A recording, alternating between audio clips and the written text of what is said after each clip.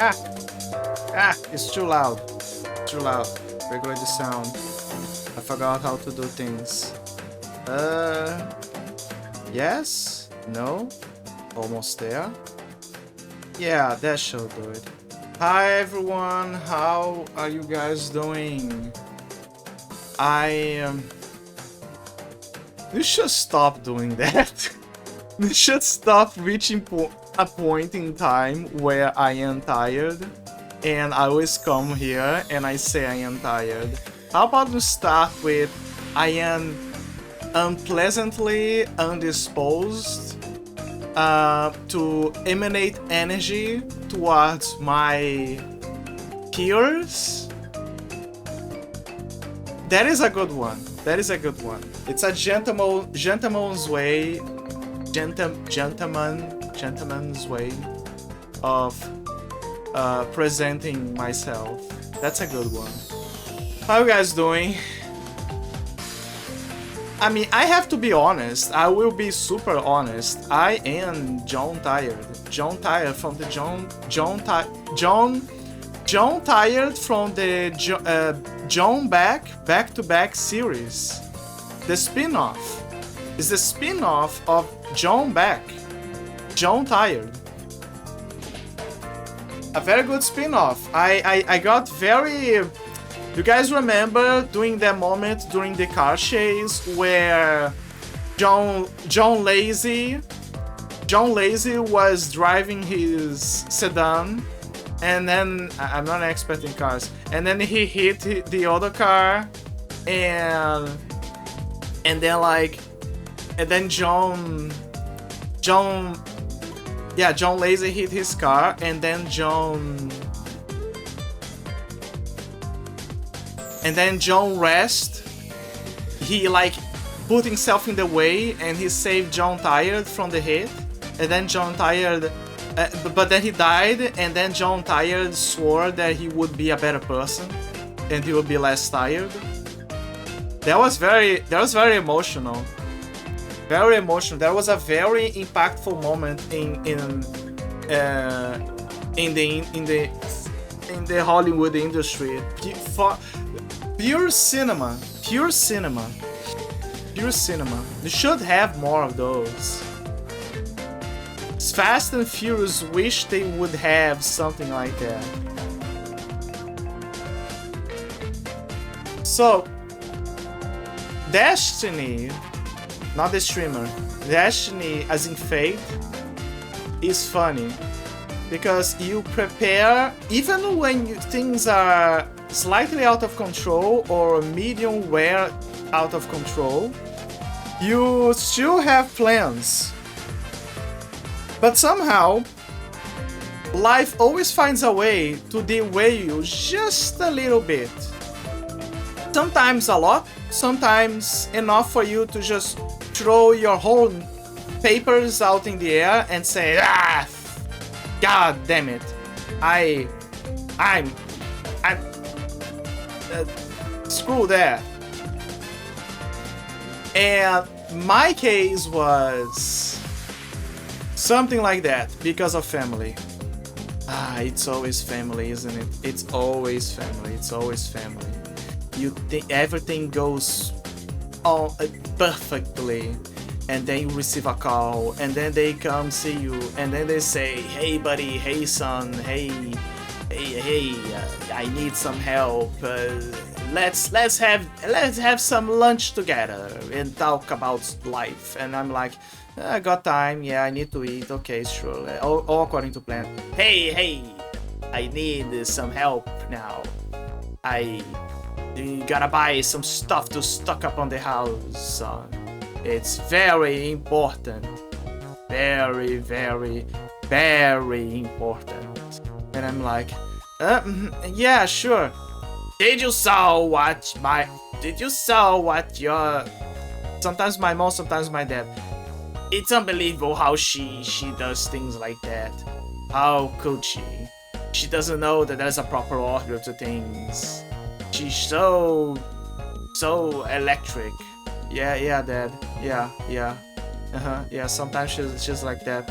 Or in my case of my mom, I can't believe your dad doesn't get out of the couch. He should do the exercises.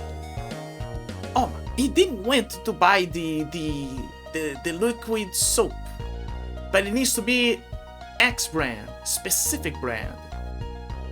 And to be fair, she's right. It's. I mean, both brands are good. Like it actually is the same brand, but one has lavender and the other one doesn't have. But I understand that you have to have those things, but we need to have 3 of those. Oh, and I forgot. We need to have these as well. Okay, we got everything? Yes. Okay. Oh, I forgot. We need to also have this. The soap. We need more soap. We need the house to smell perfectly. My child. And I'm like, okay. And I'm tired and looking at, kind of like think about the time, and I'm like, yeah. Here we go. Not the worst. Sometimes it's not the worst case. It's not like a nightmare situation, but it's still tiresome. Not to the point where like, oh my god, but it is one of those situations that you wish it was in another space and time. Yeah. But at least it's necessary. You gotta stock up on the house. It's necessary. Very, very, very necessary. And that is pretty much what halts me from doing things earlier sometimes. It's not just my sleep schedule. Sometimes it's just my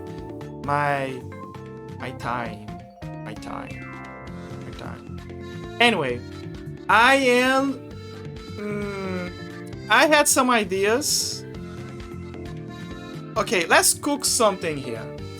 Have you ever had one of those moments where you think about ideas that you're about to do? It's not that you're lazy. Maybe there's some lazy in there, but it's more like you have ideas, right? And you want to apply them. But those ideas, they need to fall like a recipe. You need to have the proper energy, the animals for them, the time, the ingredients, like the knowledge sometimes, or the software or whatever. And sometimes you don't have them all falling in its proper place. It's better when you have everything at hand already, but sometimes other elements don't fall into the equation. And I would say that is my case, because I am thinking, here's what I'm thinking. Maybe I should play this game, but if I play this game, it's gonna consume my time. And I gotta talk a lot, so it's gonna be very tiresome. And so I went, what if I go for this one? Could work. But there's the puzzles! You gotta be aware of the puzzles. You don't know what the puzzles are gonna do. Interesting, isn't it? Puzzles, they are very fascinating. They make your brain overcook itself too much. Fascinating. Intriguing issues that we have here. Ah, yes, puzzles. Why do they call them puzzles? Have you ever wondered about that? Puzzles. It has 2 Z's. It has a Q, like a buzz. And there's less. What is the origin of the word puzzle? Puzzle. Let's try to understand together. Origin of the word. Have you never wondered what the origin of certain words are? Let me see. The word puzzle, I just researched right now. The word puzzle likely originated from the Middle English word puzzle. Okay, so I was kind of like right. It has a pus, which meant to bewilder or confound. It may be a frequentative form of the obsolete verb pose, meaning to perplex. Appeared in the late 16th century, while the noun form, initially denoting the state of being perplexed, emerged around the turn of the 17th century. The sense of puzzle as a toy came later around the 19th century. So it comes from puzzle to bewilder. Interesting. Very interesting. So that means that originally it was more like to bewilder people, confound them, make them be perplexed, right? And then the connotation towards enigmas, toys, and you know, things that are more like a game began to arrive later, like by the 70th to 90th century.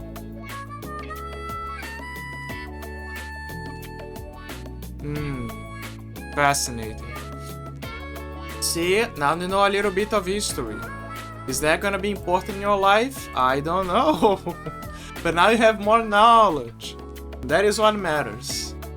The end of life, what matters is you have more knowledge. Fun fact. When I'm tired, when I feel slightly tired, which is the case that I am right now because of the activities that I had, I get tired, more tired, John tired. But, so, you know when people get drunk and then you have the expression that, oh, he's sleepy drunk, right? I am that kind of person. If I get, oh, it's Terraria, right? No, it's not Terraria. It's something else. I don't know what that game is, but it looks interesting. It looks like Terraria a bit. But yeah, it's like when I feel that kind of tired, it's the equivalent of being drunk. So every time that I say that I am tired and like tired, consider that I am most likely. Not that I drank. Don't drink. Usually. Like I only drink when it's a dessert. But right now, consider the equivalent of me being tired to me being drunk. So right now, I am in a state of drunkenness. And you must entertain me. Actually, never mind, it's the reverse. I have to entertain you guys in this Persona 5 bar with a blue thing over there, shirt. And I don't think it's a shirt, I think it's like a t-shirt that you use. What do they call those things? The things that you use to wipe the window and your ass. It's a tissue, like a paper, but it's not a paper. Towel? Maybe that's the proper name. It's a paper towel. Cleaning towel, maybe. Yeah, cleaning towel. There's coffee. I mentioned this before. I'm not a fan of coffee. Ooh! I just remembered something. You know what can give me a wake me up? Chocolate. Maybe that's what I need. I think in one of those breaks I'm gonna go for chocolate, because chocolate gives energy, and energy is what we need right now. Then again, me being tired is kind of like advantageous because I am in a state of zen, and in this state I am very powerful. I am so powerful that I can read minds. I am right now reading your mind, chat. Yes, I am. And what I read are devilish things. But don't worry, because in the future, you're gonna become, if you want, a better person. See how easy it is to read minds? Very easy. You're just gonna get drunk and mind probe the lives of people. The lives of people. That is actually a good title for a video game. The lives of. So you have the lives of P, right? I just invented the lives of people. What is the difference? It's like a Dark Souls, but you only have one life.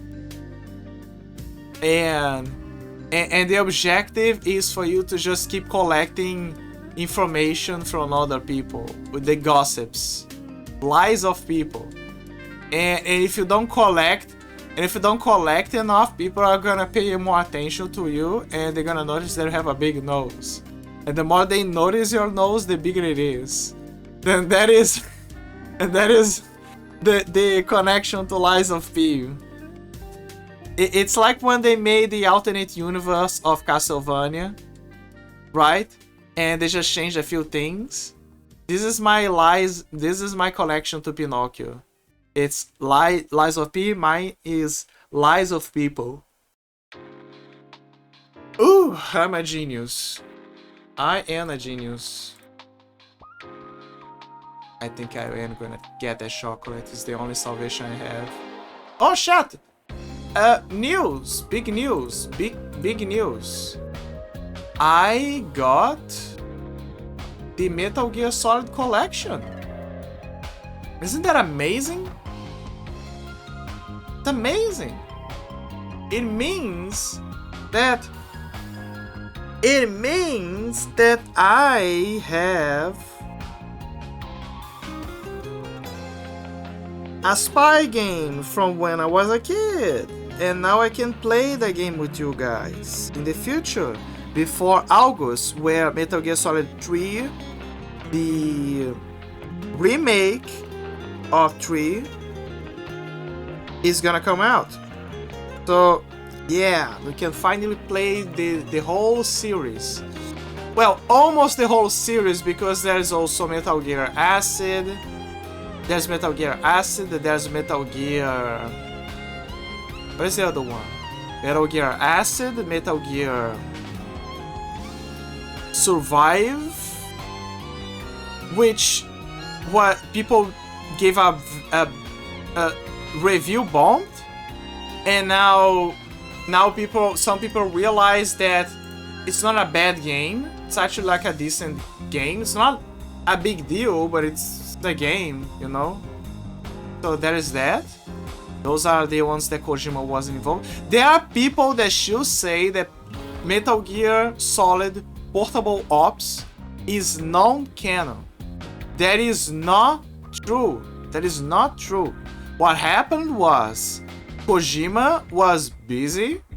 He was busy, right? And he wanted to pass on the torch of the Metal Gear series to his disciples, his co-workers. So he was preparing them for that at the time. So what happened is they made the game. The game was okay, but because of the limitations of the console, the gameplay wasn't good. It wasn't to Kojima standards. It was like, okay, alright, and janky, right? So because of that, people didn't like much Portable Ops. Portable Ops became one of those very forgotten games. And then Kojima now made Peace Walker, which is the sequel following those events, and Portable Ops became this kind of experiment, this deformed baby that Kojima doesn't want to acknowledge, that he in a way gave birth to, even if indirectly. And now he's like, but he's so ugly, so he doesn't want to acknowledge that. So just, he mentions others, but he doesn't like to mention this one. And to be fair, while the game is noteworthy, and there are interesting characters, there is interesting things, it touches on things, and helps make the basis for what Big Boss would become, right? It's still something. It doesn't exactly amount to something that makes any sense. It's not that big of a deal. Like, Peace Walker is a bigger deal because two characters make a return. Like it's Paz and Chico. They make a return by Ground Zeroes, and they are mentioned in Phantom Pain. So they are there. They are there. So there is the impactful nature of them.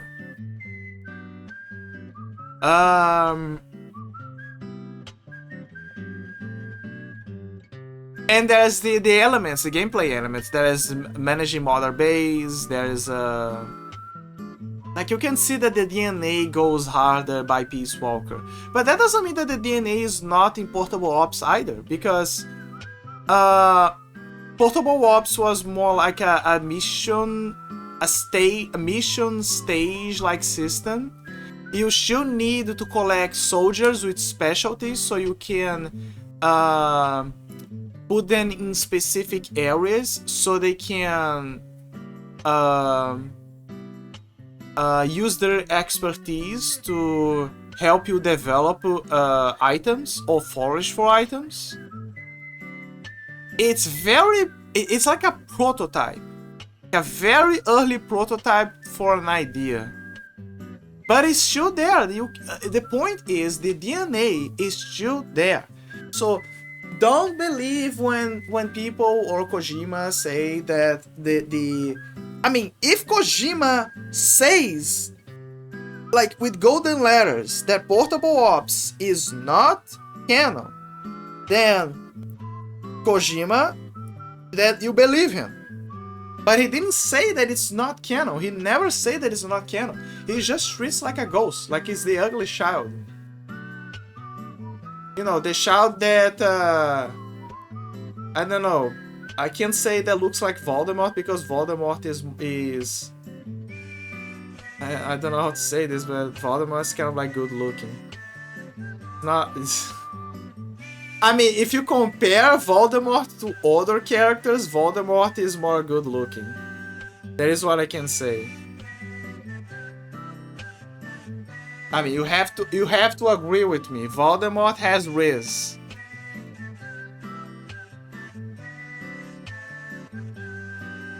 I mean, let's try to rationalize over here. Voldemort had a child with Bellatrix. So that can amount to something, right? Oh, but he's the Dark Lord. No, but she was crazy. He didn't come. Like, try to see it this way. She was so crazy that she was into all of the stuff that he was going. Like, I bet that in bed, the way that they would have their relationship was she would beg him to use Imperio on her, just so he could mindfuck her. Let me see another one. What is the other spell? There was 3 forbidden spells. What was the other one? The one that tortures people. Harry Potter. Forbidden spells. What are the forbidden spells? Avada Kedavra was the death one.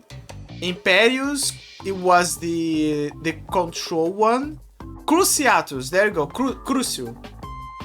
Crucio. Crucio was the one that would create huge amounts of pain to a person. Like absurd amounts of pain. Like excruciating pain.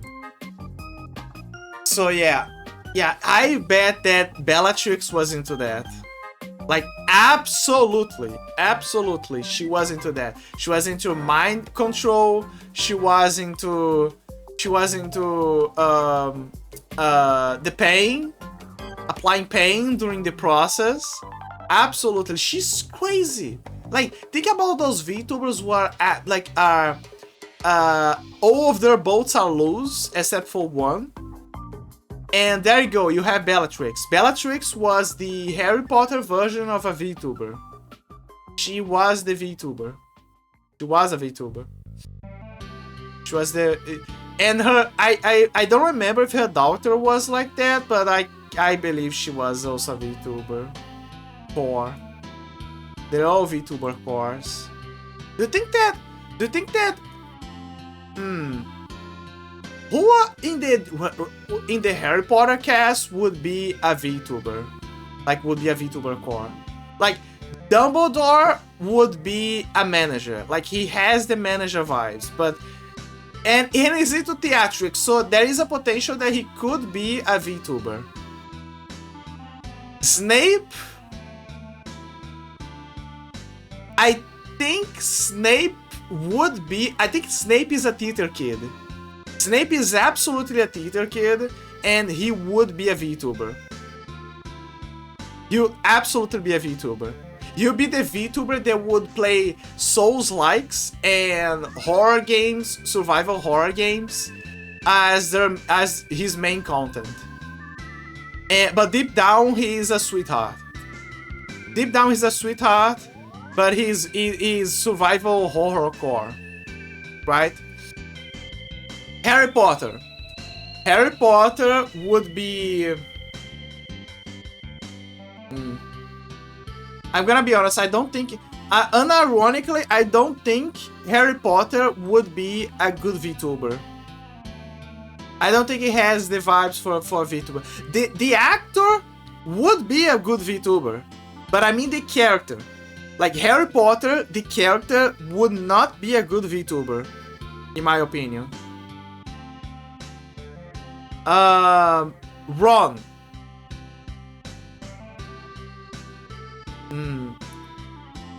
Would Ron be a VTuber?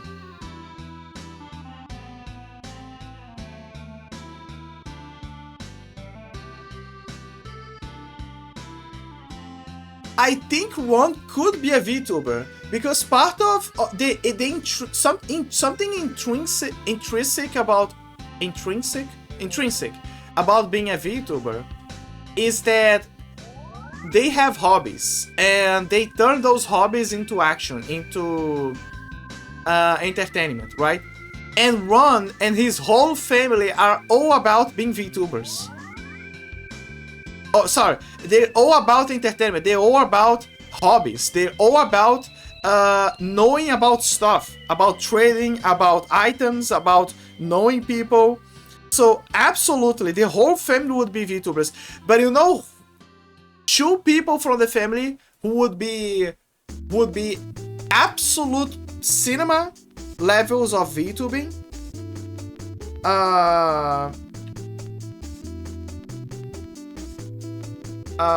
What are their names? Fred and Josh Weasley. Fred and Josh Weasley. They would absolutely be VTubers. They would be like the what do they say? The cowgirl, the twin VTubers. They would absolutely be that. Because they're both tricksters. They have their whiz. They know stuff. They play pranks. They make content. They are the very embodiment of entertainment. Absolutely. It will be amazing. Hermione Granger.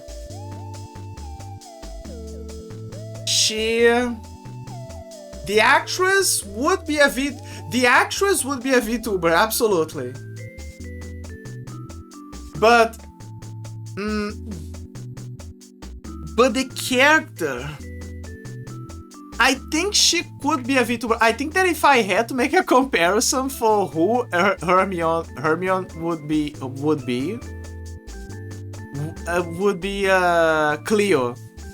Like she's absolutely Cleo core. She's absolutely Cleo core. She is like Cleo. So if it worked for Cleo,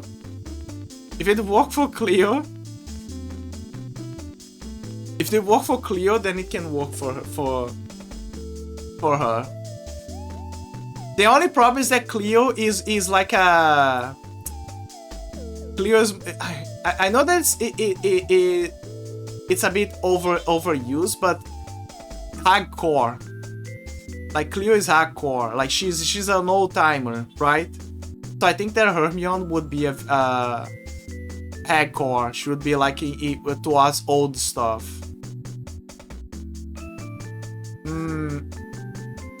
Would Draco be would he be a good VTuber? Because we know he has Riz. But I think he would. I think he would be. I think that I would classify him as A tier. I would classify him as A tier because he has Riz and his ego is so high that as a streamer he would be perfect. But as a VTuber it would be funny because nobody would take him too seriously. So the content would be people making fun of the fact that he thinks of himself too much. And because people are giving him too much attention, it's like a cycle, right? People give too much attention to him, to Draco, so they're like, wow, yeah, sure, right. So he keeps thinking that he's full of himself, that he's important, that he's awesome and everything. So, and that boosts his ego, and then he makes more content. Let me think about another one. Hagrid would be... I think Hagrid would not be a VTuber, but he would be a streamer. Hagrid is the kind of person who would make those live camera content, you know, where he would be going on the street. Like, he would be going on the street and be like, oh, I found a rock, and this is a magical rock. Or, oh, I used to eat this and it's very good with mustard, and if you mix up with blue cheese, it's gonna become great. And he's that kind of person. He's the kind of person who would show his what do they call? Art? There is a name for it. No, it's not handmade. He's handcrafted. He would show his craft. He would absolutely show his craft to people and be like, yeah, this is my content. This is my content. Hell yeah. And you would be all for it. But I think that it would be more like a niche thing. He's the kind of person who has a niche, loves what he does, he has a passion, he has his life sorted out, but he lives a simple life. He's the kind of person where it's usually farm girls or girls who are into big guys or people or guys who like live a quiet life. They would be like, yeah, this is the guy for me, right? Like daddy material. But that's not the point. He would be more... Hagrid would be a streamer. He would not be a VTuber, in my opinion. Let me see. Voldemort. What if I do the A tier list? I could do that. But I would have to organize first. God damn it. I wish I had cooked that idea before. How do you make the tier stuff? Tier list. Is there a website where that happens? Tier maker. Tier maker. Let me see how I can make it. New tier lists. Make a template. Template name. Harry Potter. Harry Potter. Who could be? But do they have the pictures? I think I would have to find the pictures for that to happen. I don't know, I have to research that. I don't want to do this on the spot, otherwise it's gonna become boring. But yeah. Yeah, I will have to do it. But yeah, I think I will do a tier list in the future. Yeah, no worries. But yeah, I would say, let me see, Snape. No, Snape I already said. Voldemort. No, think I already said, I mentioned Voldemort, but I didn't mention if he would be a VTuber. I think Voldemort has more of a chance to be a streamer than a VTuber. But that doesn't mean that he can't dabble into being a VTuber, I would say. I'm gonna make that a tier list. That got my curiosity. I think I'm gonna do that. I'm gonna learn how to make the tier list, and I'm gonna make that a content. Because that caught my eye.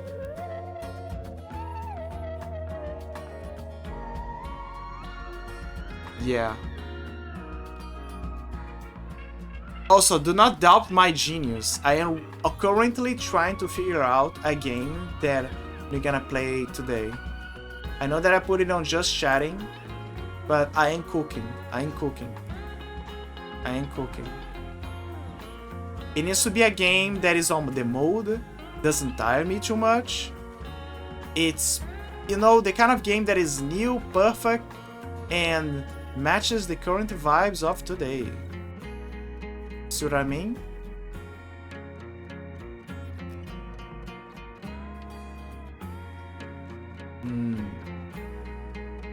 One thing's for sure, it cannot be an RPG.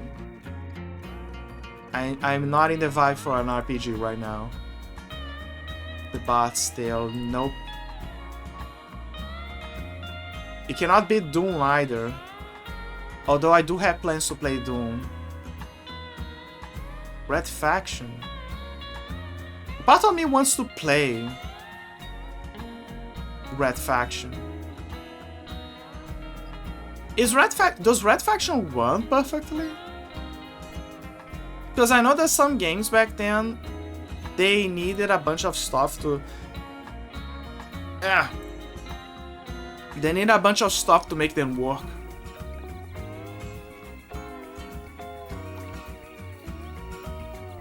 The Messenger. I already played The Messenger. I don't think they're gonna have a DLC for The Messenger anytime soon, but I wish that they had. Oh my god, I forgot that I had Shadow Man. I completely forgot about Shadow Man. I don't wanna read stuff. But on the other hand, there is a possibility that I can read stuff.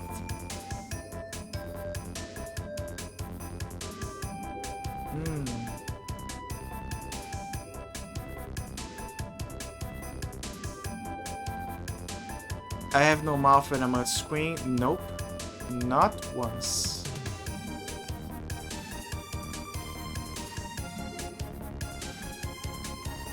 Ace Attorney. I have so many games. You know, because of how I grew up, I would say that the games that I have the biggest library would be point and clicks. Like, I look up my libraries and I realize that I have quite a bunch, but the biggest one is point and clicks. Also, hi Jizz, hi. How are you doing, buddy? How are you doing? Rage. I already streamed Rage. I already streamed Rage. Like, if you look it up on my VODs, you'll see that I already played Rage. Rage was already there. Like, Rage was already there. I played Rage. It was back in, like, I would say that was one of those early games that I was playing. It was, let me remember. It was Castlevania Lords of Shadow. I love Castlevania overall.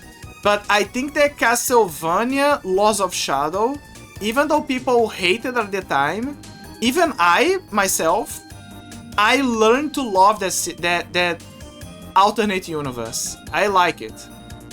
And part of the reason why I like that universe is because you can kind of see that there is some level of Dragon Ball inside of that. It's an epic Christian quest in a way that they put it there, but you can see that there is, to some degree, some level of Dragon Ball. Why do I say that? Because in the final boss battle against Satan, he literally calls Gabriel a monkey.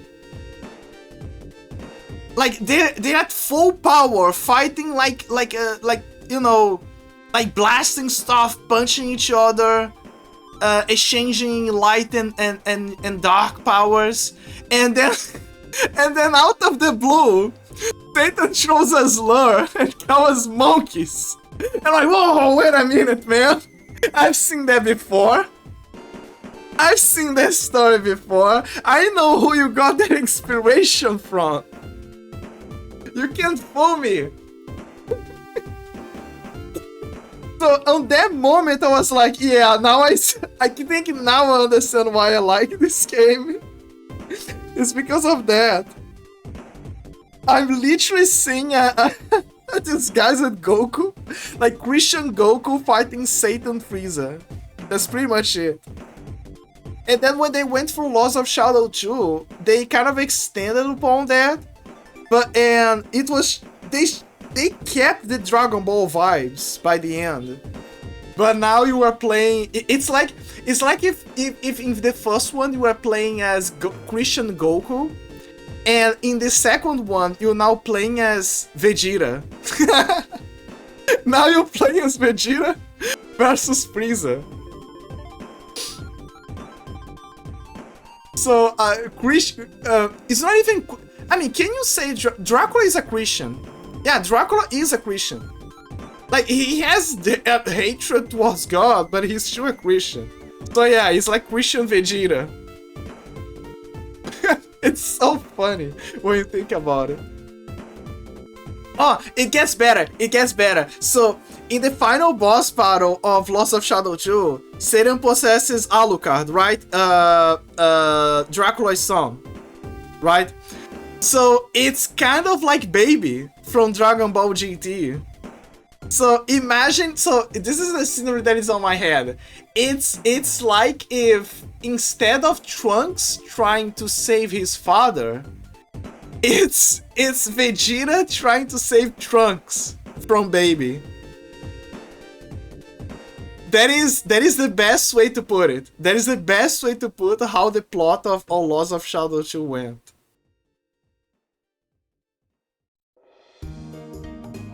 I sat down. Oh, sorry. Let me read what I just said. I like to replay Red Faction Guerrilla again. I have the game. I have the Guerrilla. But you know what's funny? I loved the first Red Faction. I hated Red Faction 2. I think nobody likes Red Faction 2. I think the people who don't have a problem, they say that it's just an average game at best. Because most of the stuff that they had in 1, they took it out. So it became just a shooter, but like a very, kind of like arcade in a way. And the destruction of scenery was more limited. And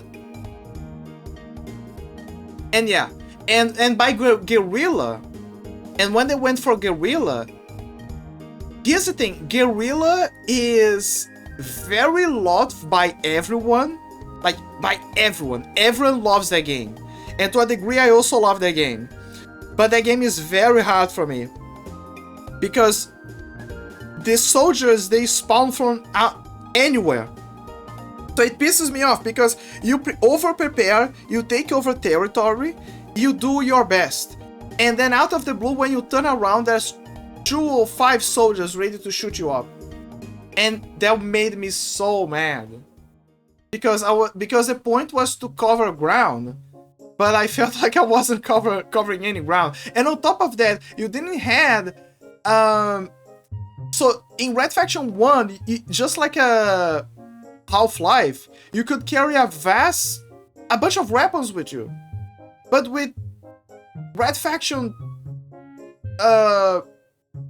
Guerrilla, you could only carry 2 weapons. And you had to store some of them. So I was like, whoa, wait a minute. Why can't you have, since you're now an open world game, why can't you have the approach of giving you the ability to have multiple weapons? Like, it doesn't have, like, in your pocket. It doesn't make any sense.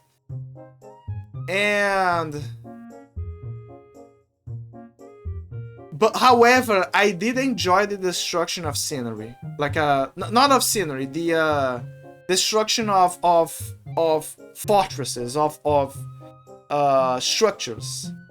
And the multiplayer was funny.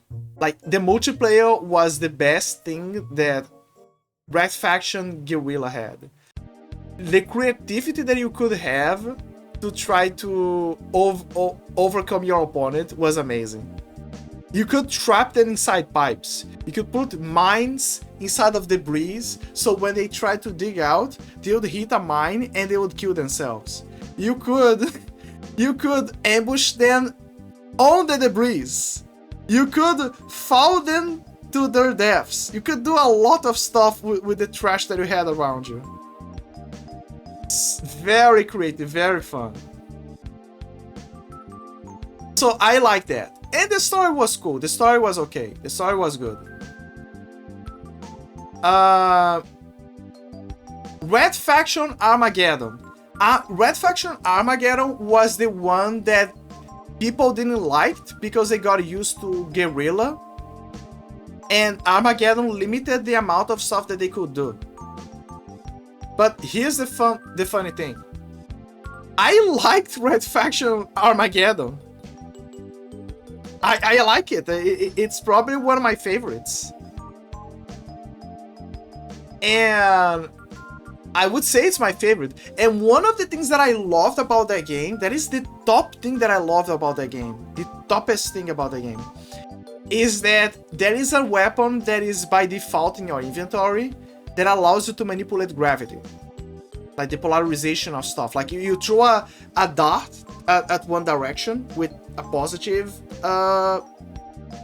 like a positive wave, and then you throw another one with a negative one, and then when they attract, that's you use it to solve puzzles, right? But you can do it to also fight people. Or there is a boss in the game that is essentially a Godzilla. Like, you literally find a Godzilla inside of a cave, inside of old ruins of a city. And what do? You can shoot him up with explosives, right? And make ambushes or whatever. Here's what I did.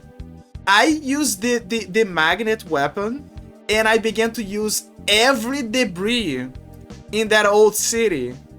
And I launched everything against the Godzilla.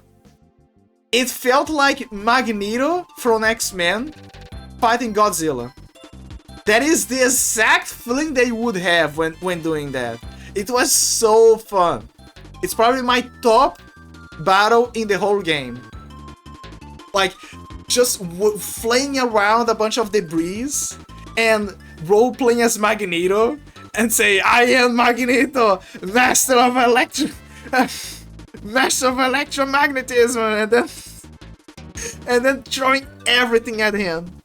And then seeing the Godzilla crashing down on the ground. But the vast amount of weight they would throw at him. Yeah, fear Magneto! You know, just like in the old cartoons. It's so good. It's so good. It was cinema. Peak cinema for me. And I wish that they would bring that back in other games or whatever. I wish they would have a new Red Faction, honestly. They should... Okay, so here's what they could do. They could reboot the Red Faction series. Because that's the only way for them to make more games. Because the Red Faction... The way that the Red Faction games ended is that there is a cataclysm happening in Mars. And they got their independence a long time ago. So by then, it's like impossible for you to have the thematics of the Red Faction, which was about the resistance.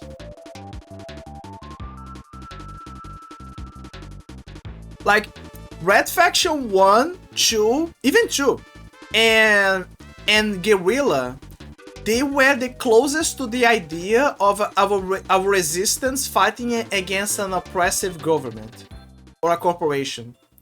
But when they went for Armageddon, you don't feel that because now you're working with the government or the good guys or whatever, and the people who are actually the bad guys are rebels, but not rebels as in against your system. They're extremists, they're terrorists, essentially. They're crazy people.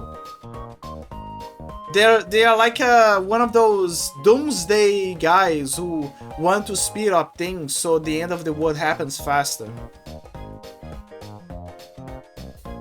I sat down. Sorry, I didn't read what you said here. I sat down with Rage today since Rage 2 popped up on my background. I'm able to stream PS3 version on PS Plus.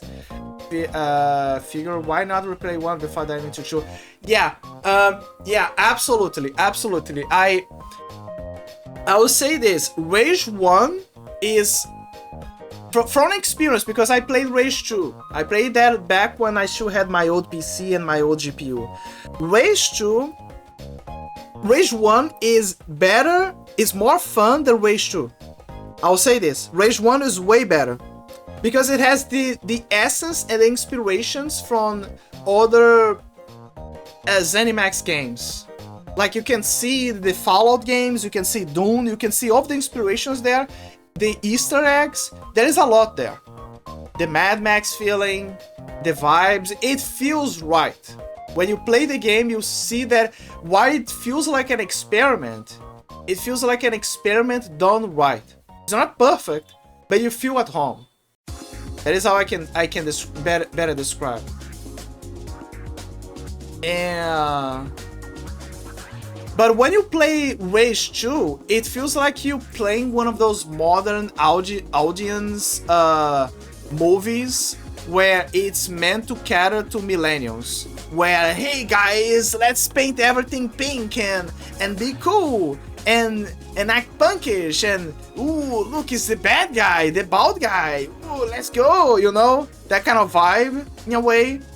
It's not that it doesn't have serious moments, but it feels like that. It feels like it's like one of those movies trying to appeal to kids, to hello fellow kids, right? That kind of game. But it doesn't mean that it can't be a fun game. And I'll say this: the reason why is because the combat is alright. There is a bit of Doom elements. Oh, the ads are playing. There is a bit of Doom elements. And yeah, there is a bit of Doom elements. And sorry, I'm thinking right now. There is a bit of Doom elements. But the problem, this is what fucked up with Rage 2, is because they have this brilliant idea of making open world. And I love open worlds, but the problem is that certain elements of video games are not meant to be open worlds. They are not meant to be open worlds. That is what I can say.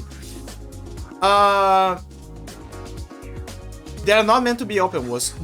Doom was not meant to be open world. You can make a semi-open world experience, but you cannot make Doom become an open world. And that is what they were trying to do with that game. It was not meant to be. At the same time, there were moments, for example, the racing parts of the game, like the parts where you have you drive your car and you have to destroy convoys, or you play like the Mad Max simulator. Curiously, there is a Mad Max game and it plays around that, and the game is better. But anyway, Rage 2, the racing parts, the racing parts are cool. I love to play with the car. The car is very cool to drive. I love the Mad Max game. I also like the Mad Max game. I love the Mad Max game. It's very cool. The only thing that I didn't like of the Mad Max game, that is the only thing I didn't like, was the combat. The combat was janky. It was trying to be Arkham Knight, Arkham, you know, like the Batman Arkham series. And I appreciate that they were trying to mimic that playstyle, but it was very janky. It was so janky that it feels like the enemies were... It feels like you are hitting rubber. It feels like the enemies have rubber for bones. And the best effective way for you to take them down is for you to predict where they would teleport, like slide on your direction so you could counter, and to have a shiv always ready for a counter. Because if you didn't have that, what would happen is that the enemies could just get up and reset everything. It was terrible. Very, very terrible. Oh, and bullets. Yeah, there's also that. You also had to have a bunch of shells for your shotgun. The shotgun idea was cool, because the way that they put in the game is that Max loses his car. His car gets destroyed. Allegedly destroyed. So, alongside the car, he also loses his... he loses his jacket. He loses his leather jacket, if I recall. He loses his car, and he loses his... what's the name? His shotgun. His double barrel shotgun. And so he has to improvise. Yeah, he got some moves. Yeah, exactly. So he loses everything. So he has to find a new car, a new skeleton, like a car for him to make. And what's cool is that the mechanic, the guy who helps him out, he only needs the skeleton of a car, and the rest of the pieces for the car he can just customize. So you're constantly customizing your car to become faster or more to be faster, to have more endurance, or whatever the hell you want. So I love the customization. You can even make profiles, I think, for the cars. But for the gun, you also need to upgrade your gun. Like, since you lost your gun, the way that Max makes to improvise is he basically pulls a Fallout 4. He picks a few pipes and he turns that into a gun. Basically that. And then he keeps adding more pipes so he can make a better gun. Which has a gun full of pipes. Like a pipe gun. And it's kind of funny because when you keep upgrading the gun, she changes appearance, and you can see that there are multiple pipes explaining why he can make multiple shots. But when, by the very end of the game where you get your double barrel shotgun back, you can see that she only has 2 barrels, but somehow Max can shoot up to 4 shells. So it's one of those make-believe. You gotta ignore the realistics of the pipe. Also, this is also cool. When they made I like what they did that. When they made the movie, the prequel movie to Furiosa, like Fury Road, right? When they made the prequel movie, they actually respected the lore that the Mad Max game made. Because the Mad Max game lore was inspired by the lore in the comics, but they added some stuff for themselves. So, and when they made the movie, they confirmed stuff from the game. So they were like, yeah, you're part of the family. You're part of the family. Don't worry. You're one of us. So I think that was amazing that they acknowledged that by recognizing recurring characters that appeared in the video game. So I was like, wow, that's kind of cool. But that only confirms the obvious, that Mad Max the video game is the sequel to the movie, like the first one, like the Fury one. So it's what happened after the events of the Mad Max game. Sorry, the movie. That was so cool. So props for the guys. Props for the guys for making that connection. But yeah, the racing part of the game was amazing. And yeah, going back to Race 2, Race 2 took elements from Mad Max the video game, and the racing is also amazing. Like, the racing is It's very good. Very, very good. It's probably the best part of the game. The combat is, like I said, it's alright. My issue with the combat, that is my issue with the combat. My issue with Rage 2 is that when I have to drive the car, I have to use the keyboard. And driving a car in video games with a keyboard is painful. You need a controller. You need an analog stick. If you don't use that, it's gonna be very painful for you. Very, very painful.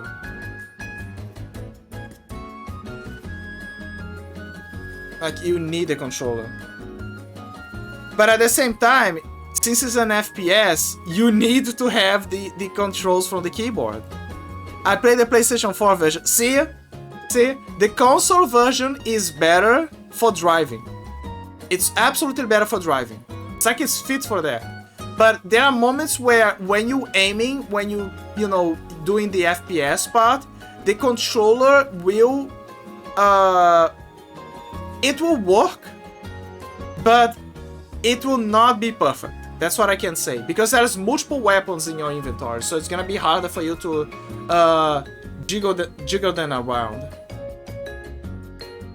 It's one of those games that I want to play, but I can only play if I have a joystick that can allow me to mingle between the movement of an analog stick and the delay set, the key set of the keyboard.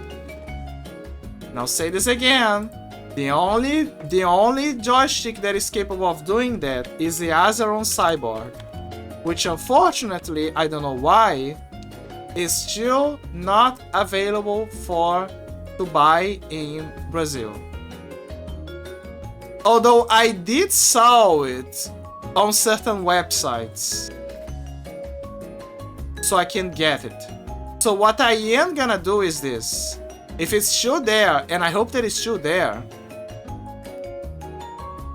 and a discount starts to kick in, I will get it. I will get an Azeron Cyborg, but it's the one that I saw is the compact version that people bought by the tons and they are reselling it. But the good news is that this is the compact version of the 2.0, the second series of the Azeron, of the Cyborg series. So it's gonna be compact but modern. So it's good. It's just not gonna have the towers, which is something that I wanted to have. But let's be honest, it's better than nothing. Let's be completely honest, this is better than nothing. It's absolutely better than nothing. So yeah, maybe by November I'm gonna try to find it at a discount. I hope. And if I get it, I will play Rage 2. Because like I said, Rage 2 has to be played with a controller. It's impossible. Like, ask any veteran from video games. They will say that it's a pain in the ass for you to mingle those things around when you have to drive a car. Oh my god.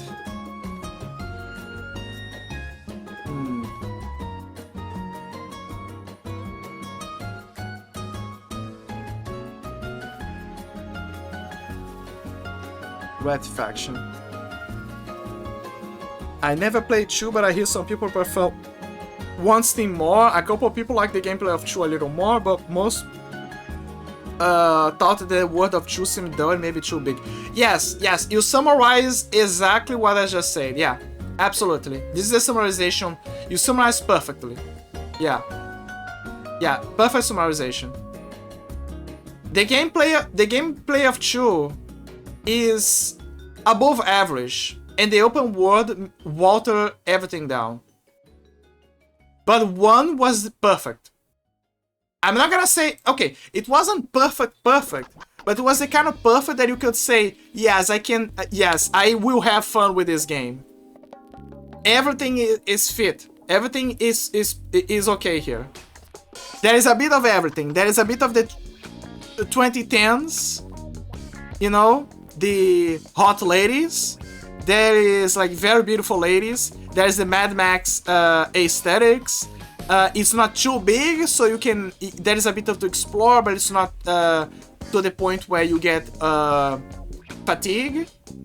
The characters are interesting, but it's not one of those go around the town talking with everybody. You can talk with a few NPCs, but what matters is a certain few.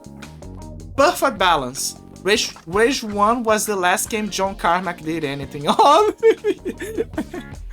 Wow. It was his last ride, essentially, yeah. His last ride.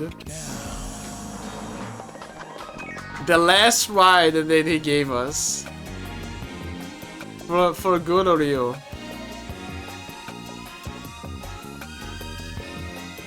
Yeah. I mean, credit where it's due, he has passion. Sometimes that's all you need in a game. You need passion.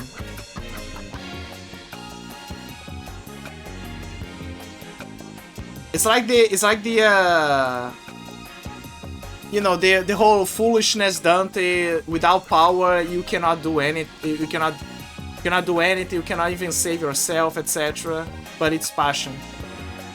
They list Doom 3 BFG edition on Wiki, but I feel that he did most of everything on that on OG Doom 3 anyway, or at least that's the last game he worked on. Oh, okay. Yeah. I guess he wants to keep his credit high. I think it's just, you know, respect for the legacy. You know? Respect the legacy.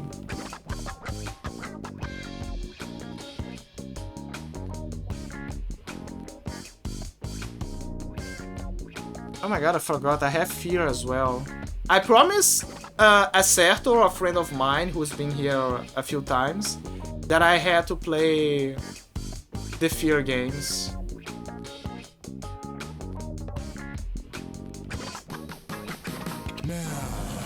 Now.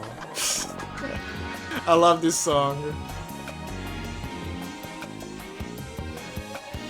Like, I love songs that have a bit of goofy on them. You know, the ones that are very self-aware of how ridiculous they can be.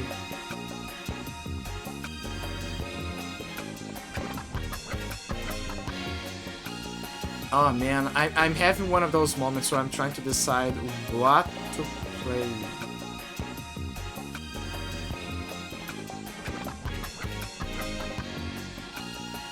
Nosferatu. Because I gotta be careful, because my brain cannot overblow itself too much. Gonna have to be the golden one. Second Sight. I could play Second Sight.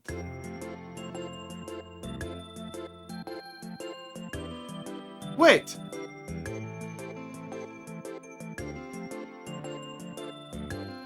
What if maybe you can do something different today?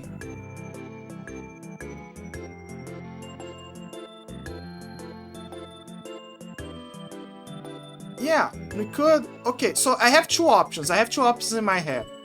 And then you have John Romero who kept doing stuff like new episodes for OG Doom 2, yeah. Dragon Ball GT Final Bout. Not yet.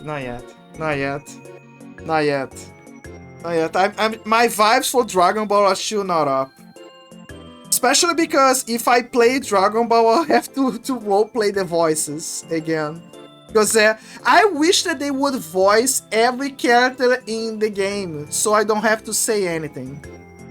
But instead, some characters have voices because of cutscenes or whatever, and others don't have the voices. That and Dragon Ball Z Ultimate Battle 22 were, yeah. It's not that I don't hate it. Like, don't take me wrong. There's no hatred. I just know my limits and how much energy I'm gonna spend on them. I know my limits and I know when to break them.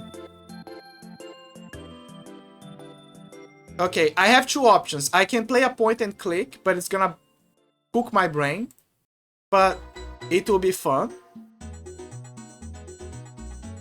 Or I could play that. Okay.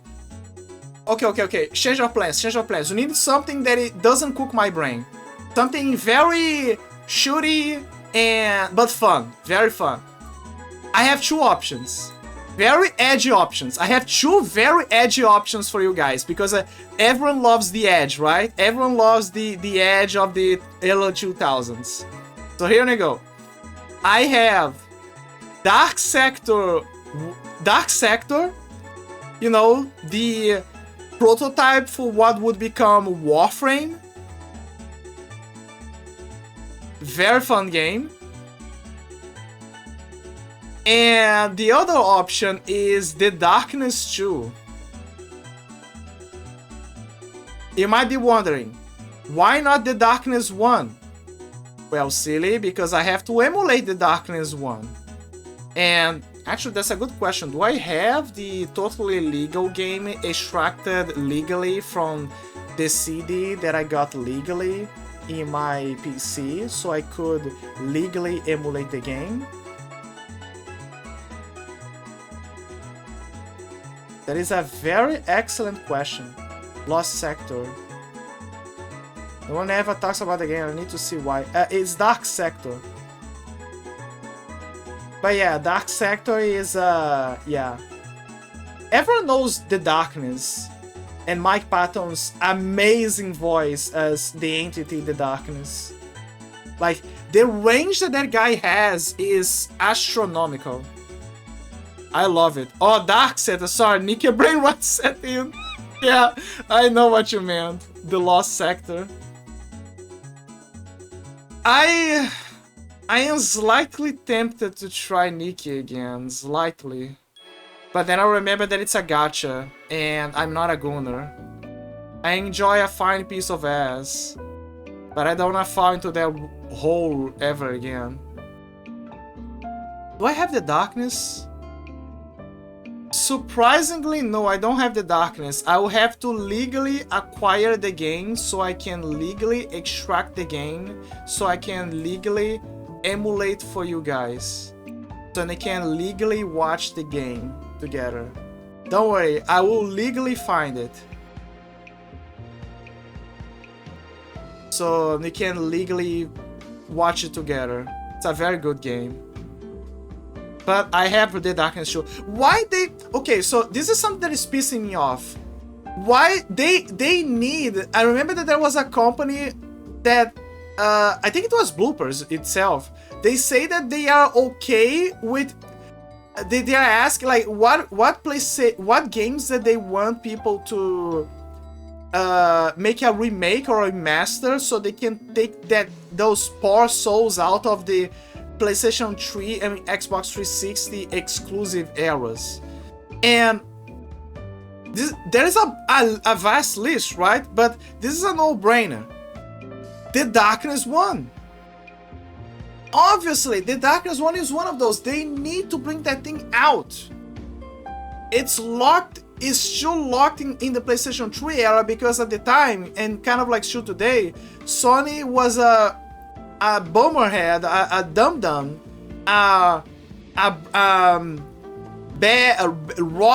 brain rotted to the core.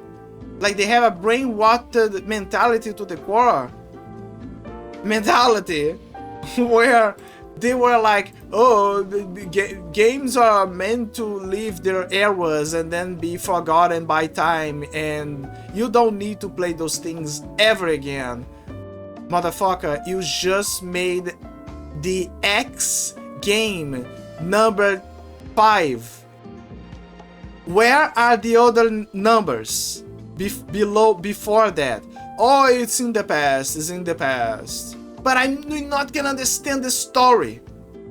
Either you reboot those games, they give you cash and everyone is happy, or people are gonna crack that thing down like an egg so they can get the contents out. But you have to do it. You're the big honcho. And then Sony was like, no, too much work.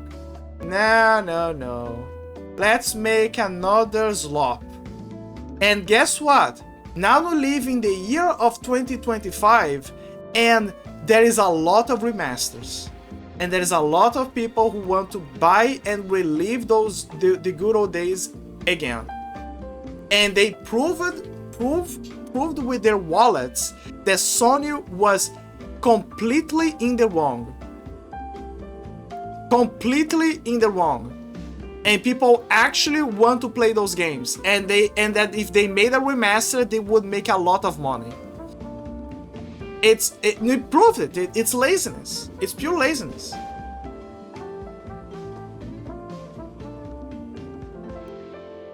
More on new skin stole my soul. Yeah. I feel like I'm somewhere in the middle with all that. I can appreciate the woman in the game without being announcing Guna over it or sweaty over matters or whatever. Yeah. Like my only problem is that every time that I hit a cap or I feel like the game is slowly boiling me like a frog, so I can keep playing it until I reach a point where I don't have the means to keep playing. And then there is always the people, the crackheads, who make the excuse and say, oh, but you just need to grind for a few hours so you can get what you want, man. Just waste a few hours, man. Just waste your life. So I'm like, yeah, I don't think that's for me.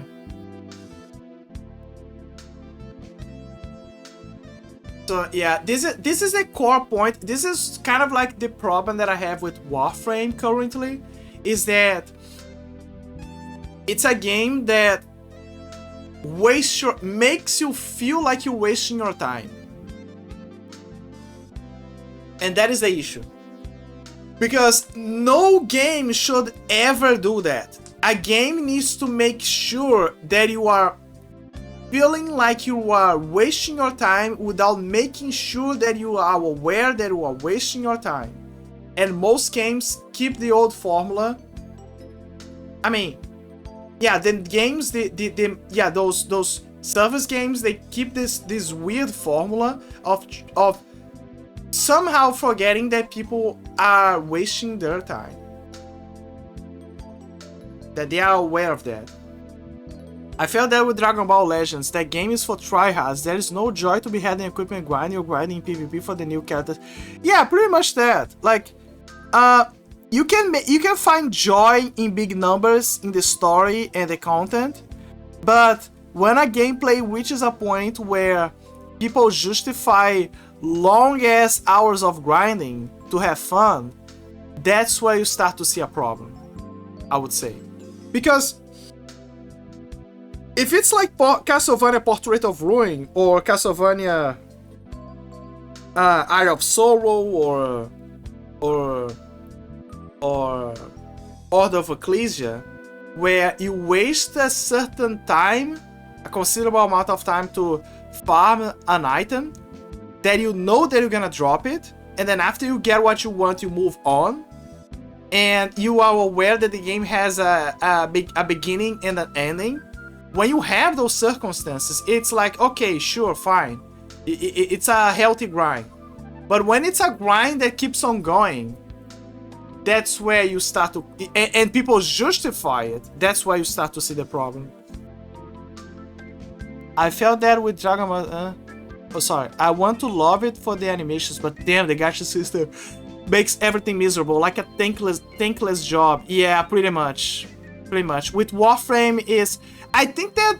Okay, here's what I think. Oh, this is the other thing that I dislike when they mention Warframe. When they say that... Oh, but they have to make money somehow.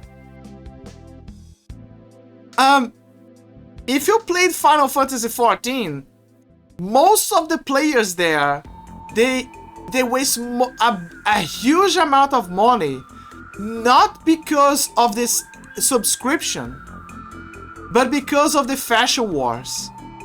Warframe is the exact same deal. The majority of people in Warframe, they waste their money so they can have the best trip ever. There is fashion wars there. So I don't think that the idea of you of the whole wait 3 days so you can cook one Warframe is justifiable. I point to Path of Exile for that logic. Free games that make its money with optional microtransactions. You can never spend a cent and be perfectly happy there. Exactly. Path of Exile is the same deal. You just buy cosmetics. Oh, and the upgrade for the inventories, which only become a thing if you wanna be a try harder in the game.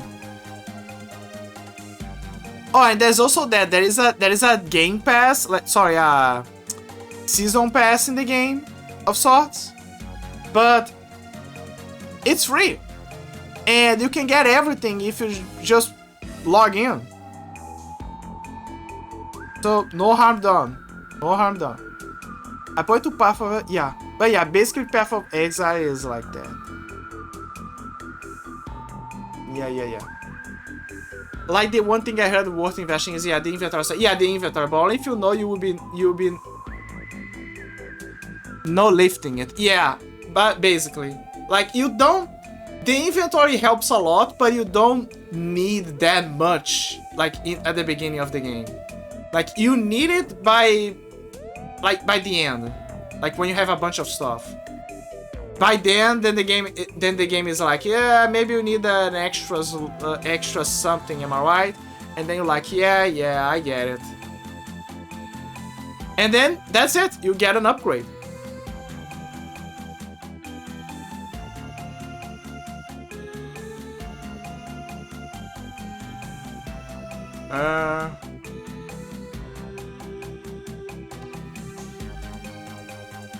You know what? That's what I'm gonna do. I'm gonna play a bit of Dark Sector.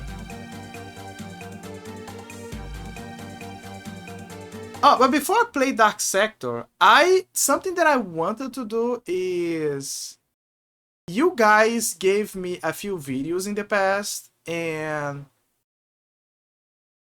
for some reason I didn't watch them, and I don't like that. I think that I'm pumped. Maybe we should watch a few videos, at least one of them. I'm gonna watch one video. And then on the next time I'm gonna watch another video, and I'm gonna slowly eat away the videos that you guys recommended me. It's because I don't have the habit of checking the videos. So one of them is one that Blazy showed me in a previously about heat pumps. And that caught my curiosity because I didn't know about heat pumps. And now I'm curious. And I want to know what they are about. And in the meanwhile, I'm going to download the game. So that is entertainment.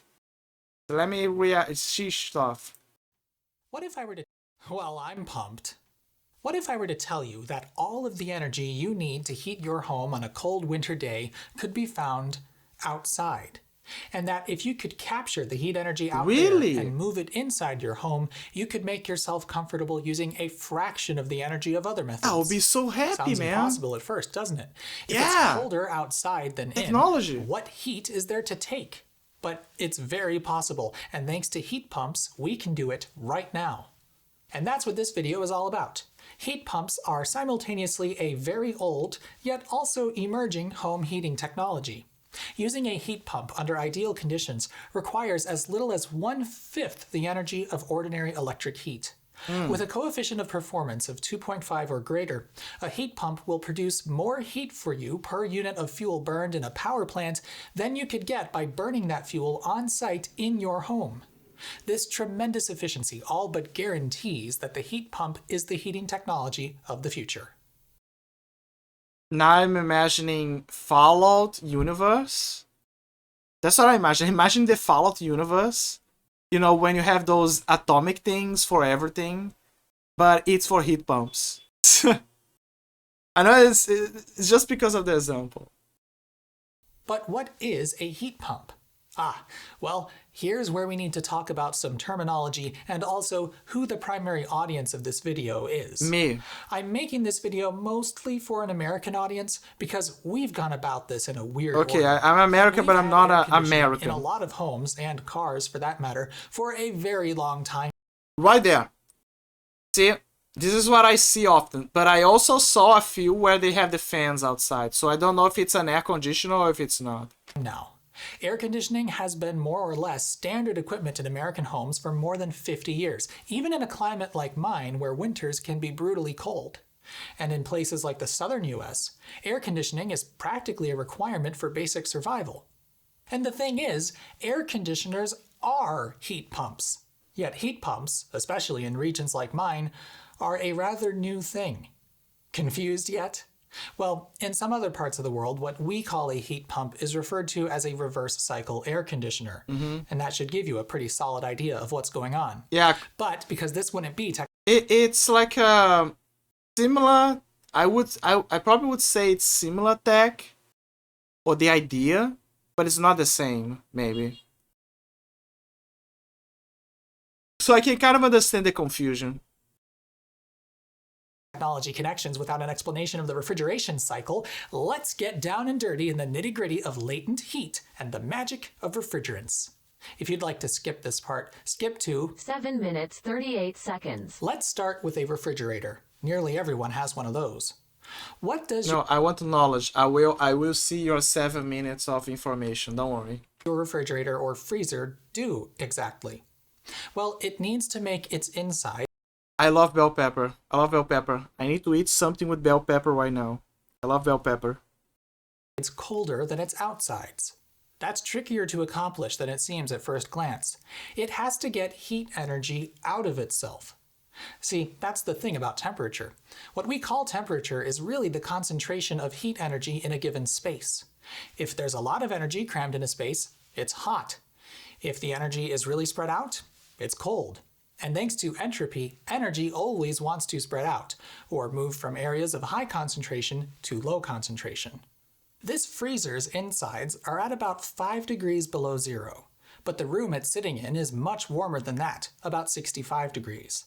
Because the energy around the freezer is more concentrated, ambient energy wants to spill into it, wherever there's a temperature gradient. Nature is hot and bothered, frankly, and would very much like it to achieve equilibrium, so eventually the insides of the freezer will warm up. We can slow that down by adding a whole bunch of insulation or tweaking its design. In fact, this freezer and this footage was featured in a video discussing that very topic. But eventually, we need to work to reverse this process and keep its insides cold relative to its outsides. And to do that, we use a heat pump. A refrigeration system collects heat energy in one place and disperses it in another. Oh. So he mentioned entropy, but it's a bit like a thermodynamics. Heat pumps, yeah. Drink something when he says heat pumps. It pumps heat. We'll get into how it does that shortly, but the key thing I want you to recognize here is that even though the inside is very cold, there is heat energy in there. The freezer's heat pump is collecting it from a very cold place, yet in doing so, it creates warmth. The sides of the freezer get warm when it's running, and that's the heat it pulled from inside itself being rejected into the surrounding air. What makes this possible is a refrigerant. Refrigerants are gaseous chemical compounds with a particularly useful property: easy to manipulate boiling points. For example, R134a boils at 15 below zero, or minus 26 Celsius. That's quite cold, but here's a can of it. It's a liquid in here. How can that be? Well, like any chemical, its boiling point is affected by ambient pressure. You know how the boiling point of water is defined at sea level? Yeah. That's because higher up in the atmosphere, where there's less atmospheric pressure, it's easier for water to boil. A rather crude way to think about it is that being under pressure squeezes all the molecules together, and that force provides an additional barrier to changing phases from liquid to gas. When there's less pressure, it can change phases a bit more easily, which lowers the amount of heat energy it needs to start boiling, and thus its boiling point. When there's more pressure, everything is held tightly together, and the opposite occurs. Its boiling point goes up. Yeah. Because this is trapped in this can, it's under higher pressure and can remain a liquid. Liquid. But when anything changes phases, it needs to absorb or release heat as it does so. This latent heat isn't something we can feel directly, but it is a tremendous amount of energy. For example, getting a given quantity of water to vaporize takes about 7 times as much energy as it does to bring it from room temperature to its boiling point. In other words, if it took 10 minutes to bring a pot of water to boil on high heat, it will take 70 minutes on top of that for it to all boil away. That extra energy is being used to free the molecules from their liquid phase into the vapor phase, but it doesn't make the water any hotter. This is, incidentally, the principle on which automatic rice cookers work. Another plug? What? I wish I had a rice cooker. I have a pressure cooker and I can make rice on that, but I want those Japanese rice cookers, man. Like, I here we eat a lot of rice, so it will be perfect. I need one. Yes! How about a third one? We just saw what the release of latent heat is like in the reusable hand warmer video. Simply by falling from the liquid phase into the solid, the sodium acetate gets hot. Its latent heat of fusion is being released as it crystallizes, which means it gets warm, about as warm as its melting point. Whoa! To reset it, you put a solid hand warmer in boiling water where, now that it's colder than its surroundings, heat will spill into it, causing it to melt. As it does so, it reabsorbs its latent heat of fusion, and thanks to the fact that it can be supercooled without freezing, it can store it for later use. Refrigerants, just like water and sodium acetate, have to absorb and release latent heat to change phases. What makes them useful is that thanks to their flexible boiling points, we can force this to happen and use it to our advantage. All we need to do is create a machine which allows us to manipulate the ambient pressure the refrigerant experiences.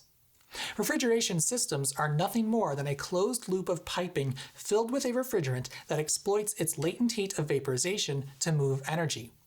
Using a compressor, So that's why my GTX 660 had those copper things going about in that format.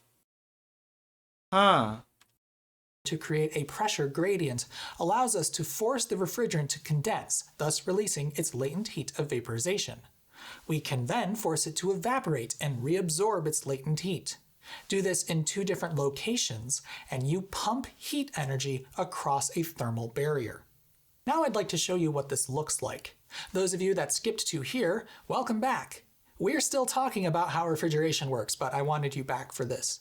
Thanks to a student at Front Range Community College's Center for Integrated Manufacturing who had hands-on learning with these, I have some great footage to share of a refrigeration demo rig. Yeah. This is used to demonstrate all sorts of refrigeration technologies and learn how to troubleshoot them, but for now, I just want to highlight the basics. Like Stalker, Inside these guys. pipes is a refrigerant.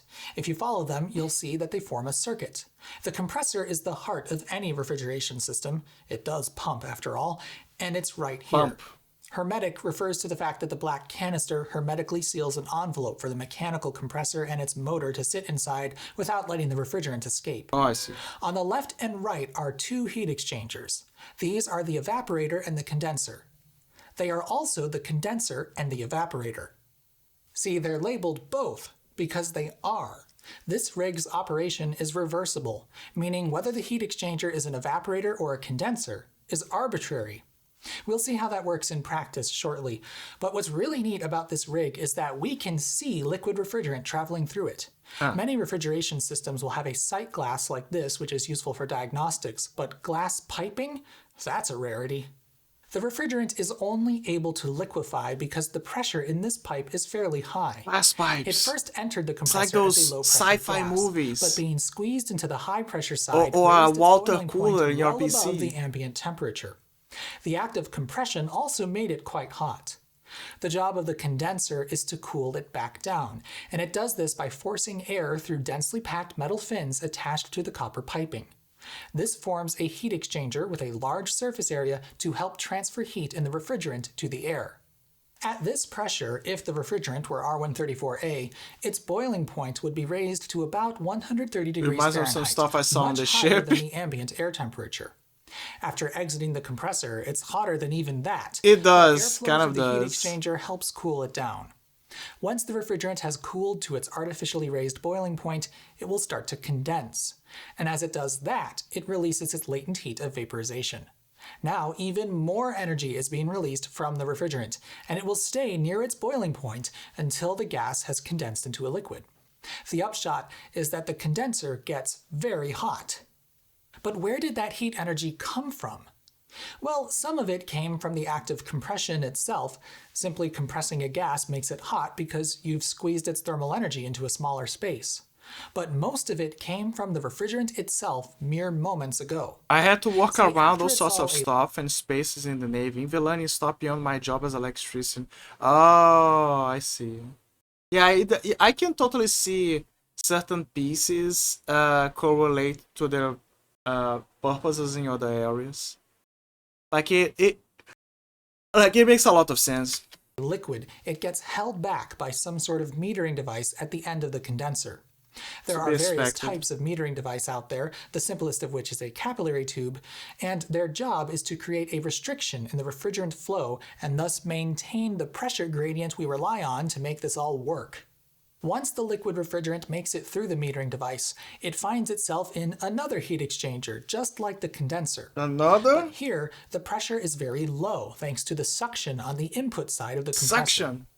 What exactly the pressure is will depend on the refrigerants used and also conditions, but the pressure is low enough that the boiling point of the refrigerant Like it helps if everyone knows at least a little bit of everything as an engineer instead of just being a specialist in their field and nothing else. So yeah, there are certain things that I wish that people would have a general idea of doing, because as it stands, most people, they learn how to fix or understand certain stuff because they either worked on that area or because someone from their family worked on that area. When in reality, they need, at best, they need to have the basic knowledge of how to handle those things. They don't need to be an engineer, like engineer levels, but they need to know the basics. And most people don't know the basics. They only know because someone else knows. But like, there's not a proper place to give them the rundowns. There are places nowadays that are trying to make that into a business. So it's a positive, but it's not the norm. There is general knowledge, yeah. General knowledge. Section! will plummet to below Yeah. ambient temperature. For sake of explanation, we'll assume it's 0 degrees. And here's the key. To boil, the refrigerant has to absorb its latent heat of vaporization. And now that its boiling point is below ambient temperature, it will spontaneously start boiling and get very cold. To boil, it initially gets the latent heat it needs from itself, which brings the remaining liquid down to the new boiling point. From there, it will pull energy from ambient air. See, now that it's colder than ambient air, energy from the air will flow into the refrigerant. Remember, energy always wants to spread out, and now there's a place that's colder than its surroundings for that to happen. Thus, the refrigerant is absorbing the energy from its surroundings as it boils. This heat exchanger is called the evaporator because that's what the refrigerant does.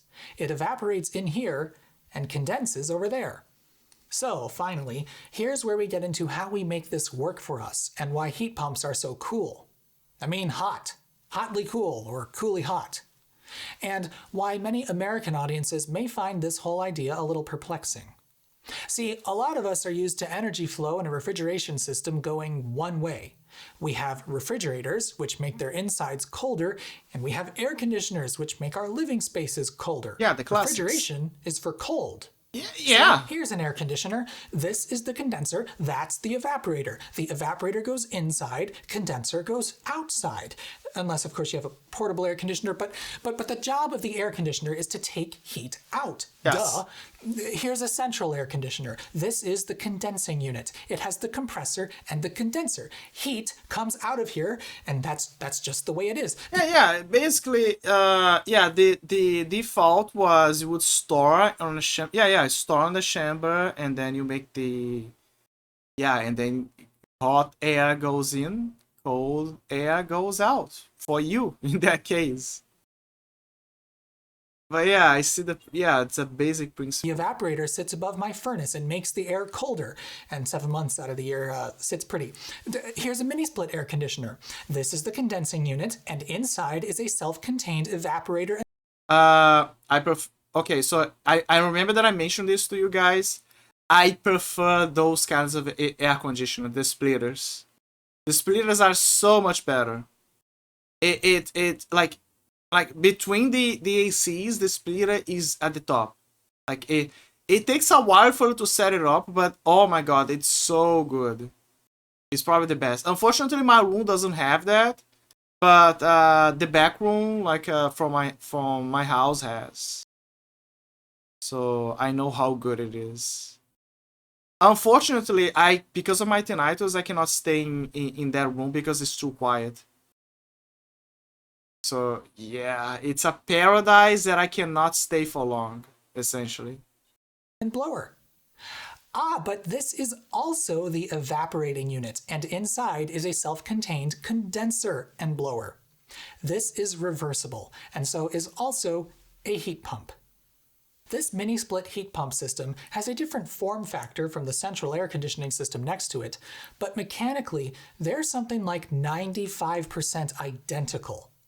There are some technological improvements found in the mini-split, like a variable speed compressor and more intelligent controls which help it gain efficiency.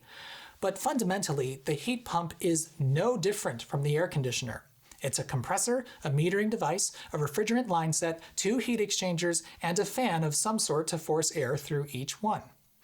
The main difference is that the central system uses the furnace as its indoor blower motor, and the mini-split has one of its own in the wall-mounted unit. But the mini-split has one additional component that changes it from a cooling-only device to efficient year-round climate control. Let's start with a closer look at it. This is a 1.5 ton unit, or 18,000 BTU, or about 5,250 watts. The outside unit contains most of its guts and unfortunately is not very easy to take apart. That's not that important though, as we can see the heat exchanger and refrigerant It's dripping so much. That is so much water. hoses. They're here and here. The fan forces air through the heat exchanger, which wraps around the side so we can see its piping and fins. The inside unit is practically the same thing, but it doesn't have a compressor, and the fan's a linear blower type thing. Lift this up, and there's the other heat exchanger, plain as day. The fan forces air through it and exhausts through this swinging vent guide thingy. The metering device also lives here. I believe it's a simple capillary tube. Please correct me if I'm wrong. In any case, it lives at the end of the liquid line, that's the smaller of the two, and is the very last thing the refrigerant goes through before it enters this heat exchanger. Sometimes. Let's get out the thermal camera and observe this thing. Note that the displayed temperature is likely inaccurate due to different emissivities of materials, but it's the visuals that are more important anyway. When it's not running, there is no pressure gradient, and the refrigerant pressures in both heat exchangers are roughly equal. In cooling mode, the compressor works to pull gas out of this heat exchanger and lower the pressure inside of it. This lowers the boiling point of the refrigerant, and any liquid refrigerant remaining in the heat exchanger boils away. This causes the heat exchanger to get very cold. In this mode, it's the evaporator, and the refrigerant absorbs latent heat to boil. Yama yama It has become refrigerant. a Hi, thermal Blazy. sink, and energy in the room is How you naturally doing? I'm moving watching into it, the video sped you up with the recommended help of the me. fan. That ultimately Give you a makes the shout air out. colder. Meanwhile, the outside Hello. unit is getting warm. The compressor is forcing the gas it just pulled out of the evaporator into the condenser. Under this higher pressure, its boiling point shoots up, way above the ambient temperature out here, so the refrigerant will condense inside the pipes. That makes this the condenser, and the very energy that just got absorbed inside as the refrigerant boiled is now being expelled out here as it recondenses. That heat energy was pumped from inside to outside, and that's what air conditioners do. But here's where things get interesting. Let's ask a simple question. What if the roles could be reversed? Is it possible to collect heat energy in the outside unit and expel it from the inside unit? That would be pumping heat, but in the other direction. That is a... Well, of course, it is absolutely possible, and it's essentially a heater. I mean, the heater... Yeah, it's essentially a heater in a way. In a way, it's a heater. Except the heater focuses more on producing the energy for the heating. But yeah, the essence is just like you said. It's basically having that, but instead making sure the heat is expelled instead of making its way in. Frankly, stupidly easy to accomplish. All you need to do with a basic system like this is move the refrigerant through it backwards. That's it. Now, you can't just run the compressor backwards. Refrigerant can only go through it in one direction. But with just a little bit of extra piping and a special valve, you can change the direction it flows through the rest of the system.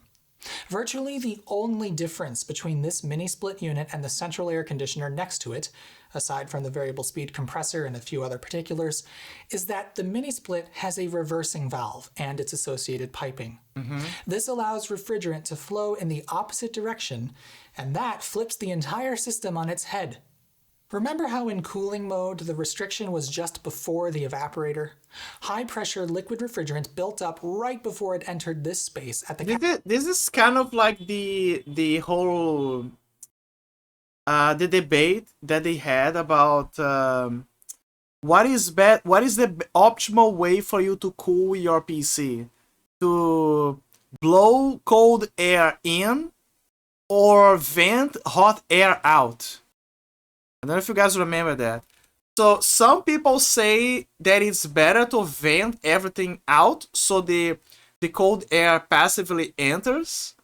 And other people say that the most optimal way is for you to let the cold air in, but you make sure that there is a passage so the hot air is properly expelled, but not passively, but actively. So essentially you make a very well streamlined air current. Or, you just use a water cooler, but I mean like if you just use air coolers. It's kind of like that.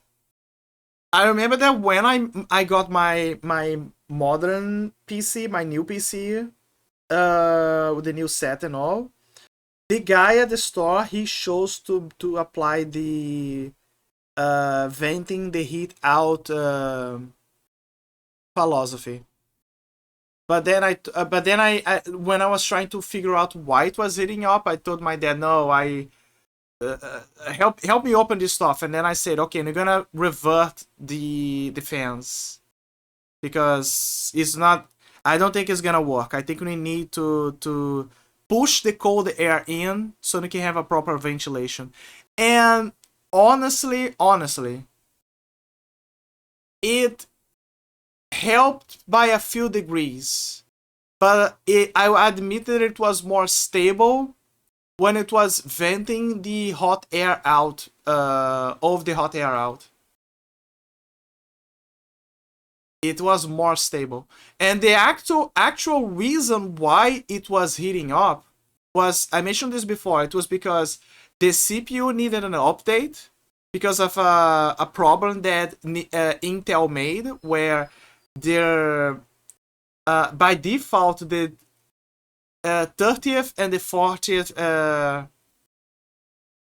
is that 30th how you say? The 13th generation, the 14th generation, they were by default making an overvolt. So you had to either undervolt it or you had to update so it could fix that issue. And the other issue is that the stock cooler was terrible. It wasn't fit for the job. So after I did those two things, the temperatures became stable. Like it dropped considerably. So I don't know if I revert the fans to blow them to the outside, it's gonna improve further or not. I have no idea. So at that point I don't know if the guy at the store is right or me reverting the fan to make the air enter is better because of the changes that I made. But it reminds me of that. Capillary tube. It would then evaporate in this coil once it made it through because the pressure in here was quite low. But if refrigerant is going the other way, well, now the restriction is at the end of this coil. High pressure liquid refrigerant will build up inside of here, turning this into the condenser where the refrigerant will reject latent heat. Once it makes it through, it finds itself on its way back outside in a low pressure environment where it will boil and absorb latent heat from the air. That makes the outside unit the evaporator. Take a look. Here the mini split is operating in cooling mode. The inside unit is the evaporator, absorbing heat, and the outside unit is the condenser, rejecting it. This is pretty much how it feels when the original set of my PC was with the fans, essentially. It was blowing all of the hot air out, and if you dare to touch the place where the fans were, your hand could possibly get burned. But it was, according to him, it was the best tactic. how we expect air conditioning to work. But switch it into heating mode, and after a few minutes of idle time to allow the pressures to equalize, the reversing valve switches the direction of the refrigerant flow, and the roles become reversed. When the compressor starts up again, the outside unit becomes the evaporator, absorbing heat in the refrigerant, and the inside unit becomes the condenser, rejecting that heat and warming the space. Oh, so now the rest is heat and the inside. Interesting. Very interesting. The ads are gonna play right now, and I'm gonna take now that I think about it, should I move this? Give me a second. Give me a small second. I'm gonna move this to the other tab. Yeah, much better. Much better. And you are gonna go here. Yeah, much better. So what I'm gonna do is I'm gonna take a small break because I'm gonna grab something like a chocolate so I can get a pick me up, like some energy, and I'll be right back. Okay? Yeah. I'll jump back. And then we finish the video. Yeah.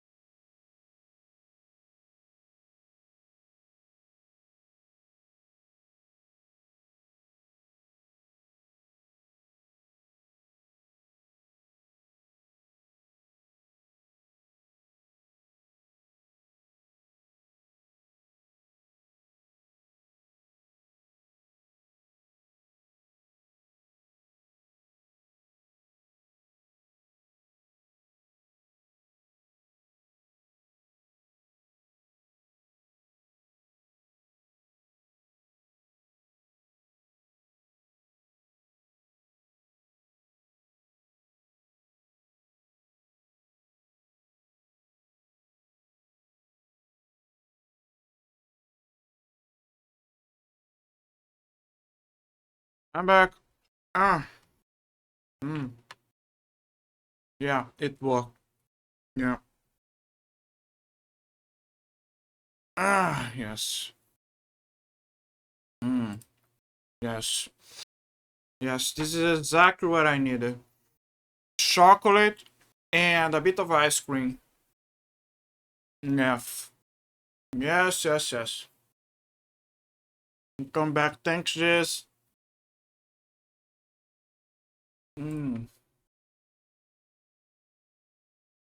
Yeah. Yes, that's what I needed. I need the energy. They say, oh, drink coffee. Okay, here's my solution. Chocolate. Sometimes you need huge amounts of chocolate. In a sense, it's air conditioning the outside air and using the heat collected from that process to warm the space.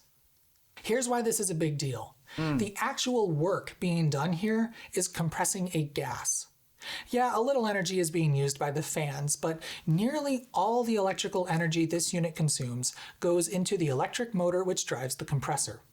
The refrigerant changes phases in a natural, spontaneous process. We just create the right conditions for that to occur. Because of this, this heat pump is able to move up to 5.5 times as much heat energy as it actually consumes in electricity. That's frankly amazing. It's like running 5 space heaters for the cost of 1. And why does it work even when it's cold outside? Well, remember that heat energy always wants to spread out. And also remember that the boiling point of refrigerants is very, very cold at low pressures. So long as you can get the evaporator colder than the air around it, it will be able to capture heat energy as the refrigerant boils. Here, the ambient temperature was about 40 degrees, but the evaporator coil is much colder than that, so it becomes a place ambient energy wants to go. Once the refrigerant is compressed and brought to the inside unit, it will condense and release that acquired energy, which warms the space. It doesn't matter that the outside air has less energy in it than inside. All we're doing when we heat or cool a room is affect energy concentration in that room. The outside air may have a lower energy concentration, but the refrigerant's energy concentration can be made even lower than that. That's all it takes. It's funny how he's putting much emphasis on... Like, it makes sense. He's explaining the mechanics, right? Like, how it happens, etc. But I just find it funny that he's focusing more on the heat part, where what's in everyone's minds is avoiding the heat. Because, you know, what's sold on the idea is that you found a way to pump the heat air out, right? But again, I understand he's explaining the mechanics, but it's just funny that he's focusing on the things that people are more like, no more heat, no more heat. A region colder than another, and heat energy will always flow into the colder one. Since the refrigerant will hold on to that energy and release it when it condenses, just compress it to raise its boiling point, move it inside, and boom, heat from the cold. But it's not all sunshine and rainbows. The trickiest thing about heat pumps like this is known as an air source heat pump, is that as it gets colder outside, their effectiveness is reduced. The coefficient of performance, or COP, describes how much heat energy the heat pump moves compared to how much it consumes. A COP of 1 is bad. That's just a 1-to-1 ratio, the same as resistive heating.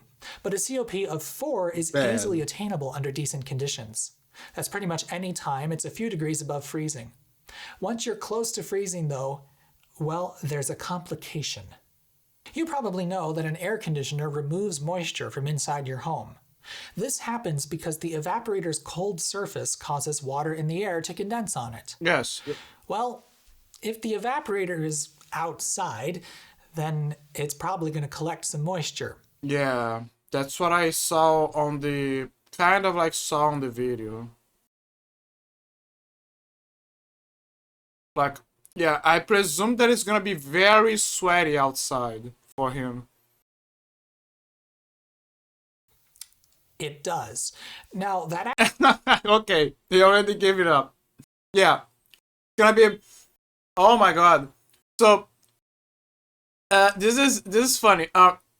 In certain days when after the interchange of weather, like from winter to spring, etc., the birds around my place, there's some trees around, like a garden nearby, and the birds every so often they like transition from one place to another. Sometimes they go from to a nearby tree, or they have a nest, they get up. But sometimes they just go to a garden, because the garden by our place, because there's a few plants with seeds there, right? So they have a feast there. It's usually small birds and pigeons. But here's the thing.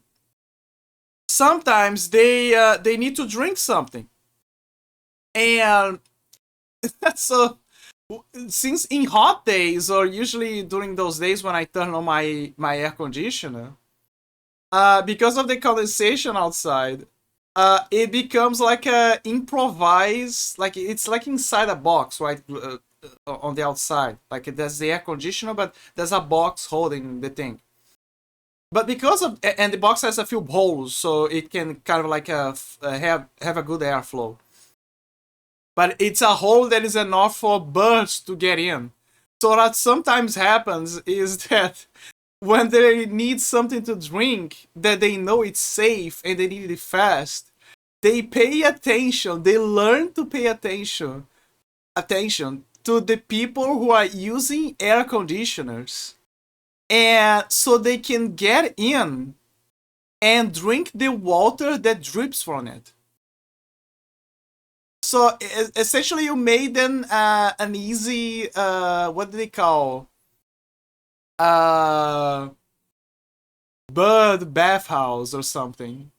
So they can just drink stuff up and maybe take a bath and then get out. And yes, there is a pipe to drain the excessive water, but it doesn't stop them from sometimes going in there to have a drink. But it's just funny because sometimes in the morning, I would hear the flap of wings and chirps coming from inside the box. I'm like, what the hell is going on in there? And yeah, they're having a party. Because they're like, oh hell yeah, he turned on the AC. Let's go, guys. It's bathing time. And they're like, and I'm like, what the fuck is going on? And it's a mess in there. But it's so funny when that happens. And sometimes they wait. That's what I find it funny. Sometimes they wait. Sometimes I'm not turning the AC, but because it is around their clock, if I turn the AC, they like, oh, finally, that bastard finally turned on the water machine. Let's go, boys. Let's bring in the ladies, and then they start making a mess inside, and then they drink the water. Then they basically they go full wet in there. But it reminds me of that constantly. The water machine, yeah. It's not the AC, it's the water machine, because it keeps dripping water through the outside. Actually helps with heating since water releases latent heat when it condenses. But if it's close to or below freezing outside, well, that water turns to ice once the heat pump has gobbled up its heat energy. Oh no.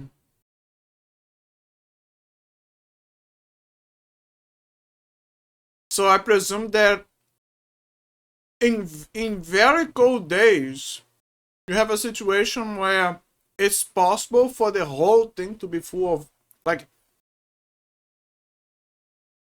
it's like Batman Arkham Origins with the DLC Cold Heart, or Arkham City when the Penguin has the Mr. Freeze's gun, like a huge wall of ice, essentially.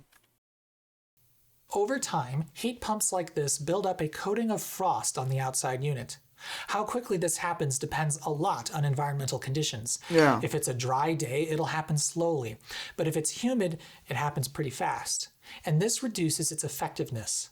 Not only does ice on the coils provide a layer of insulation, which slows the process of scavenging heat from the air, but eventually the ice impedes the airflow through the coil entirely by filling the gaps between the fins.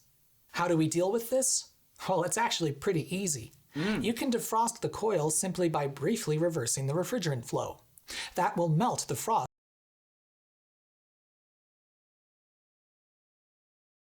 It is simple. I mean, think about it. The whole thing is accumulating heat on the other side.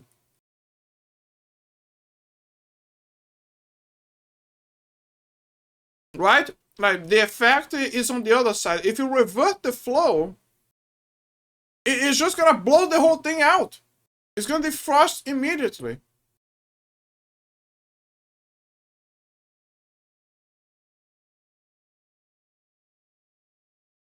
It's like so you've taken care of taking the heat out, right? But now if you try to take the air that is outside in,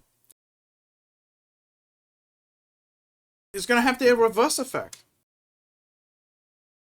That's built up at the expense of pulling a little energy back outside.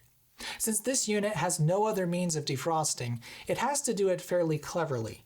Sensors help it determine when it needs to defrost. A huge benefit of the unit being self-contained like this is that it knows both the inside and outside temperature, and by monitoring refrigerant pressures, it can determine how well it's working.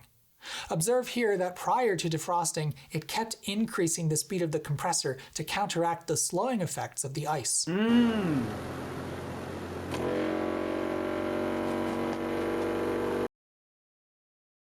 Much of these noises are red and not actually from the compressor. These units are astonishingly quiet, but being mounted to a stud wall, it vibrates more than it might otherwise. Yeah, makes sense.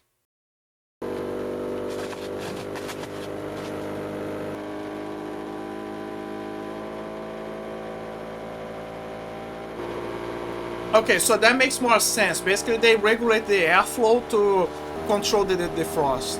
Eventually, though, it decides to defrost.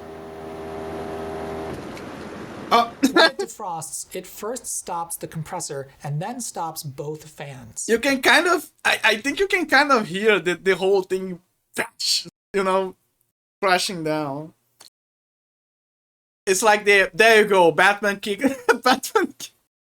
There you go, the Batman with the extreme environmental suit kick it in. It finally broke the wall. That makes sure it doesn't blow cold air inside and allows the outside coil to get hotter. It then restarts the compressor in cooling mode, once again turning the outside coil into the condenser. The heat it's pulling from inside quickly melts the ice. Whoa! Whoa, whoa, whoa! It is kind of satisfying. It's fine to see that in real motion, like speed up. It gives a bit of satisfaction, not gonna lie. Concluded that it's done. It's like, look at this. Like everything. Oh, wait. Pulling from inside. Everything's fine. It's fine. The ice wall is here, right? It quickly melts the ice. Then the ice age is gone. Ice age gone. Carry on. Once it's concluded that it's done, it stops, reverses the refrigerant Wow. flow again, and starts the outdoor fan and compressor to begin collecting heat once more. Winter is over, It waits to boys. turn the indoor blower back on until the inside coil has warmed up a bit. To the user, a defrost simply seems like a pause in heating. But as you've seen, it's actually much more complicated than that. It is. However, this reduces its efficiency and ultimately its effectiveness. On cold, humid days, it has to defrost rather frequently, limiting its output and reducing efficiency.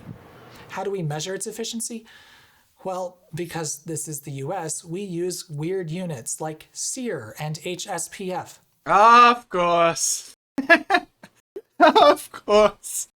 You Americans up, North Americans up there, you with your funny names, using feet to measure stuff. Always inventing the craziest terms when everyone else is like using the universal terms for something. Never change.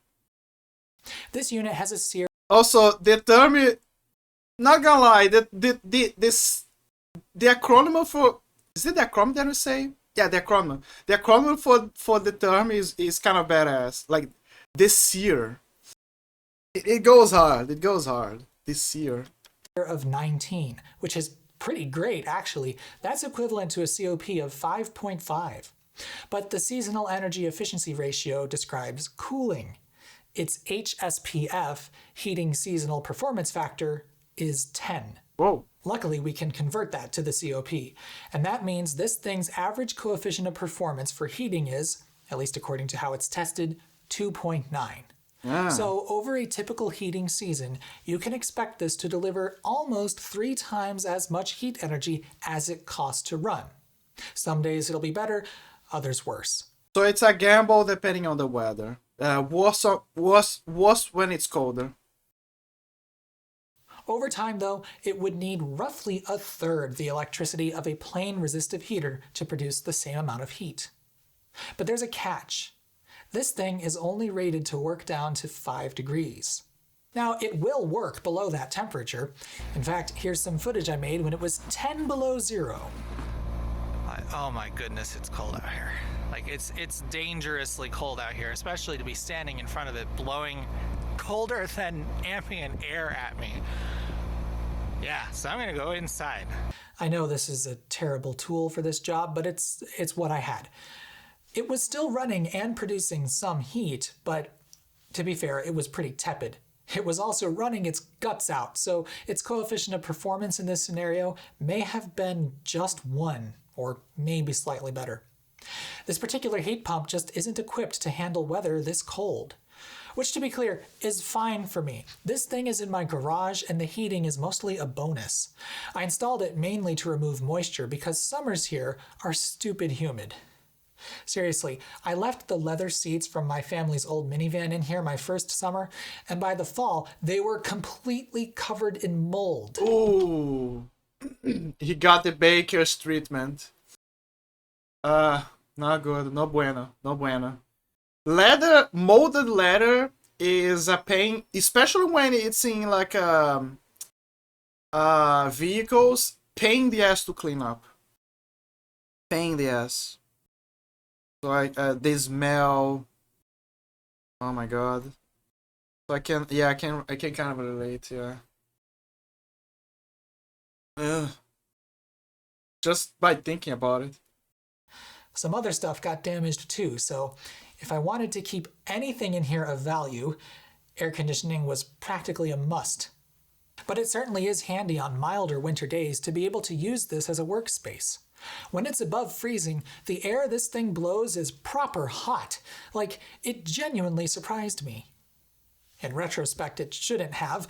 18,000 BTU is more than 3 US spec space heaters.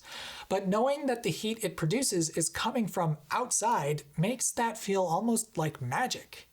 And even when it's colder and not that efficient, it has a freeze protection mode that keeps the temperature at 45 degrees, which is not efficient. It has a freeze protection mode 69. Nice. That keeps the temperature at 45 degrees, which is enough to melt the snow off my car after a drive, and, well, that is a very nice luxury, I'll tell you that. I usually leave it in that mode. However, it's true that on its own, this could not reliably provide me with sufficient heat throughout the winter. I would need a backup heat source when conditions weren't ideal for a heat pump. That's often electric resistive heating, which will always work but needs a ton of energy to do so. But it could also be natural gas or another fuel.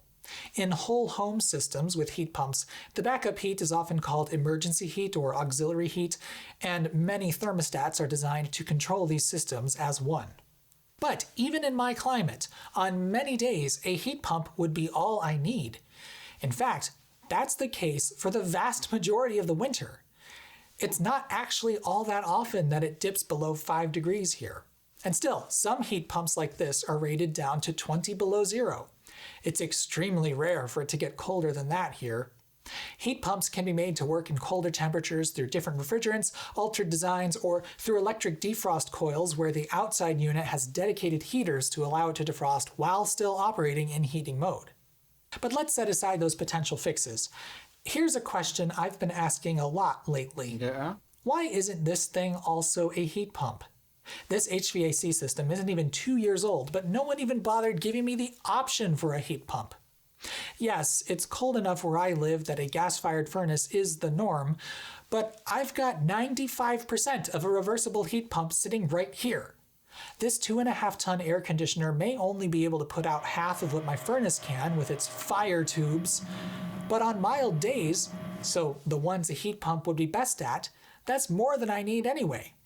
Heck, even when it was -10 outside, my 70,000 BTU furnace only ran for about 10 hours a day. 30,000 BTU continuously would have covered that. But yes, I know that output wouldn't have been possible at that ambient temperature. I'm just spitballing here. And it's not like heat pump systems are unheard of in my neck of the woods. In fact, a patron of the channel has one, and they're actually a little farther north than I am. This outdoor unit is practically the exact same thing as the condensing unit for my AC system, save for the reversing valve and a more complicated compressor setup. Look at the ice getting inside. It probably has been sitting for a while, but wow. Functions exactly as the mini split does, doing the same periodic reversing to defrost. I mean, there's snow on the ground, yet it's still working. Since this is almost the exact same machine as mine, it annoys me endlessly that reversibility isn't just standard at this point. In fact, in the South, reversible heat pumps in this form factor are pretty common and have been for years. Since heating demand is usually mild, if any, in the South, relatively few folks have natural gas for heating. When you're all electric and have air conditioning, you might as well have a heat pump to save money on heating costs. And since all it really takes is a reversing valve and a few other particulars to make that happen, I see it as a no-brainer. Well, usually. When a large disruptive weather event takes hold that causes an entire region to suddenly need resistive heat because it's too cold for their heat pumps to work effectively, that can put an untenable strain on the electric grid. When this video was published, Texas had just gone through one of these extreme events. Yes, sure, but you gotta understand something. It's Texas. It's fucking Texas. Texas has a history of those things. They could have improved their grid system, but because the improvements would go into certain fields, most of them got rejected.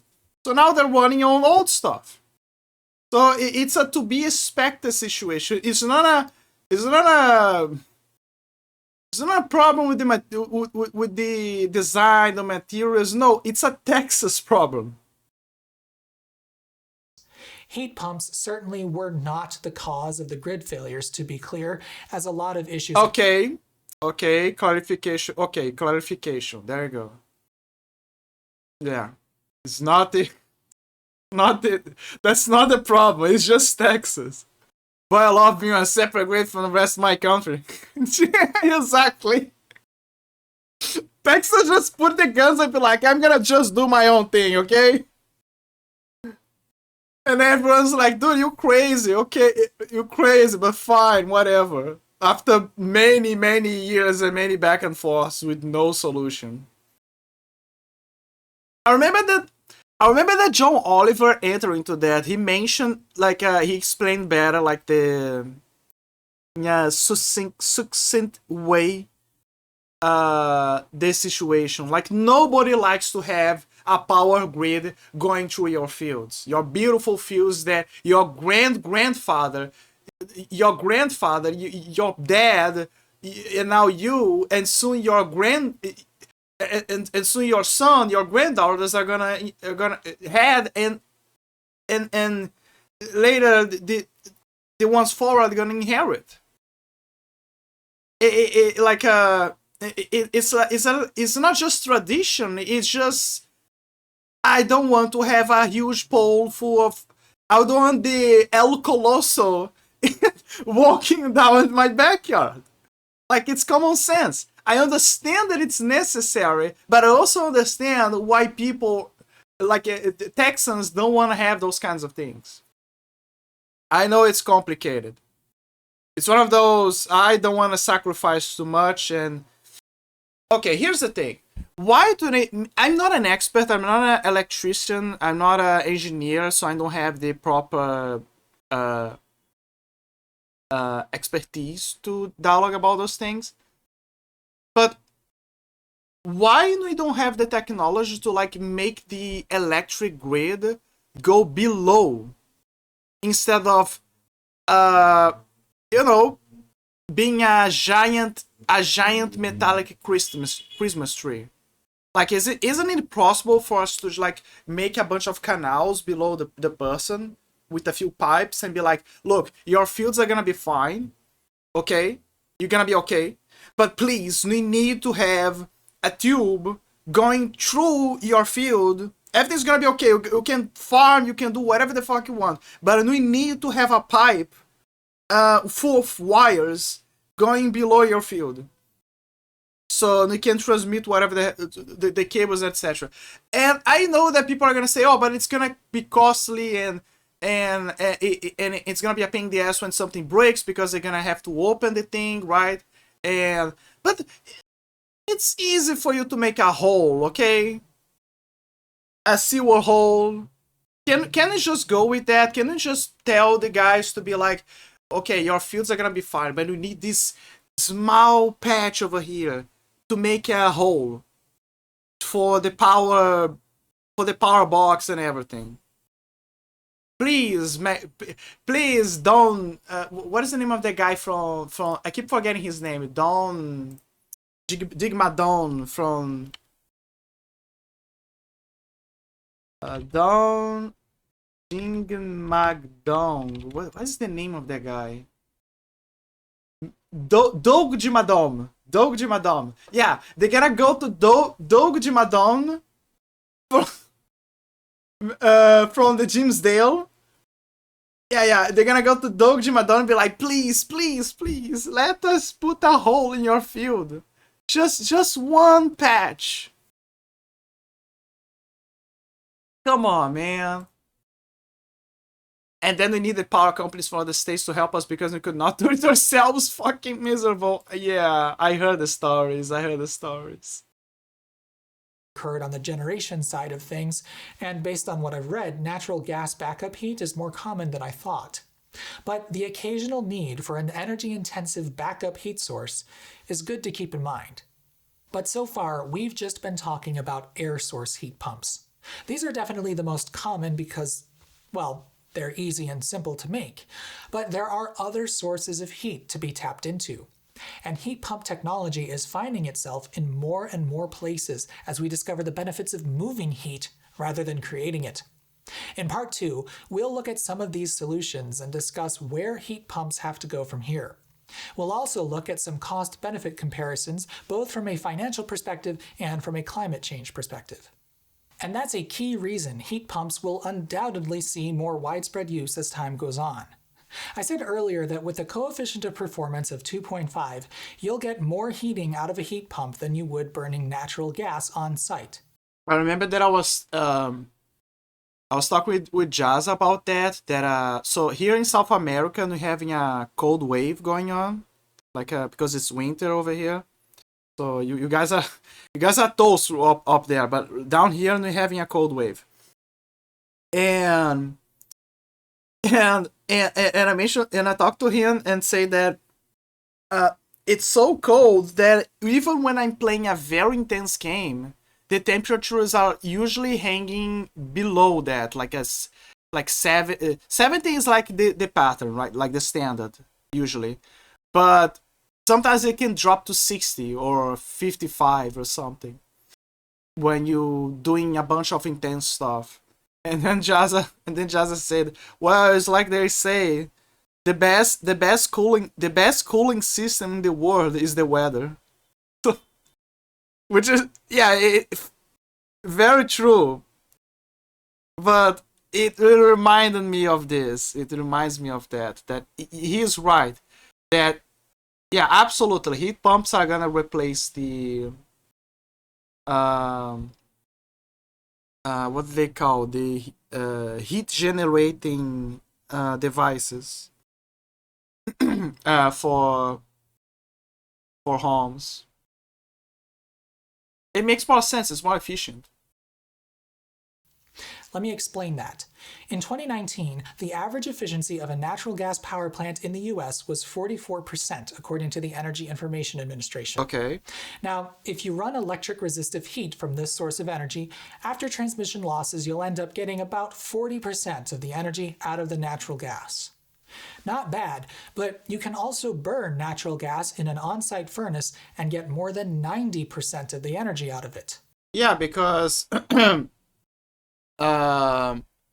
surprise, surprise, energy doesn't just transfer itself cleanly at 100% output from A to B. During that process, there is always energy sometimes leaks. Basically, that energy sometimes leaks. It is not, or during the it loses in the process, basically. Like, the objective is to achieve a certain rate, but it's inevitable that energy is gonna be lost in the process. So you cannot extract the full thing perfectly. It's for that reason that areas like mine tend to have natural gas infrastructure capable of delivering it directly to homes. Historically, it's been cheaper, easier, and more efficient. Yeah, in that case, yes. It's a better way for you to preserve the energy. But when a heat pump is running at a COP of 2.5, sure, you're still only getting 40% of the energy from the natural gas. Okay. But with it, you're moving 2.5 times that amount. That means that in the end, you're getting the equivalent of 100% out of the natural gas. Okay, that is impressive. That is actually impressive. And you can get even more than that. A heat pump is frankly the most effective way to turn electricity into heat, so even on today's fossil-fired power grid, they're a wiser use of limited resources and can help lower emissions. And they also make renewable energy sources much more feasible in cold climates. While you certainly can use the output from wind or solar to heat your home resistively, that takes a lot of output and makes storage hard to manage. That is also true. Like, people make a whole ad about the solar panels, and sure, clean energy and very, very efficient and etc. But it's not perfect. Like, it's just like I said, you have to storage it, you gotta take care of it, and it's a huge cost, essentially. If everyone had very efficient heat pumps, that energy demand could be cut into a quarter or perhaps a little less. And while heat pumps like this struggle in cold weather, there is an alternative. The ground source, or geothermal heat pump, is a way to attain year-round, near-constant peak efficiency with heat pumps even in cold climates. The way that he said geothermal, it reminds me of Subnautica. So, okay, so for people who don't know Subnautica or don't know fully about it, like, you probably know that it's that game with survival and the whole planet is water, right? Yeah, you get it, you get it, Drew. But so in the game, when you're making your base, you gotta find the means to produce energy for your base. And you need the base because for you to get certain essential items for you to make more progress, you have to make a base. So you can make like a garage for your equipment, a place for you to upgrade, modules so you can install on your vehicles. So you need to make a base. When I first played, I made my base as close to my pod as possible. There is also that the pod that you start in a game, the way that he gets energy is by solar panels. Like, it already starts with the initial solar panel. So when it's day, it charges up, and when it's night, it doesn't charge up and starts consuming energy. And it has the basics there inside. There's like a mini storage. There's a what do you call I forgot what the name is. The thing they use to craft stuff. The transmutator, the trans crafter. I don't remember that you used to craft stuff. And you kind of like running like on a timer, because the panel responsible for managing the energy and the systems, it's like on live support because the main system is broken. So there's also that you need to craft the means for you to repair the whatever the hell is broken in the pod. So that is one of the main objectives that you gotta do. You gotta find a way to craft the repair thing so you can fix the pod. After you fix the pod, then you start to make progress. Like you know where to find the other pods so they can have more blueprints and locations, and then you get more blueprints, and then you make your base, etc., etc. But that's not the point. The point is that in the base, you don't just get energy from solar energy, like from solar panels.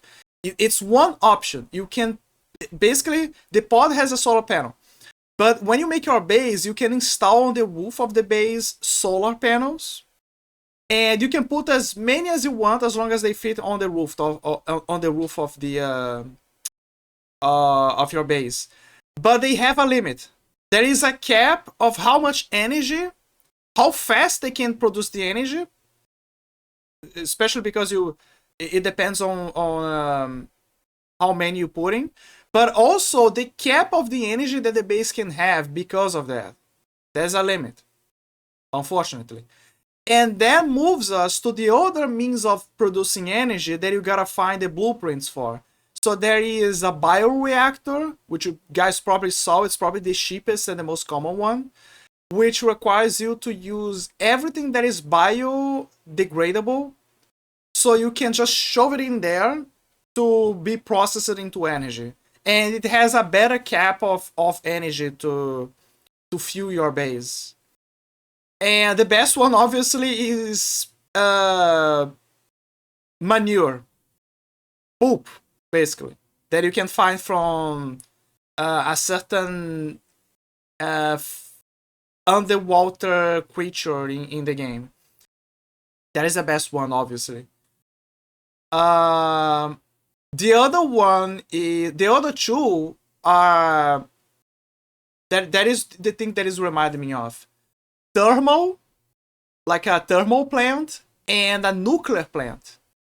So the thermal one is a bit complicated.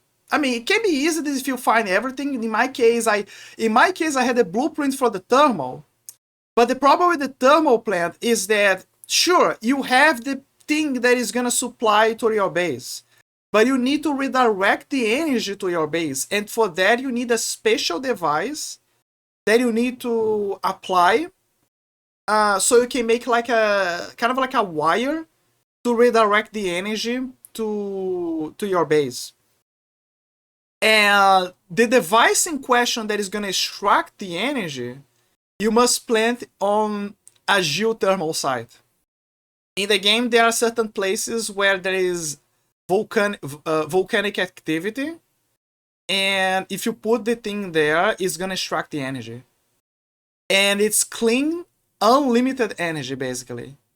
So the thermal plant is probably the best one for you to have. It's a lot of energy, it doesn't stop, and the cap is very high. Now, if you want a bigger cap and a faster energy, then you go for the nuclear plant. But the problem is with the nuclear plant is that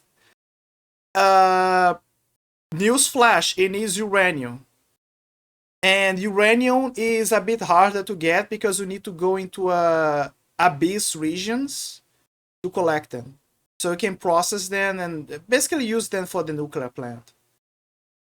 But they're harder to get, essentially. Also, when they're depleted, you need to dispose of them. You need to like throw them in a hazard garbage can made for them. But anyway, I went on a huge tangent, but that is what it reminded me of. It reminded me of Subnautica in the geothermal areas and the thermal plants. So yeah, that's pretty much, we now pretty much going what, into Subnautica territory? Like, okay, boys, we need that. Our next heat pump is gonna be installed on a huge volcano. Year-round, near-constant peak efficiency with heat pumps even in cold climates. Honestly, this is something that is it has been on my head, actually. Like, we don't have the tech yet, but imagine if we had the tech to just install a huge thermal plant on the volcanoes around the world. And just be like, yeah, boy, there you go, we're gonna have unlimited energy. And I know what you guys are gonna say. What if there is volcanic eruption and then it destroys the whole base? Well, there are ways to keep to appease the fire god, right? It's just, I mean, scientifically speaking, we could throw chemicals to make it quieter. Or in ritualistic cases, we can just throw a version, which we have by the tons nowadays on the internet. Who wants to be the patriotic soul that is gonna help keep the United States of America afloat and with unlimited energy? We need a version. We need a version to step up and do their patriotic duty. And sacrifice themselves to appease the fire god, so the US can extract more unlimited energy from the ground. Are you gonna be the hero that is gonna save the billionaires a few billions of dollars? The magnates of the energy industry?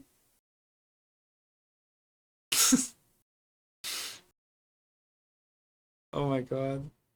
You know just a good dystopian universe that I could cook? So I just gave you the idea, right? So imagine a society where people are having depression, mental health issues. And then we convince those people that if they jump into the volcano, they're gonna become happier or heal. And we make a religion going around that idea, like we gaslight them that this is the solution, right? And then they make the rituals and all of that. And can you imagine how nowadays with so much fake news and so much AI and so much convincing snake oil that is being sold, how much it is possible for us to make something like that happen? And convince a bunch of people to sacrifice themselves to some eldritch god, just so others can get benefits. Like, this is something that we hear in books or in stories, and there is always the like they always play they are just ignorant or they misguided, right? Or they don't know better. And then there's the superhero or the super investigator, and he exposes the truth, and then everyone's like, oh my god, I can see now, those guys are bad. And then there's the whole, everything goes down the drain, and then the rich guy escapes, or he says, oh, I'm gonna get out because I have connections, and then, you got a sequel or something. Yeah. Well, nothing like that is gonna ever happen because people are still gonna jump in the volcano. Like, they're gonna reach a core point where they are still gonna jump in the volcano. It's not like like I say, that a very dystopian future where we reach that point. When you gotta appease the fire god, so you can have unlimited energy.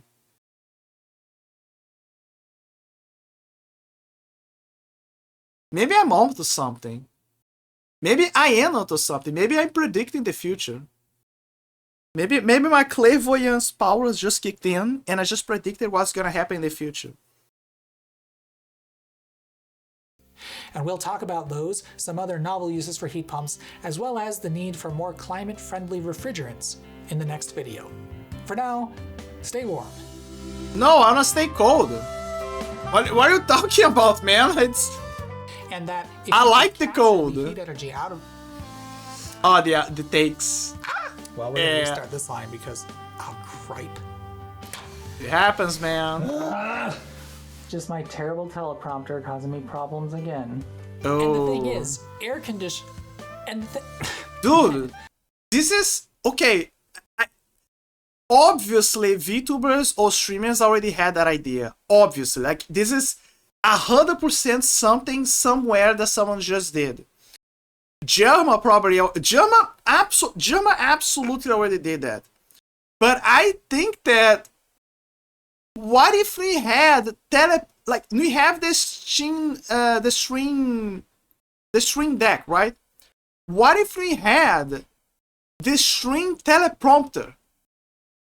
So the streamers or the VTubers, they know what bit they gotta do at X time. So like they put the teleprompter to show a message on a certain time. So if they are on the rush or if they are on the clock, the teleprompter is gonna show the things like at the appropriate time. It's gonna be like, oh, 2 hours. You gotta talk about that, right? And you're gonna be like, oh, okay, guys. Let's talk about whatever happened in X country or whatever. Like I said, it is a thing. It is absolutely a thing. But I'm just saying that it should be normalized or turned into another stream device. which allows us to manipulate the ambient pressure the refrigerants experience. The S is on the wrong word. That line needs an on-the-fly rewrite. Those are always great. Boiling point shoots way up. Way up. There are words missing. Yeah. This is, incidentally, the principle on which automatic rice cookers work. Another plug? Damn it! That plug you just put was sus, man. I will watch part 2, not now, maybe next stream. I already gave him a like. Knowledge connections. Yeah, I'm gonna give him a... It's alright. Alright. I like his vibes. I like his vibes. What can I say? I like him. I like a man that gives the good vibes. He gives the good vibes. Okay, so I'm gonna take another break, and then after that, I think we're gonna play Dark. Sorry, I just had a brain fart. Dark Sector.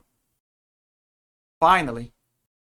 So yeah, break time, and then finally we're gonna play Dark Sector.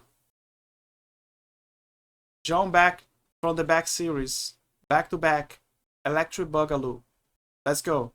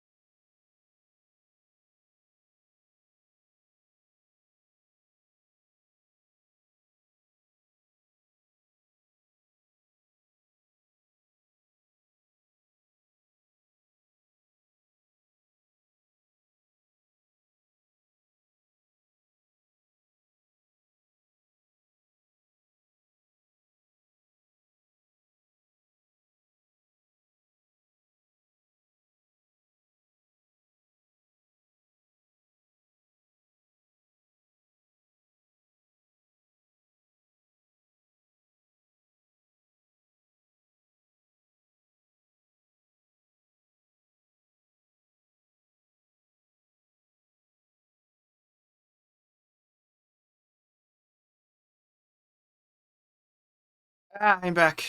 Oof. I'm back. Jump back. Okay, let me set up, because I just installed the game. I need to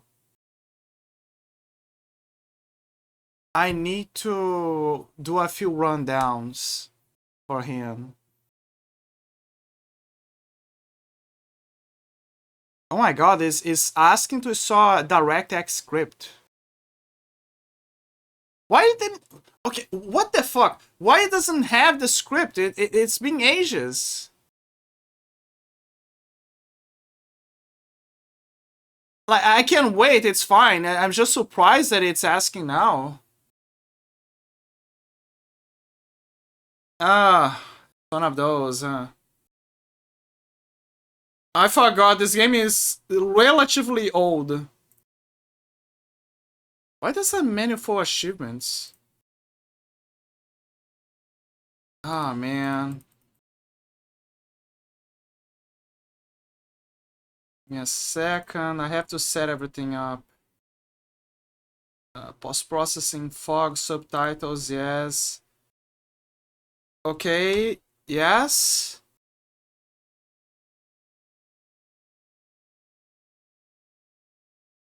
Come on, man. What the hell? What happened? Oh, wait. Progress? Yes, keep the resolution, I think.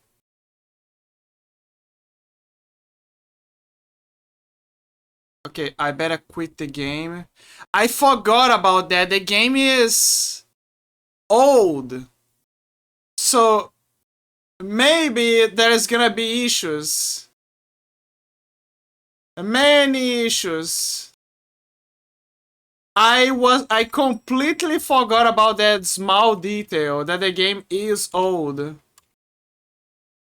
Let me try to change the resolution. Maybe too high a resolution. The game doesn't understand what a high resolution is. Wait for it.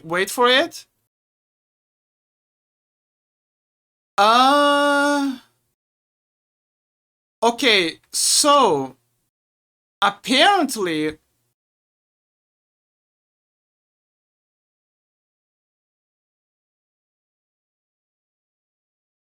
let me try 720.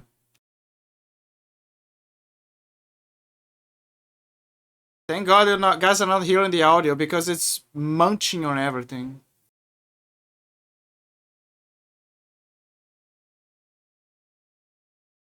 Just so you can change the resolution.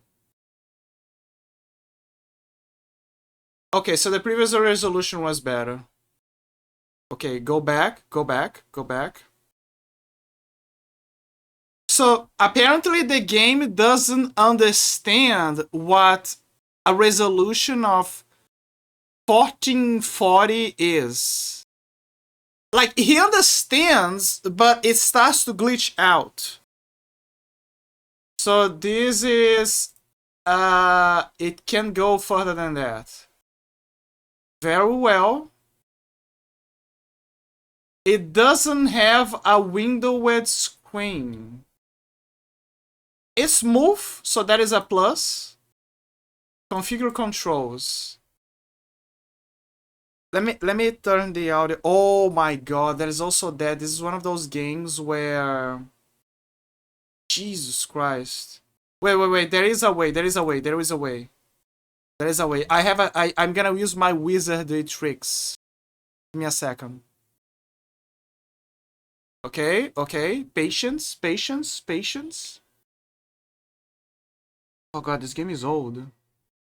Okay, now just quit this screen and go to... What is the command again? Alt-Enter?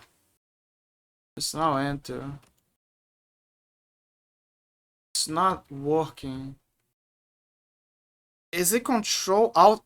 It's usually Alt-Enter. Maybe... No, I don't want to risk it. Okay, let me see if I can put this game on window mode, because Jesus. Rise. Windowed mode. Fuck. Do I have to go into the config files? I do. There is a way, but I have to configure from the files. Let me put some music for you guys because...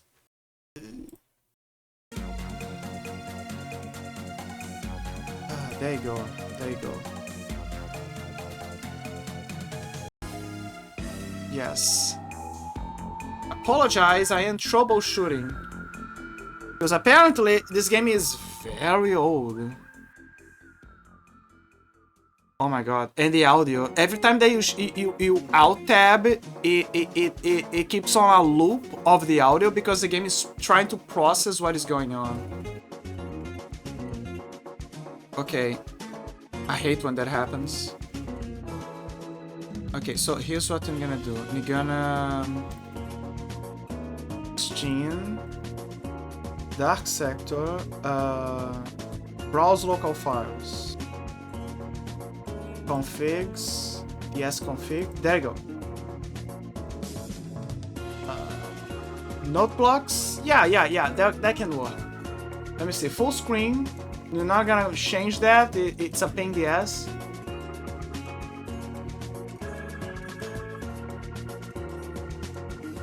What? It doesn't... How do I change to go to path of event, find Windows config, types, config, add graph... Oh, you gotta add. Okay.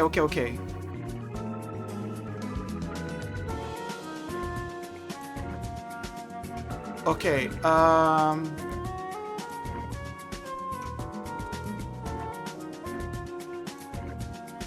add this line of code here. Very nice, very nice. Find main game. Open editor. Main game window indirect. Nice to the desired resolution. Okay.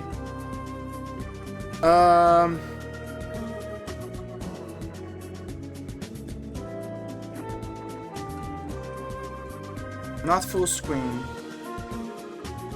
Size. I see it.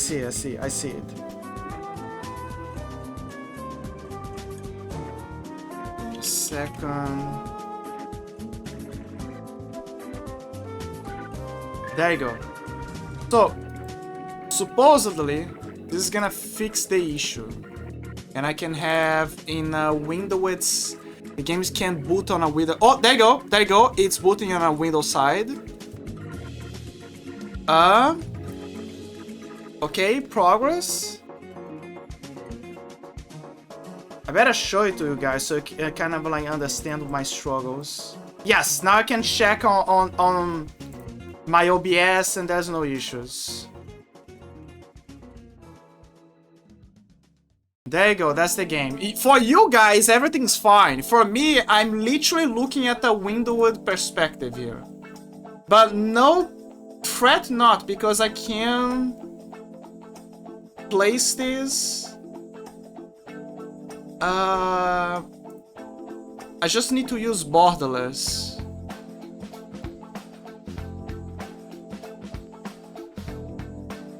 So I can bypass that issue. Let me check. Yes, there you go. And oh no. I think it's because the cutscene just kicked in. Why is it having that issue? Welcome to PowerPaint, guys. Jesus.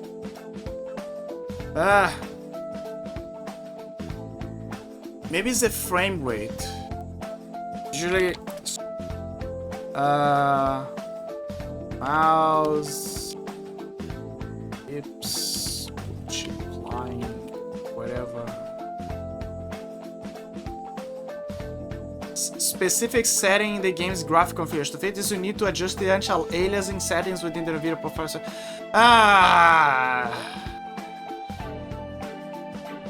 Mode to override application setting, anti-aliasing setting to merge.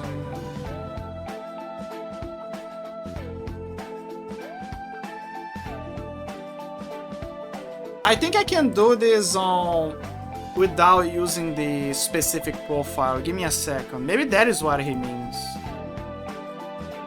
Troubleshooting the works. Okay, dark sector, anti-aliasing. Okay, so we need to override.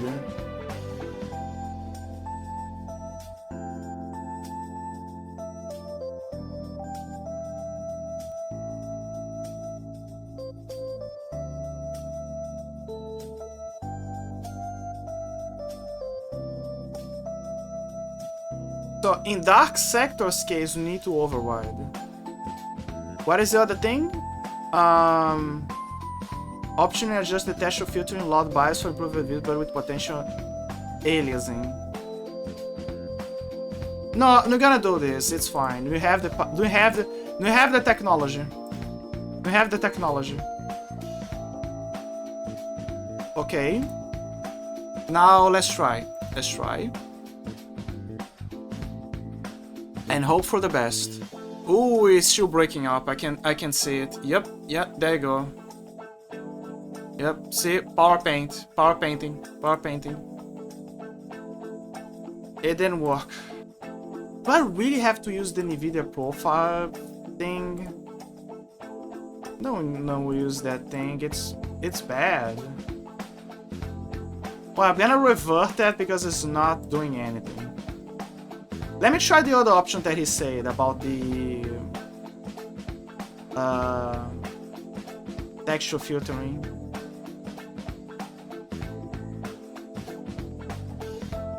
It says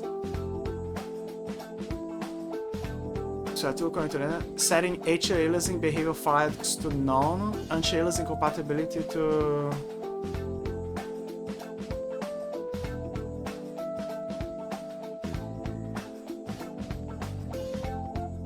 sparse grid. Textural lot bias. Change to what?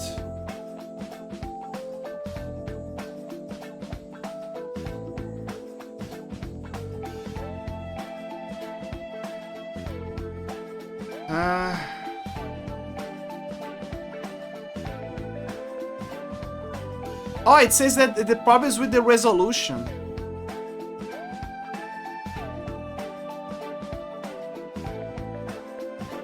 Huh.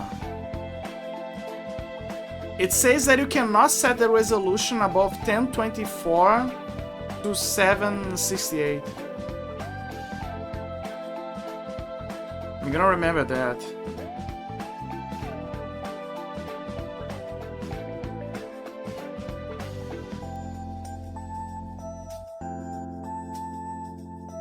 You can option adjust the texture filtering loud bias for improvisation. Okay, let's go for the resolution.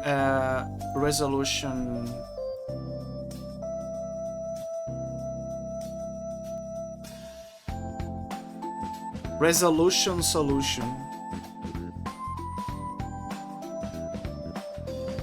Sadly. Well, first I'll have to, no, not that. I'll have to remove from borderless screen. There you go. Now I'm gonna try to apply. We need to change the resolution. It's gonna break, it's fine.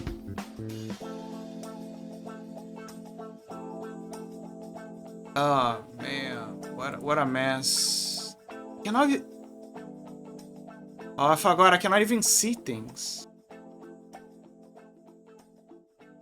God damn it. Is the game off or is it still running? I think it crashed. Yep, it crashed. Don't worry, I made this game in a long time ago. We can do it again. I'll change the values from the files then.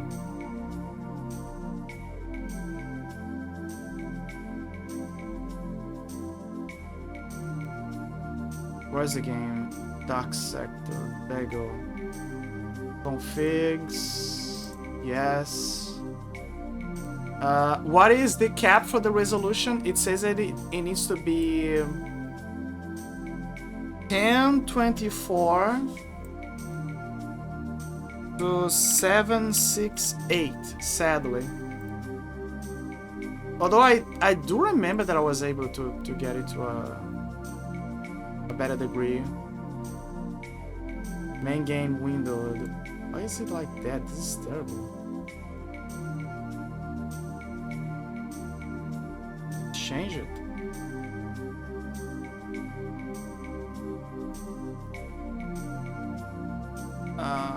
I'll have to change the cap again. Give me a second.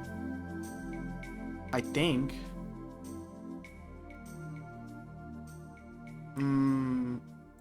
Okay, let's make an experiment.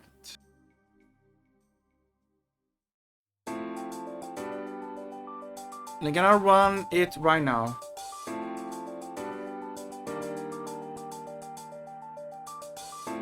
Well, the good news is that it's not...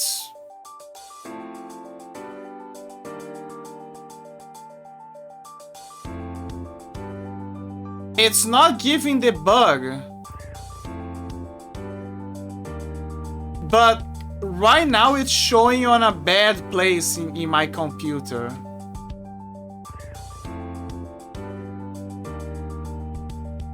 Let me try to run again. Oh, wait, I think I know what's happening. What is the... No, not here. Editor.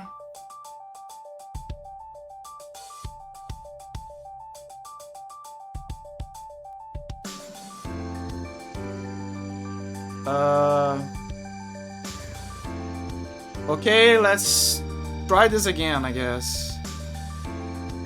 If it doesn't work, I might have to... No, it's still opening like that. The resolution is dropping on a wrong place, probably by default by some weird debugging.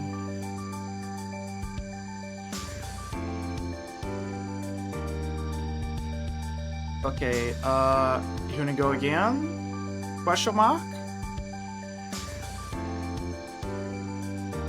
Come on, come on. Ah, god damn it. It's still opening on the wrong place for me. I shouldn't have put it there. Let me try to change here.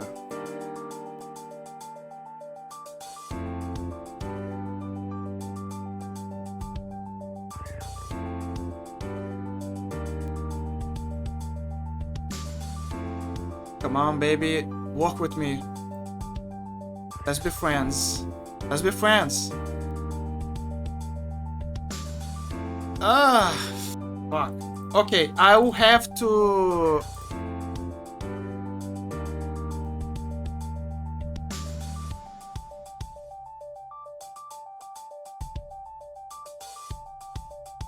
I'm gonna uninstall it. And then I'm gonna install again. It's a short file, so it's not gonna be a problem. But it's gonna take a bit of time. My god, what a complex situation. So, okay, so here's what I'm gonna do. Unfortunately, because apparently everything breaks the older it gets in Windows or something. I'll still blame Windows. I always blame Windows, and Windows. Everything used to run perfectly back in the day. And as Windows began to bloat itself, it began to break.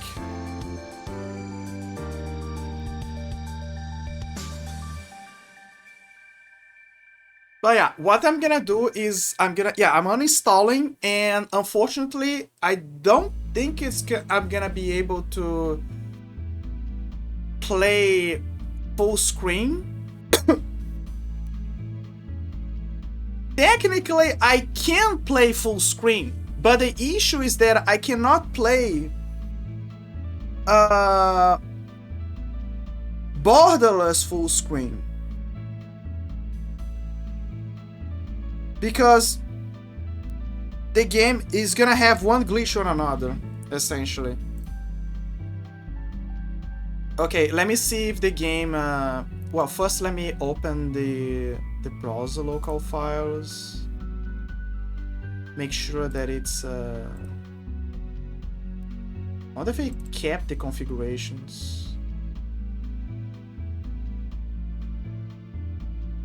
I guess it kept it.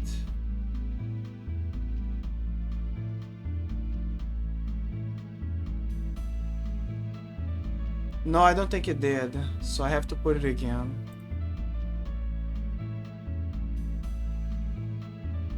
Okay, let me analyze this. I wish Windows had a function just like what do they call in Linux that they have, where essentially you can encapsulate something inside of a window. So basically, it's like a bypass for the whole necessity of the borderless screen, because you're essentially making a borderless screen for it.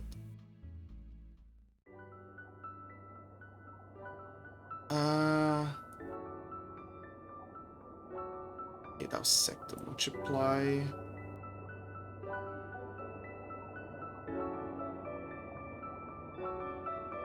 Let me see if there's a way to make borderless window.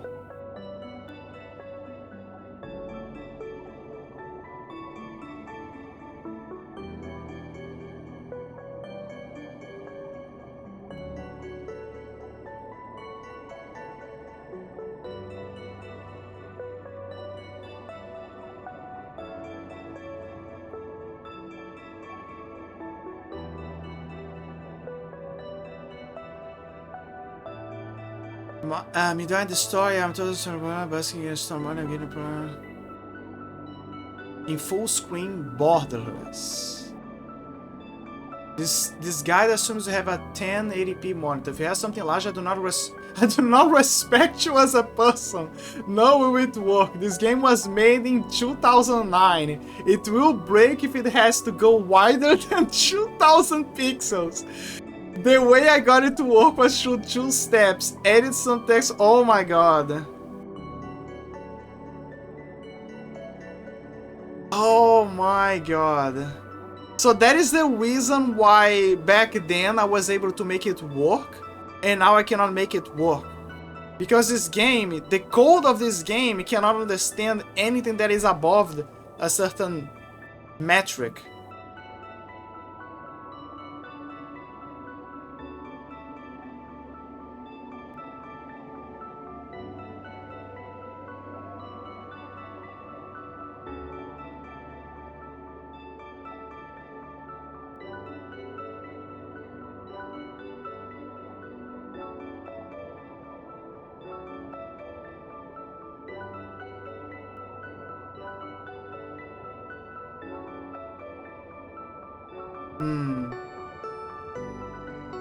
Yeah, so I guess that the only way is if I play the game on a big window.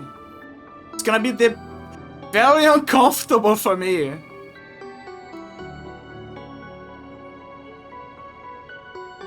But it is possible. I can play it.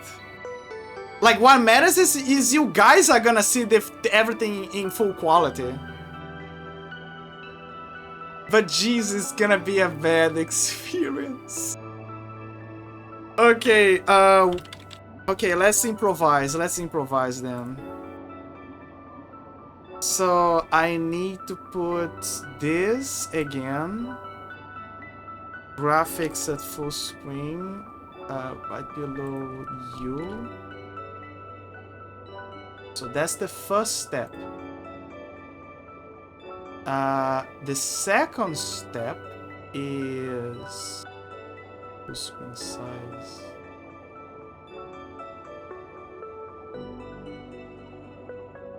Put it like this.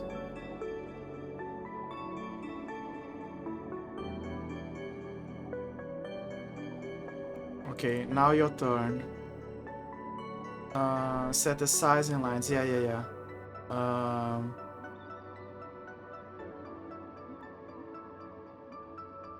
90/20, 80. Okay. I wonder if I can increase to the size of my screen. Maybe I can improvise.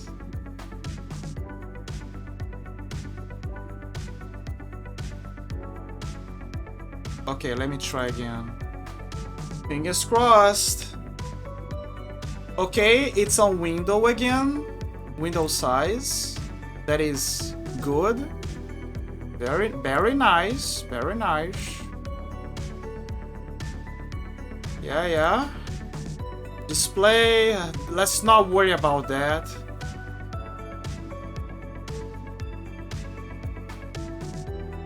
Audio. Whoa! What the fuck is that?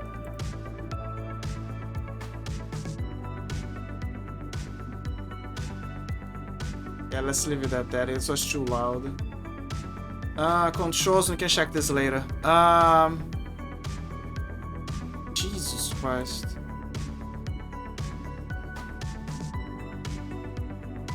Okay, let's do a little experiment. I'm a dum-dum, so what is the resolution for 4040p again? Like it's like the thing is no, that's 4K. 2560. Okay. So let's try 2560 to 4040p, because this is the size of the window. It's not the resolution of the game. The resolution of the game is gonna still be respectful to what they said, but I'm gonna keep the window size to my degree. Okay, that is good. The window size... Never mind, the game still breaks. It still breaks. There's no other option. Fuck. Yeah. I guess they were... It was true that they made this game with a box of scraps.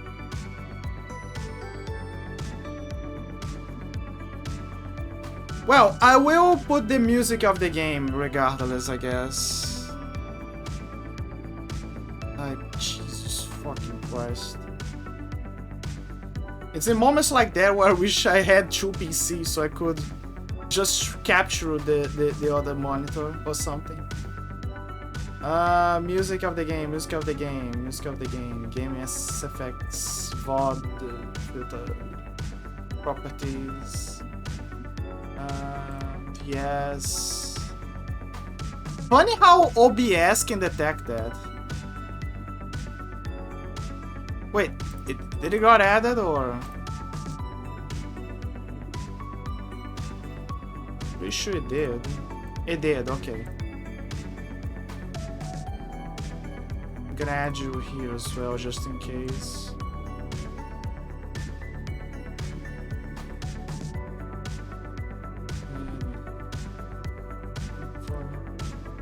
Okay. Give me a second. Okay, there you go, there you go. No, that's a spoiler. Okay, so if I... Okay, so here's what's going on. We can only play this game on 1080p. But for me, what's happening is I am playing the game on a small window. Not super small window, but the window is considerably small. And it's in accordance to my monitor because... Yeah. Basically because the monitor has a different resolution than the thing, it's now smaller for me. This is kind of good or bad, it depends on the situation. Guess we're gonna see when we play the game. Ugh. For you guys, nothing is happening. For you guys, everything is fine. The only thing you're gonna see probably is you're gonna see the mouse, you know, do this. If it doesn't work, then I think I'm gonna find another way to play this game. Maybe acquire legally a copy of the game so I can emulate on the PlayStation 3 or whatever. Which I would say is probably... it will probably give me less of a headache. It just pisses me off because I did play this game a while back. And I didn't have any issues. Oh right, the controls. Yes, I forgot about that. Fire, aim, throw, glaive. Are you kidding me? Throw grenade, Q. Burst power T, cover dodge, control! Control, no, it's gonna be here. You guys are probably having a heart attack, but believe me, I'm keep biting to the mouse. The sound of the game is a bit too loud. Because of that.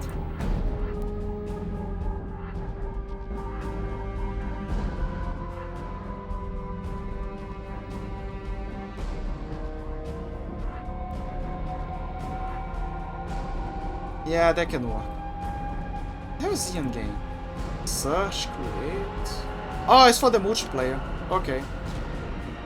I completely forgot this game had a multiplayer. Completely forgot. Okay, next option. Melee. What is the control for melee? Pick up. Wait, if this is pick up, what is... Oh, evolution power is E. Jesus Christ, the controls.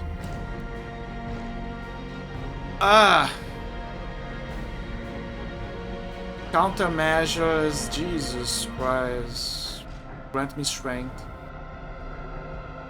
Melee action.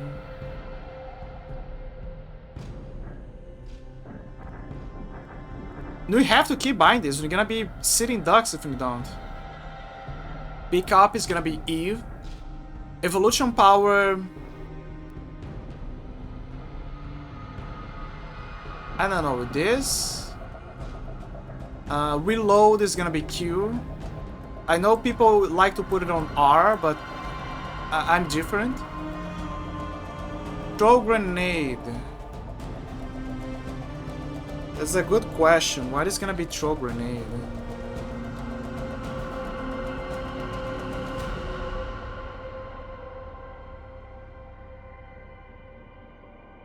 Well, I know that throw glaive is gonna be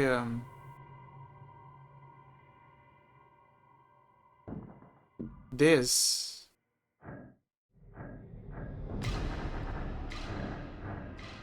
Inventory. Another good question. Maybe tab. Countermeasures. The fuck is countermeasures? Proximity mine. Is that a crouch button here? Well, crouch cover is here. It's the same as sprint, which is weird. Spacebar as melee and action. This is confusing.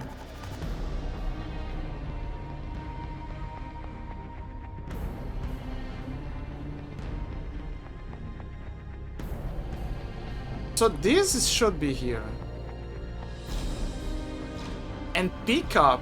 I think pickup is... Why they have two different buttons for pickup and the action?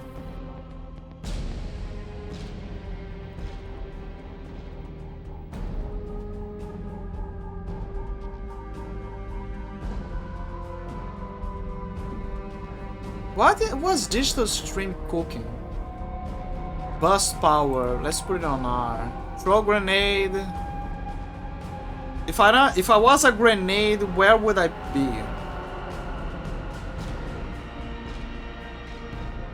It needs to be an easy way to throw the grenade. Like very easy. Like very, very easy. Not too easy, but easy. Because I don't think you're gonna be throwing a grenade too far.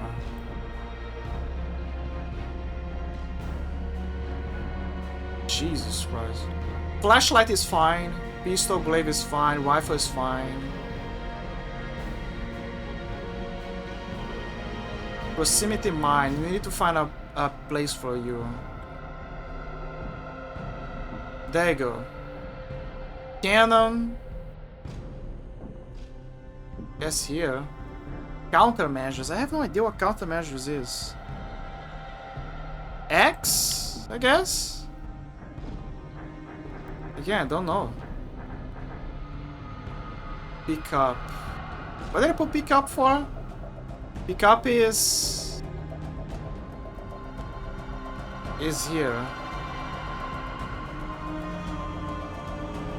I might change for burst power.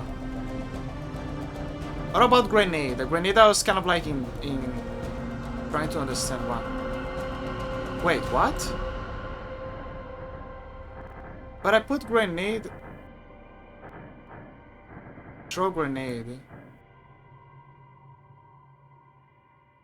Throw grenade. Q. Q cannot be throw grenade. What is the reload one? Reload is here. It's Q. Okay, so that is fine. Throw grenade. I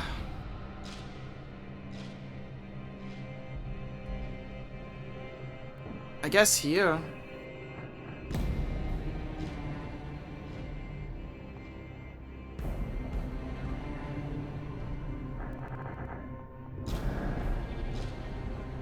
Inventory, cannon, countermeasures. Well, shoot, nothing. Display. I think the achievements is mostly for online stuff.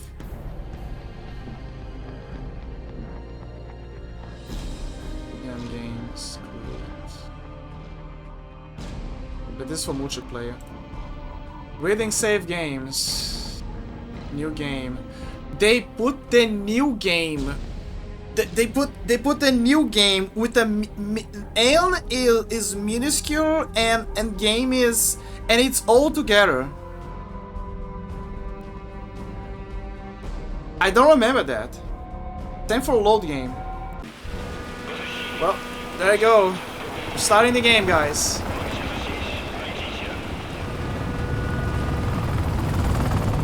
Now, granted, the graphics at the time, they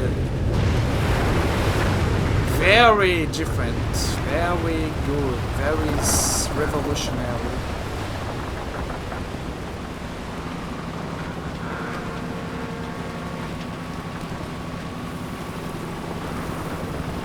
Ah, yes, it's fellow Russian, aka the same face that's gonna be used for the Grineer.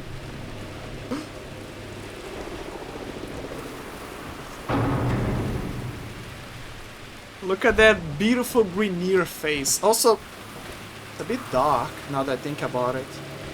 I mean, it makes sense. The game is grayish and dark.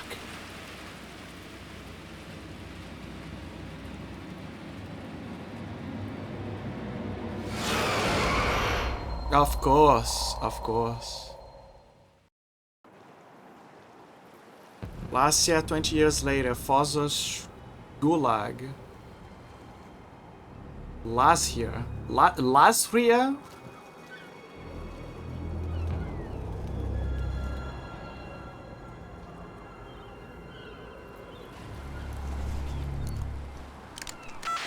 Все чисто. Продолжаю обход.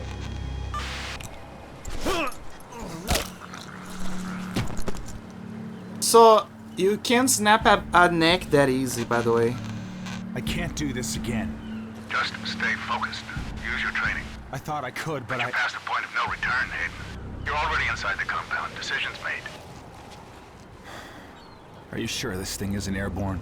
It's not, but even if it is, your booster's good for another 6 hours. Now get with it. Plant your charges. Then infiltrate the building.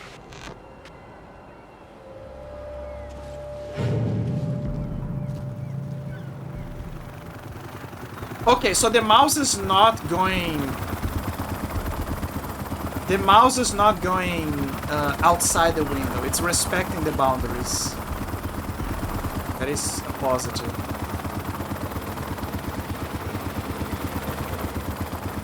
That is weird.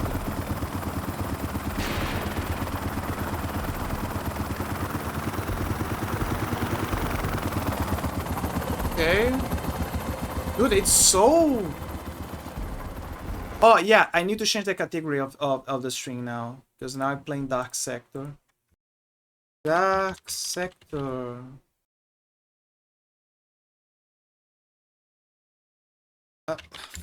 God damn it. It didn't register. There you go. And Richard Consent, you are beautifully tired. I'm not gonna change the title. I love this title. I love this title. Still bothered that I cannot play on a full screen. Technically I can, but if I try to do it, it's gonna black out everything essentially. I hate games that are too old, extremely old. Okay, so this is my inventory, firepower, tutorial notes. Home. Why do I have to press home? No, that's delete, sorry. Home. Ask. Enter. Yeah, back in the day, they would force to press things. Tecna 9mm. I want information. I like information. It just shows stuff. Okay. Chapter 1, prologue. Can I run? Okay, I can roll. I love how... Yeah, this is technically the share where the guy was. It's my share now. I'm gonna be here like Virgil. For a long time. Ah, yes, the classic reticle. My ammo.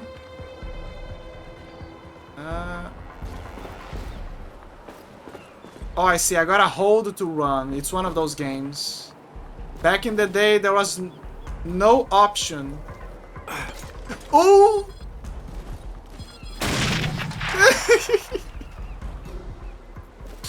Okay, I forgot that I have a grenade. What is the melee then?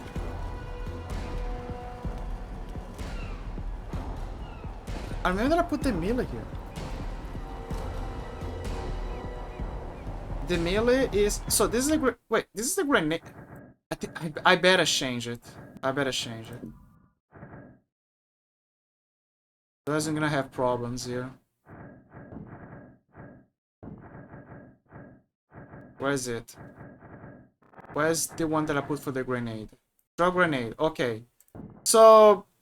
You cannot be here. This is gonna be throw grenade, and where's the melee one? I need to find the melee one. The melee one is... Oh, right, the melee one is the action one. But it's fine, at least we know that this is the... Okay.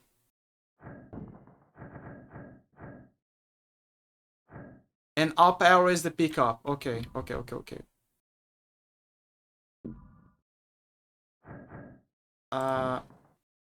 Okay, let's just start from checkpoint. I don't want to waste my... Yeah.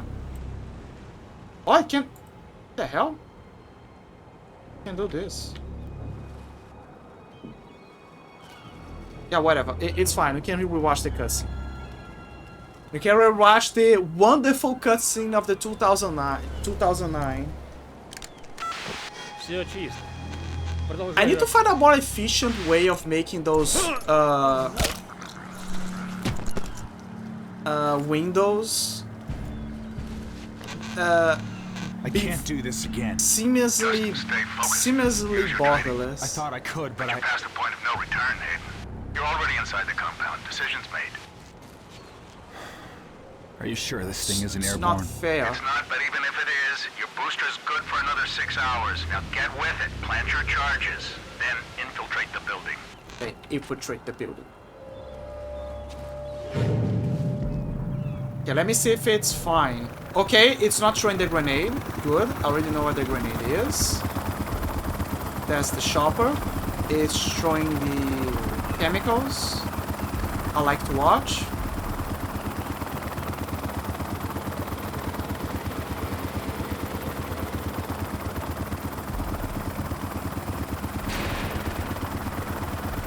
I like how the shopper is not seeing me at all. Like, oh, there's a BDSM guy over there in a gimp suit. They're like, yeah, it's fine. It's just Russians being Russians. No, it's Your fine. life depends on following biohazard safety protocols. If you are bitten, report it immediately to your commanding officer. Ensure your mask is sealed and your weapons are locked. The infected population is unarmed. Okay, how do Only I through vigilance can we keep it that way. vault over? It says it's a white arrow, but I'm pretty sure I'm pressing.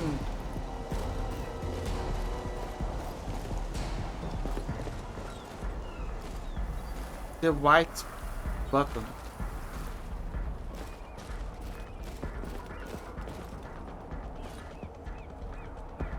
Dude, I am pressing the right button. What the hell is going on? Did I put it on the wrong place again? Cover, dodge, sprint, melee, action. Is the right arrow. But why can't he vault over?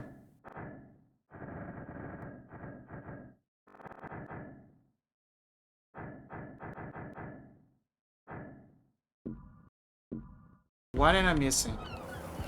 Your life depends on following biohazard safety protocols. If you are bitten, report it immediately to your commanding officer. Ensure your mask is sealed and your weapons are locked. The infected population is unarmed. Only through vigilance can we keep it that way. Dude, it's not hard. You just gotta vault over. Vault over. Vault over.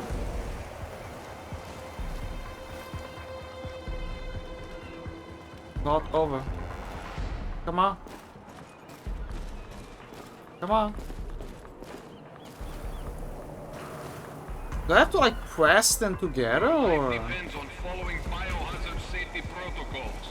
If you are bitten, report it immediately. Is this gonna be one of those games where a specific command collides with one and it doesn't say jack that it's doing that right now?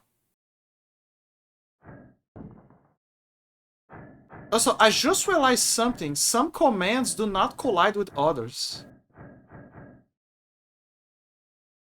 So in theory...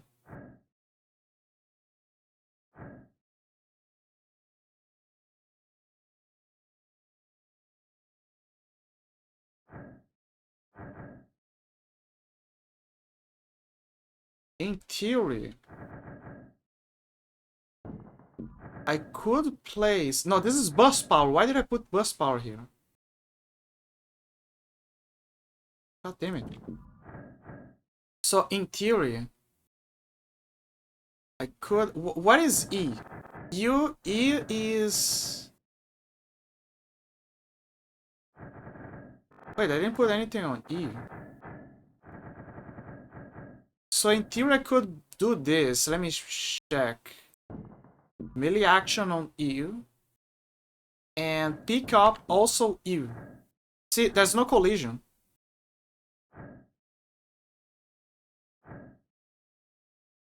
Cover, dodge, sprint, and that keeps up with everything.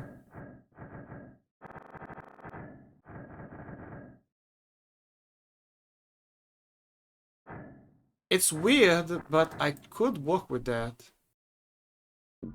See, it's not... There's no... Yeah, there's no problems. Life depends on following biohazard safety protocols. Let me check If you now. are bitten, report it immediately to your commanding officer. Well, he recognizes the Ensure your mask is controls, sealed but... and your weapons are locked. The Not infected vaulting over. population is unarmed. Only through vigilance. Can we keep it that way? Not vaulting over, which sucks a lot. Okay, let's isolate the buttons then. Maybe that's the issue. What can I put this for pickup? Did I put something on C? She?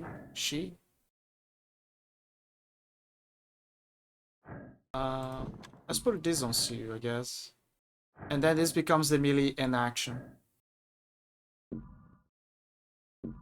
Okay, let me check. It is. I hate this. So there is no collision of the commands, but somehow the spaghetti code, he reads both of them, and he doesn't want to confirm neither. Because, oh my god. I kind of understand why Digital Extremes respects their roots, but at the same time they want to forget about Dark Sector. They're like, yeah, you guys loved it, eh? Yeah, okay, right, buddy. It's like, yeah. It's like, yeah, good times. let's forget about that.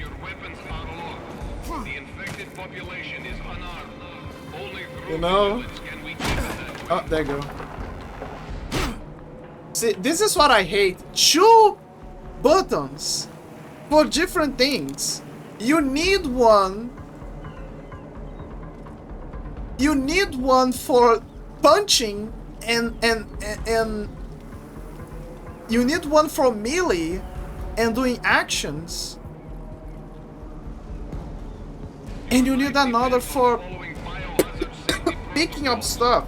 If you are bitten, report it immediately to your commanding officer. Ensure your mask is sealed and your weapons are I could change their places. I could put C for melee, since I'm not gonna be doing much. And U I put for the other stuff.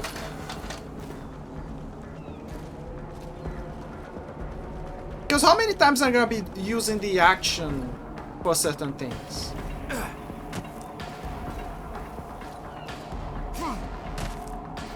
I will be doing a lot of vaulting though. But vaulting fits for C, so I'm gonna change their places. I'm gonna change their places. So this is gonna be C, and this is gonna be E. There you go. Your life depends on following Okay, so it fits better because now my brain understands that vault equals jumping in my head. And I know what you guys are gonna say, oh, but isn't X or shift like for sprint or isn't C like for crouching? Not for me. After Warframe, I got conditioned to put X as crouch and C as jumping, because that way I could do the bullet jumping faster. But in a way, you can make the argument that C for crouch can also be applied here, or for the command by association. Can I punch this? I can actually. Ooh, I remember that. I remember that the camera had shakes. There's a camera shake. Also, look at the power that this guy has. Look at this. He's just whacking the padlock. Like, keep whacking, baby, keep whacking. He's a monster. Even the sand is moving. Okay, enough of that. It sucks that he cannot break with a punch, though. It sucks.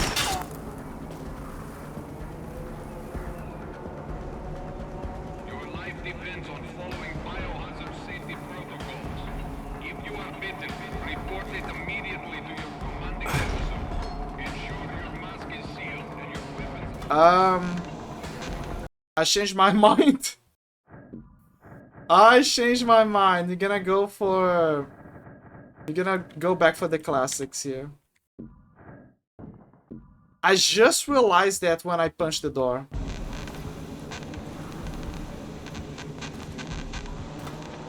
not approach or attempt to assist in any way someone you suspect to be infected. The infected target has an increased history class. metabolism and hardened exterior.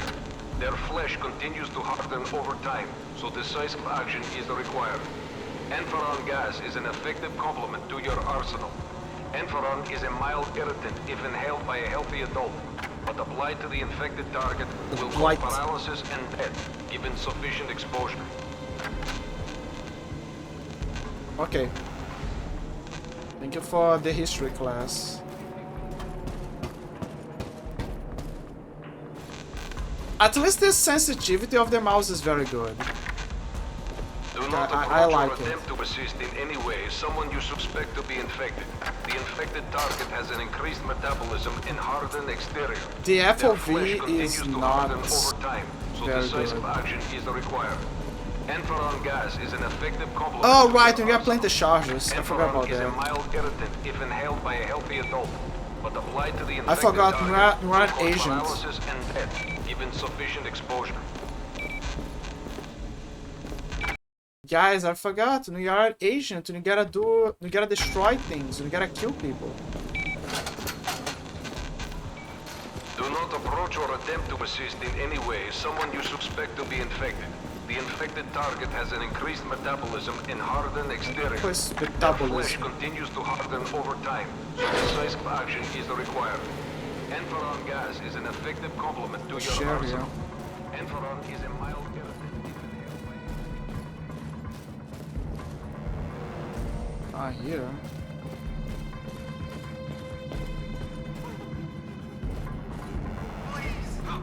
Don't look at me! Oh, It's not a bite! I scratched myself! Please! I don't want to die!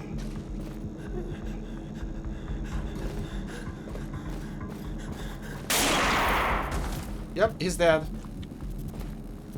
And you are about to be too. I avenge you, comrade. Oh, the odds are in place. Ah, damn it.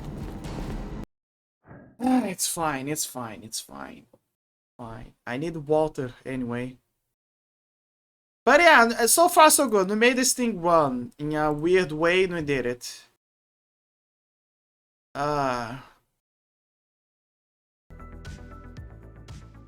Let me pick some music, another music here for relax. More relaxation, need more relaxation. Sonic R? Yeah, we can go with that. Relaxation, relaxation, that's all we need in this life.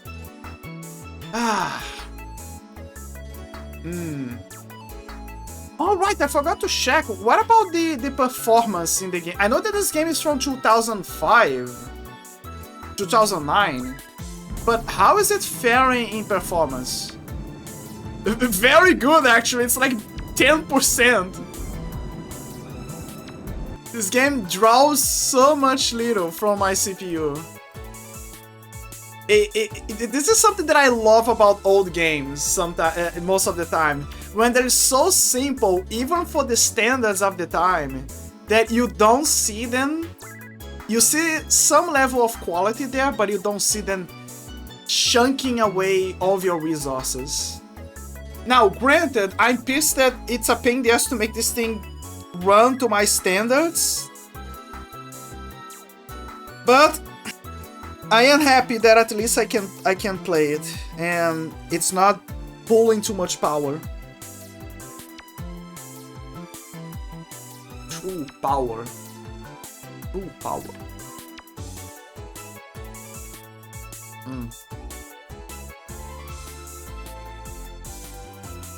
Oh my god.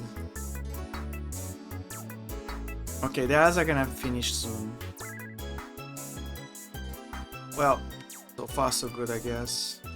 Oh, and the game obviously doesn't have any achievements on Steam, so one minus a worry that I have to have when playing the game.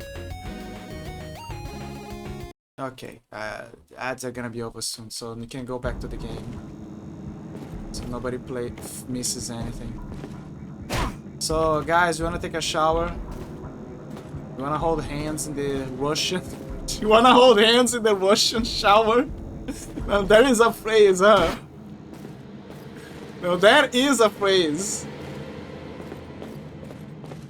Oh my god.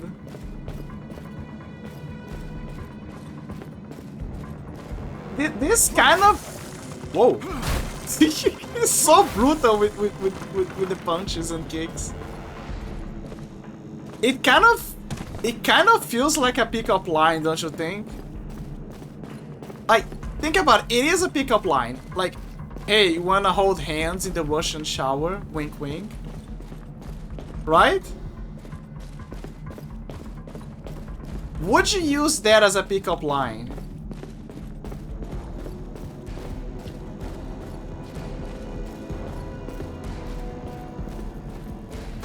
I probably would use as a pickup line.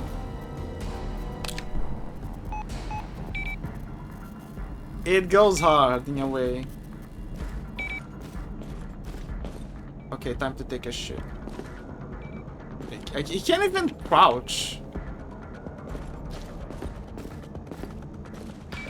Okay, this one reminds me of...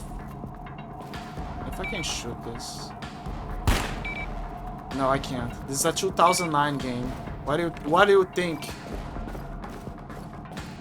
You can just shoot things and they explode like you failed the mission, like an Easter egg.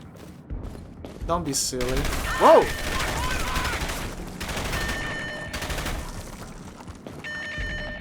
Russians!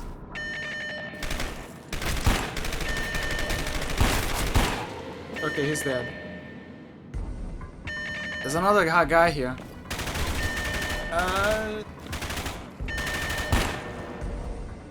Come here. Okay, he's dead. Hey, watch my back! You're back. Okay, he's dead. Can I punch him? I wanna punch him. What? Oh, it's because of the bullets. They're gonna punch him, guys.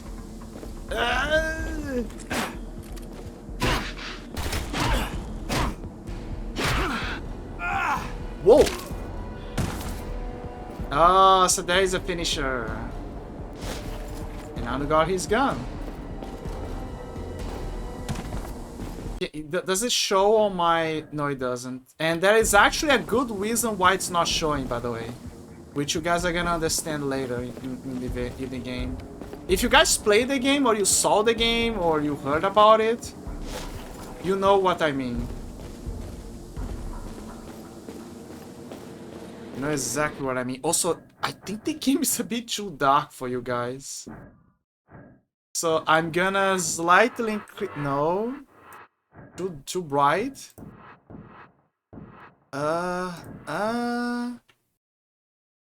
Enter. Let me check. Okay, now it's better, I think, for you guys. Ooh, there you go. Yeah, yep, yeah. Now we're on the same level field, I guess. Although a bit of dark is always good. Remember the Xbox game Dark? Like one of the most forgotten vampire games ever. Interesting concept, interesting story. It was in one of those development hells, and then newsflash, what happened? They didn't have enough. They only had enough money to turn into a. They only had enough money to turn into a arcade stealth game of sorts with shadow vampiric powers.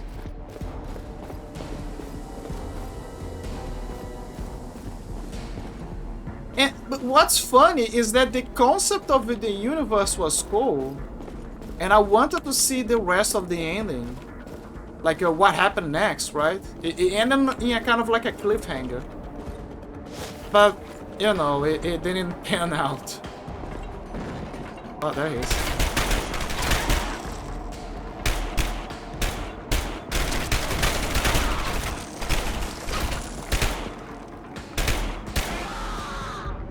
Dude, they scream so loud. It's so funny.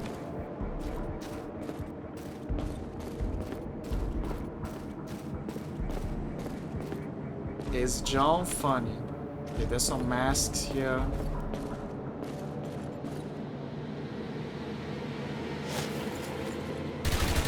Swapping mags. Swapping my ass. Oh, and you might be wondering, is there a way to... Wait, this reloads? What?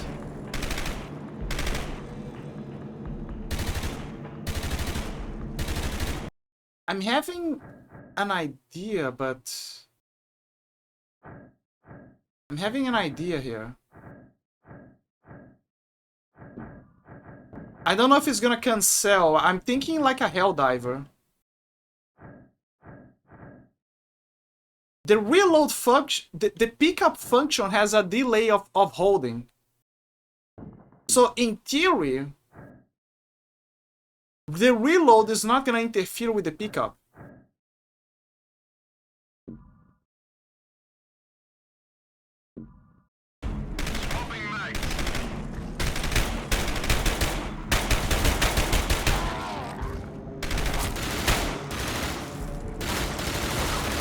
Where's the grenade again? There you go. God damn it. You have a 4-arm throw.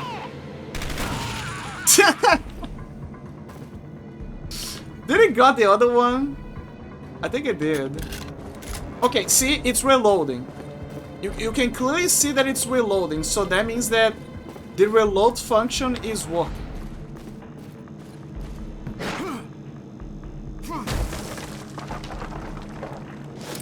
Yes, I was right. I was fucking right. The hold function does not interlapse with the pickup function does not interlapse with the reload function. So I can put both on the same place. That is very good. It's actually very interesting. Very good. Very good. I could shoot leave at sea, but leaving at sea feels weird. Let's put it like that.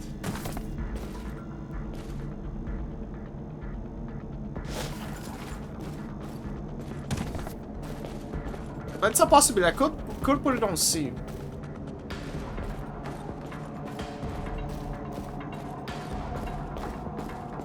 C. Like, see what I mean.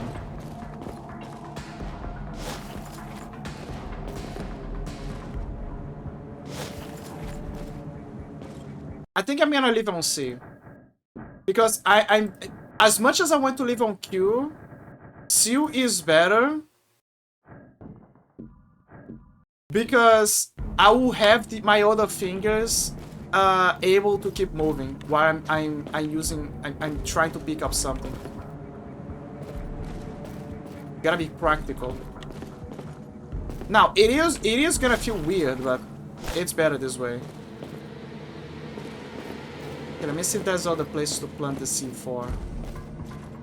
There isn't. I remember that there was an achievement for planting all the C4s.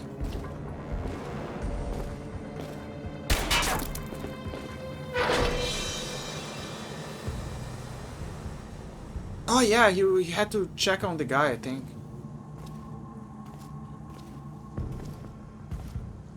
Hello. Hello, Victor. Thank God you are here. Somehow he knows I sent that message. I just need to know where Mesner is. The Wesleyan military is working for him now. They've got a chopper coming in. But listen to me. He's trying to get inside the vault. If that happens...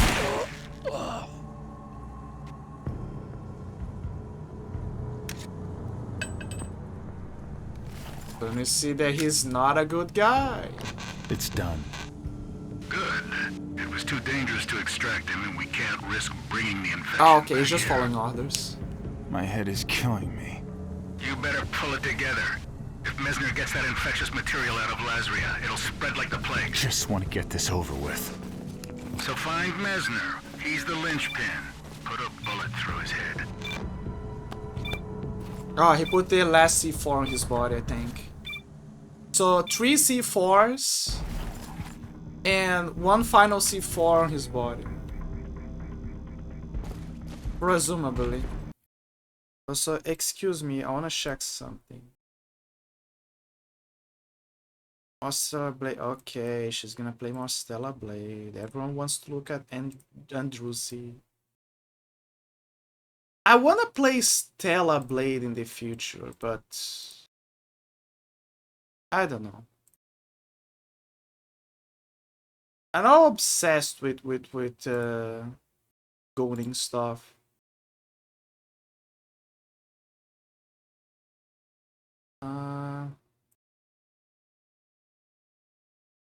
Okay.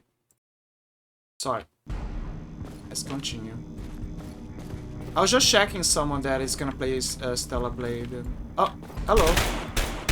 What the fuck are you doing? You're just standing there taking the shots to the head.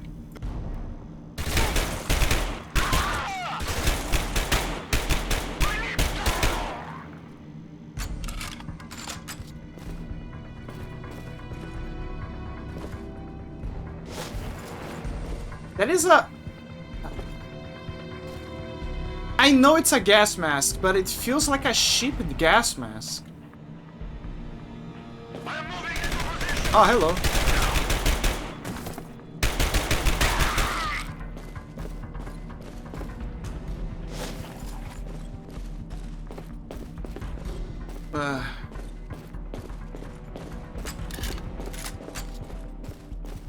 How is this? Oh, it's a... yeah, something. The light effect feels weird, though. Can I vault over this? No? Okay. But yeah, basically he's just a soldier following orders. The classic. The classic.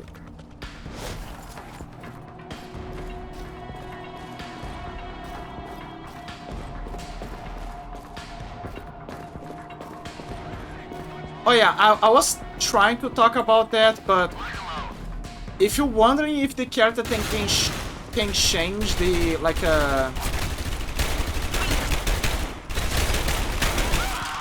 the camera view from left to right, like you can see that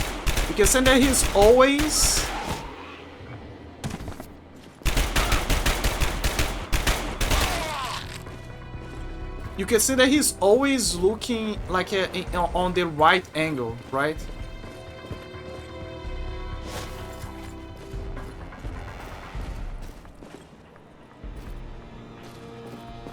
And the answer is no. And there is a reason for that. It sucks, but there is actually a reason for that. It's a gameplay issue that you're gonna see later. Gonna see later. John later. I keep forgetting.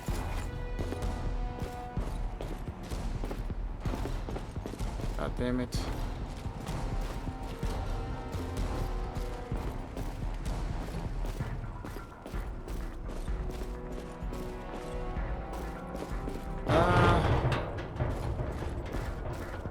Gotta go up there, I think. Yeah, I am supposed to go up there. As the founding fathers intended. What about my gun? Yeah, you can see that the gun is here. 4 bullets. Quite limited, but 4 bullets. Saving.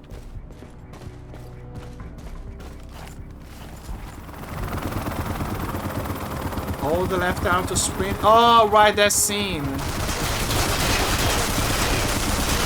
Yeah. Just you gotta, yeah. Oh, and the final C4.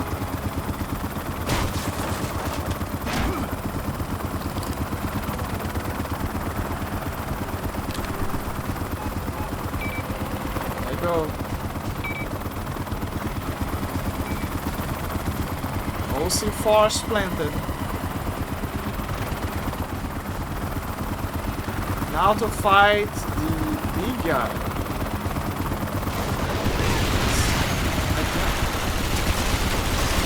Fuck. Keep the gun, keep the gun, keep the gun.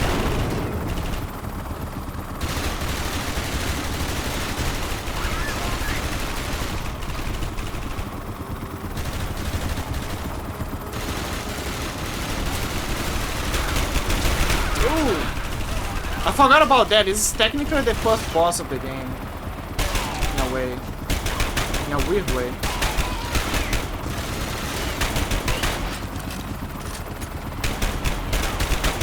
How are you doing?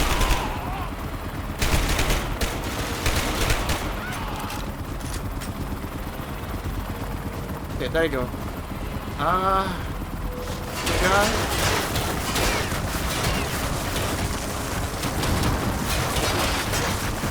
Fuck! Can't get an angle.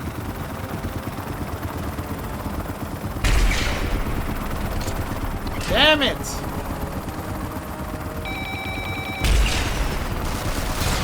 Wait, this thing is guided?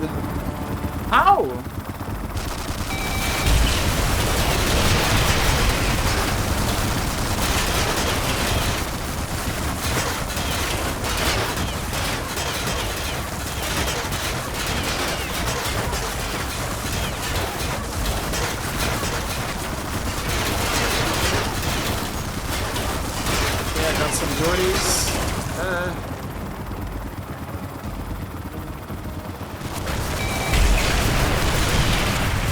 Got it.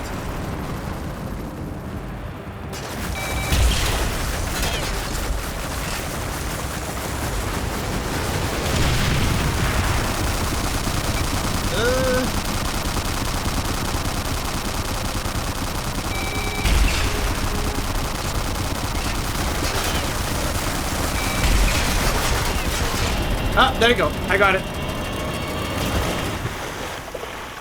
Yay! Dude, what a weird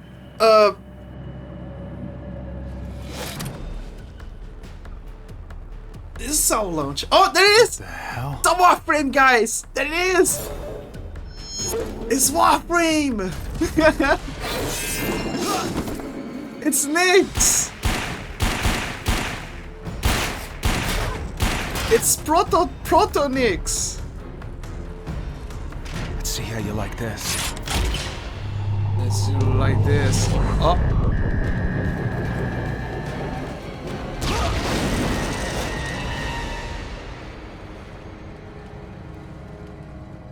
There is actually a skin in the game where you can make Nyx, the Warframe. Not in this game, I mean Warframe. There is a skin in Warframe that you can get where you can change Nyx's... What did they tell you? What did they tell you, Hayden? form to that. They said you had gone insane. But they said the same of you, didn't they? Unstable, psychotic, unfit for duty, and yet they still sent you. In spite of the fact that you are so broken.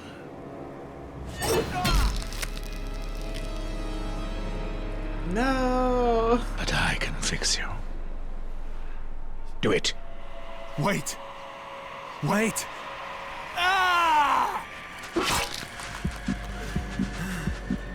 Oh, she left the blade. It's going inside. She inserted her juices on him.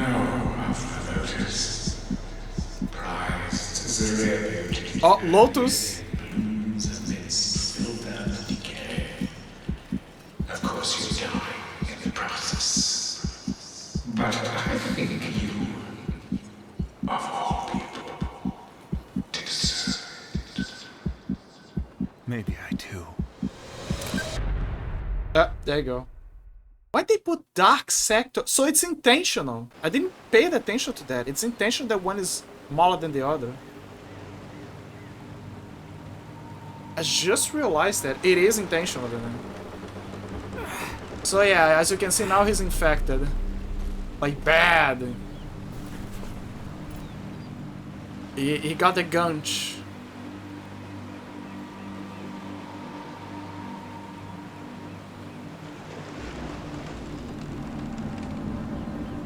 Also, he looks like a young Jack Black.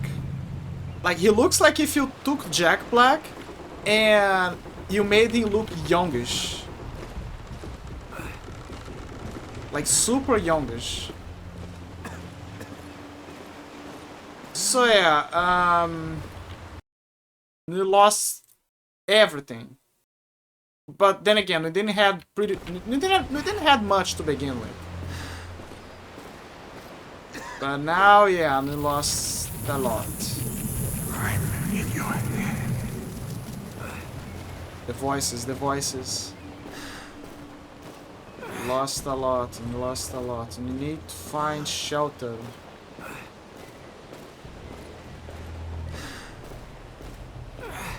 This is me with tendinitis.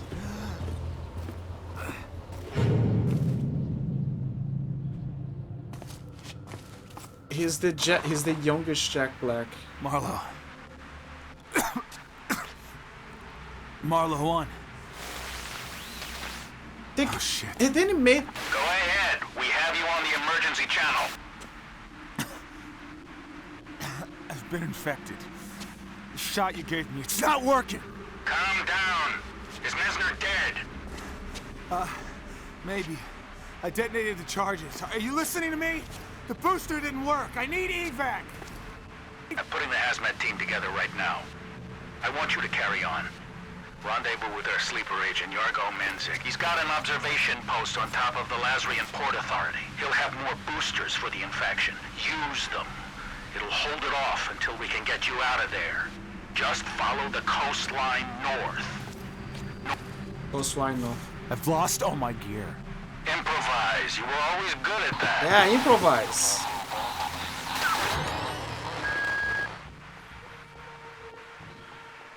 I know that this gas mask exists, but it's so weird.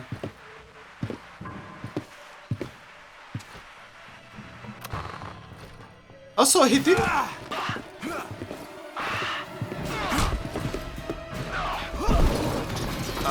Oh no, he got the upper hand. Ah, there you go. The glaive, guys, the glaive.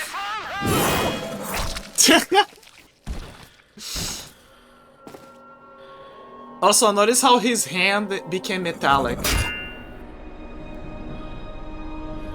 His skin is slowly becoming metallic.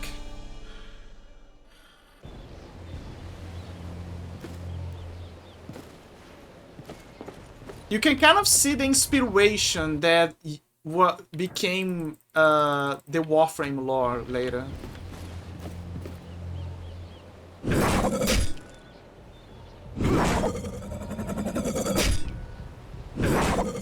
I really missed that sound effect. Yeah, as you can see, we don't have bullets because we lost everything somehow. Tutorial home. Can I check the tutorial sprint? Oh, okay, I see. He saves the tutorials. That's pretty much what this is about. I wish I could check on the details of the gun. I like to check the details of guns. Tecma 9.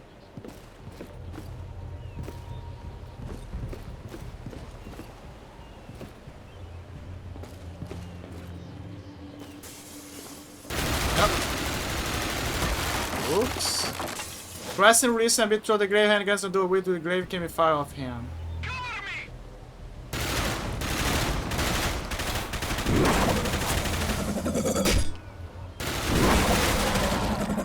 Don't lose your head. Wait. I wanna do the finish. Oh no. I wanna do the finish. So, okay. As you see... Wait. Finish it. I wanna do the finisher. Yeah, there you go. Oh, there you go. Worth it. Worth it. You're worth it just because of the finisher.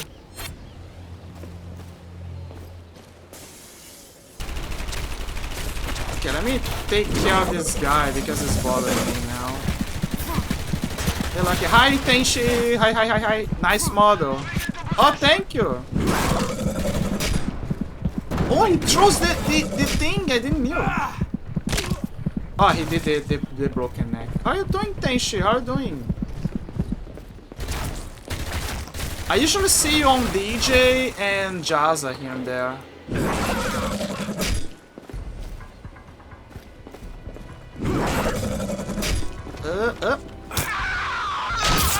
Ah, yes.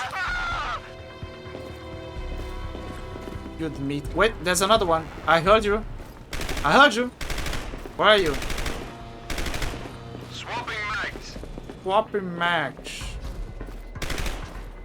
So yeah, the reason why the camera was about to get more than an obviously it shows not to. How's the game? I just started recently. Like I had a whole ordeal of trying to fix my sleep schedule, and on top of that, when I thought, okay, everything's fine, everything's okay, I can organize myself and pick up some hours of sleep. And just when I was organizing myself, my my mom was like, hey, I need your help to do groceries because your dad is being lazy again and someone's gotta carry the stuff and pay it. And I'm like, okay, mom, okay, I'll help you out. So it chewed up a few of my hours and it made me tired. So I started the stream tired. Then I ate a cake, like a choco cake with ice cream, and that was enough to give me a pick-me-up. Like, because chocolate is like coffee, it gives a lot of energy. And the rest is adrenaline. As for the game, I had a whole ordeal to make it work again. Particularly the window. Like, it has an issue with resolution. It doesn't like anything above the resolution at 1080p. So right now you're seeing on screen, right? Covering everything up. But I'm actually playing this on windowed mode in my PC. Because the resolution is not matching up. I can still see things properly, it just feels weird. It feels like when back in the day we would play those games on... Like it was a habit of playing them on windowed mode over full screen. I love broken fucked up PC ports. Yeah, pretty much. This is one of those games where the PC port is just broken. But I don't think the problem is with the game. I think the problem is just because of the code at the time was made for the hardware that they had. And now that the times have changed and we have new resolution, the game doesn't understand certain things. Oh, and the reason why I was trying to explain that the reason why the gun angle is tilted to the right is because of the glaive. It's an aesthetic choice that the devs made. It sucks because sometimes you want to shoot on the other side, but it makes sense.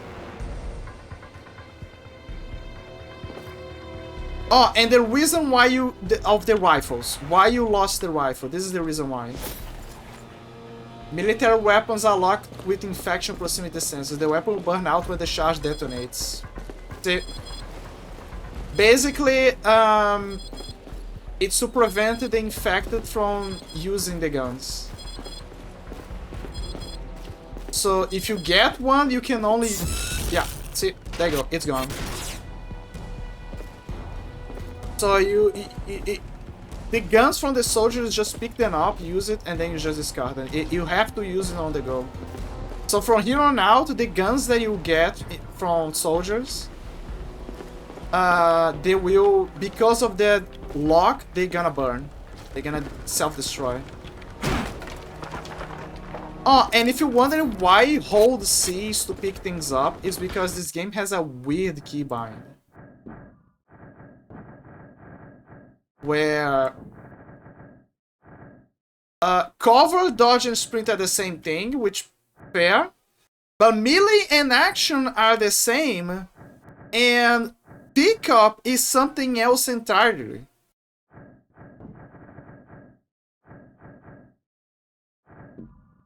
So yeah, one of those games, try to be different.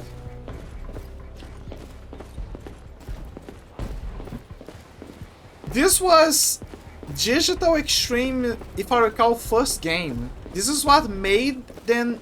This is what inspired them to make Warframe the multiplayer game in the future. So if you see some inspirations, that is the reason why. Yeah, resolution issues cause problems internally. You need DigiVoodoo or something to force it. I don't remember if someone mentioned that on the forums.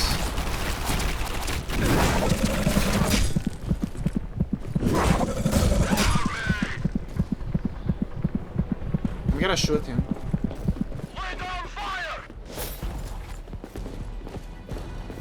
Where is he?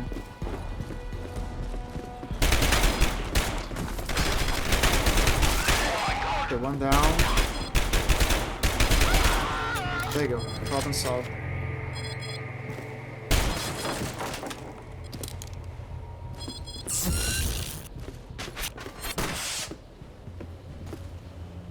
But yeah, I know about DigiVoodoo. I used to have DigiVoodoo for games like Sherlock Holmes and The Mystery of the Persian Carpet. That was one that needed DigiVoodoo urgently.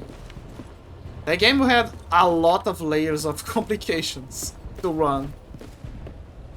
And well, for this game I'm not sure. Like, I just look up on the spot, like, what could work, and this is what I'm doing.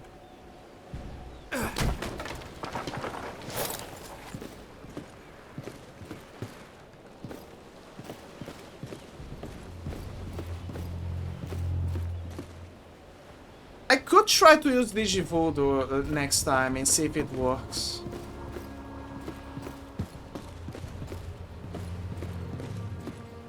The issue is that I think DigiVoodoo could work, but the issue is that I want the window to be borderless. Because since I'm streaming, I do need that. This is not gonna open.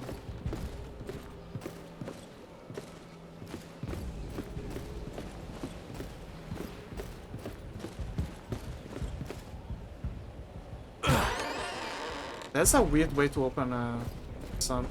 Oh, there you go. Those are the guys. Do I have ammo for the... I do.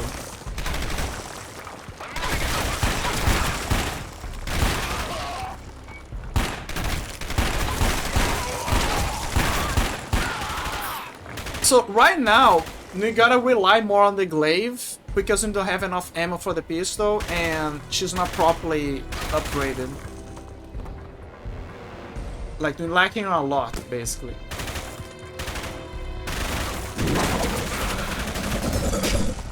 Yeah, fuck you. Damn it. Ooh. He needs a hand.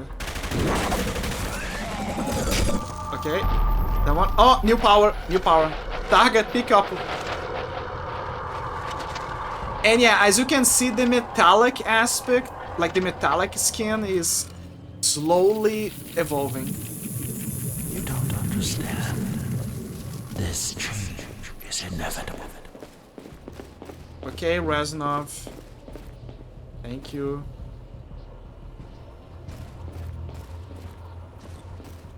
steal. Target pickup. So now I can basically steal stuff.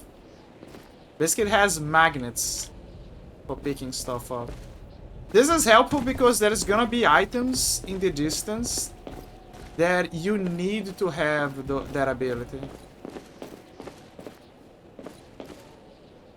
I'm just trying to find... There's an upgrade. It's usually shiny, in like a suitcase.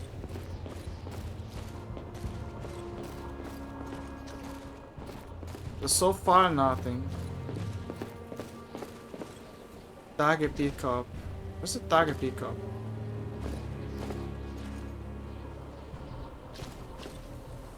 Oh, there it is. See? C4 explosive. A common variety of military plastic explosive for detonating sealed metal doors. The doors. Sealed metal doors, you say? Like that one. Is there something else that I can pick? Like a bell or an item? Doesn't look like it.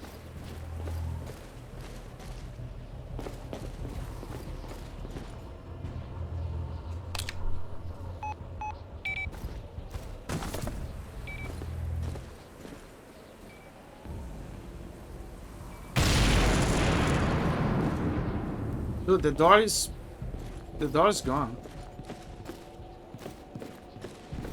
Oh, okay. Yeah, see, another example. That is the one that I remember by memory from when I was a kid. Power rate. Increases rate of fire. Cold War weapon technology pioneered at the Vosro research facility. Upgrades can be applied in the underground marketplace. I don't like that you have to press enter to... like, it doesn't allow you to press ESC. You have to press enter. It's one of those games where it forces you to input certain things. Like back in the day. Well, this clearly is gonna break. Like it's a no-brainer.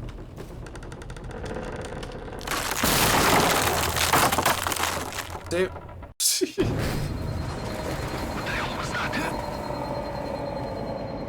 He has a lump on his back. I know he's infected, but...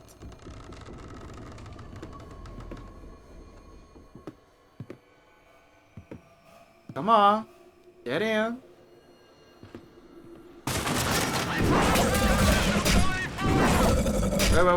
Wait.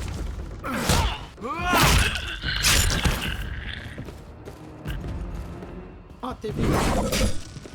Never mind. Can I break it? No.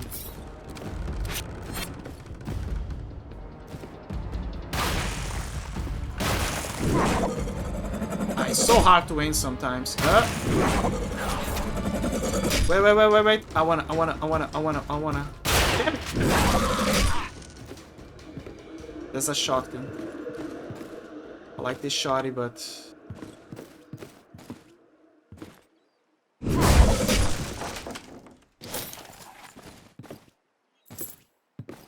So these little things that I'm getting are... they're not ammo, they are... points. Basically,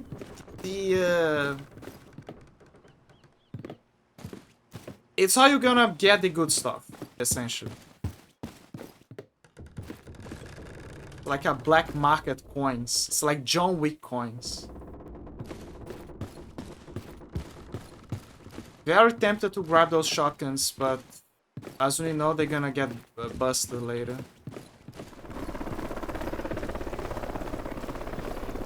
So it's pointless. See, another one.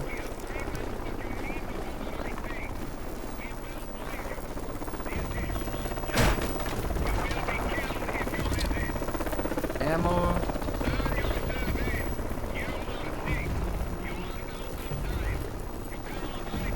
I'm checking if there's any items here, but there isn't. They can... Some upgrades, they hide themselves well, essentially. Wait, do I have some rifles here? No, I don't. Improvise. Floppy mash. Vault. Okay. Wait for it. I remember this spot. We found him! Group A! We found him! God damn it.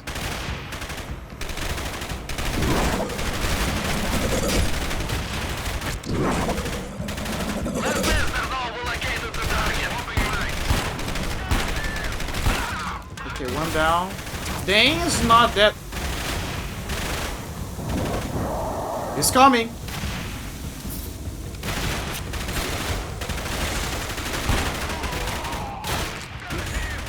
Goddamn shot it. He's coming. The big boy's coming. I remember that too well. What the hell is that? Oh, there he is. No, no, no, no, no! Get the other lights. Get the other lights. I'm nobody. I'm a nobody. Dude, I'm a nobody. You don't have to worry about me. Yeah, yeah. Get the other guys.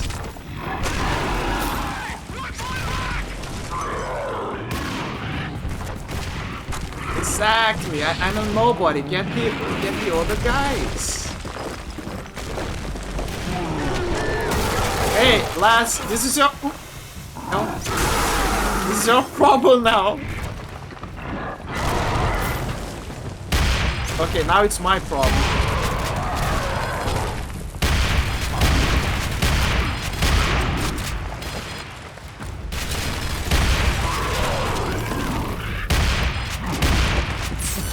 Ouch. I need more shotties. Ouch.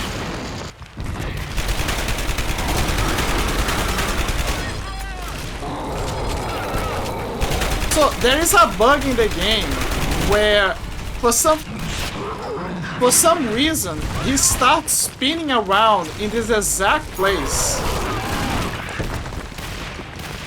Like he basically does a monkey spin. I remember that I recorded that.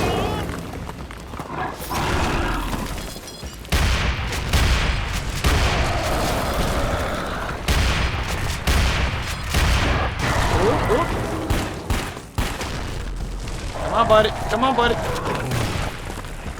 Where's the shotty? I need another shotty.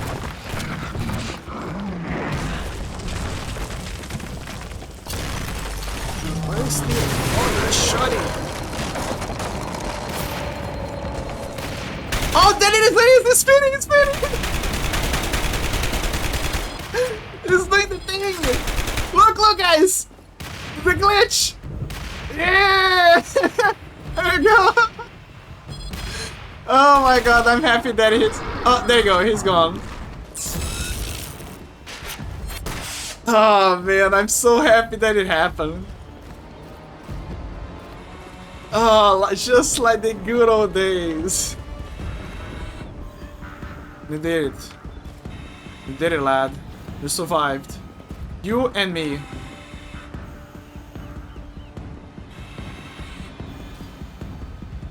I'm not gonna kill you. You deserved it. You survived. You helped me.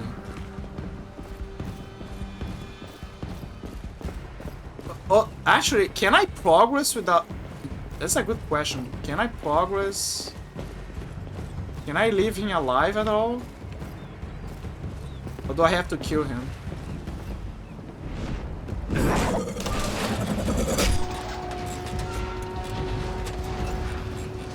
I can leave him alive.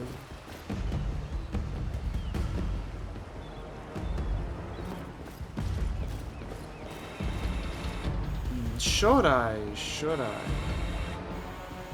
Oops!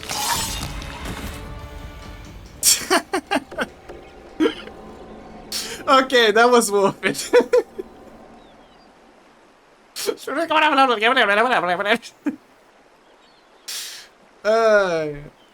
I love the glitches in this game. It's a pain in the ass to make it run, but I sure miss those glitches.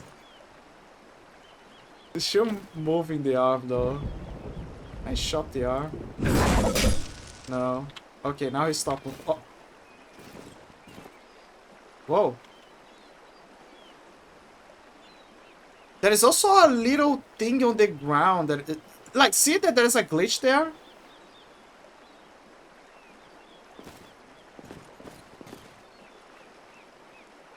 Oh, to my top right? Sorry, my lower right? What the hell is that?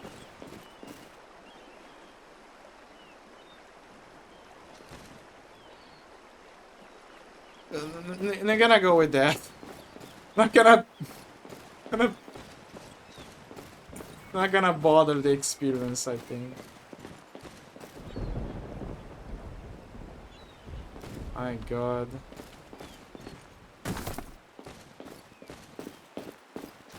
Yeah, like I say, this game has a few problems. I will try to figure out the if it's possible to fix some of those issues.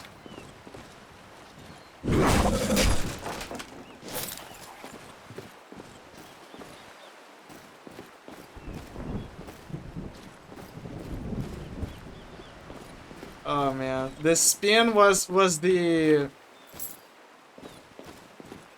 spin was the best part, I would say.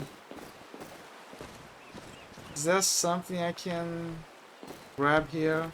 Sometimes the upgrades can be hidden, very well hidden sometimes.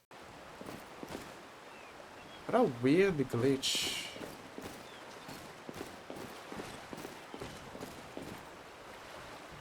Okay, there's nothing here, I think. I'm hearing noises from soldiers. Maybe another one survived. Oh, yeah, there it is! Oh. You saw it, he shot me. He shot me. He asked for it.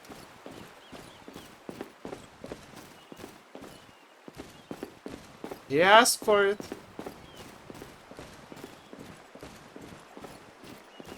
I'm just checking if there are any items.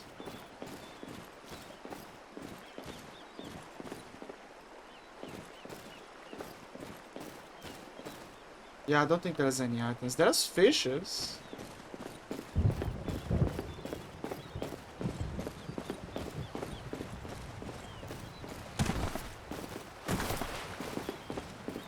Their roll is somehow slower.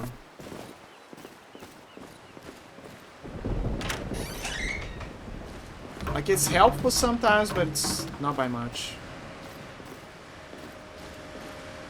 Money? Anything? Poster? Nothing.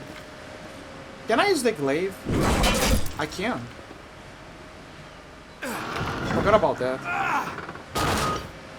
You have unlocked Exposure Chapter 2.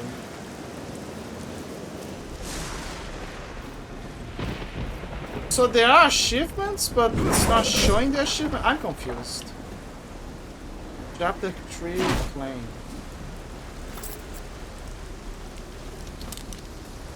Honestly, I'm not bothered by the achievements because this game, is, like I said, it's a mess.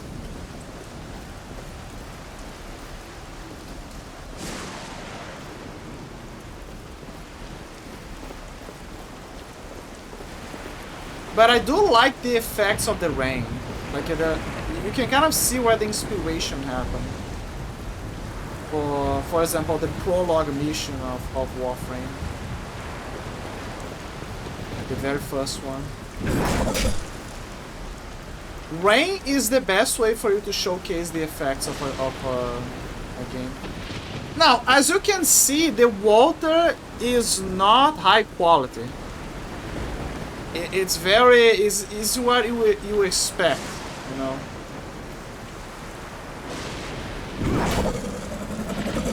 Not bad. It's what you would expect.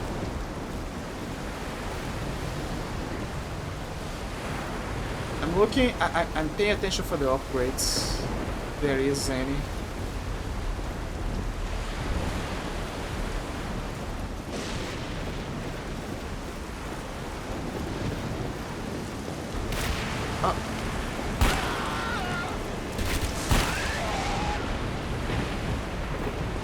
Oh, shoot down.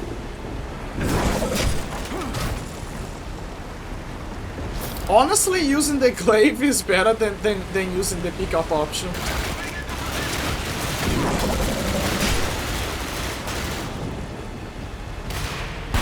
But shooting them is better.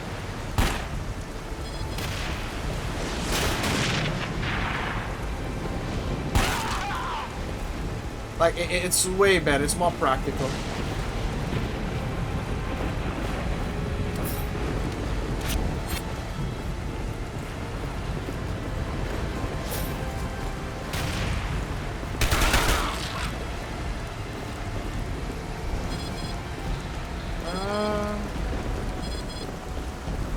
One else wants a piece of me. Oh, someone wants to. Where is he? Oh, damn it. Where's the shotty?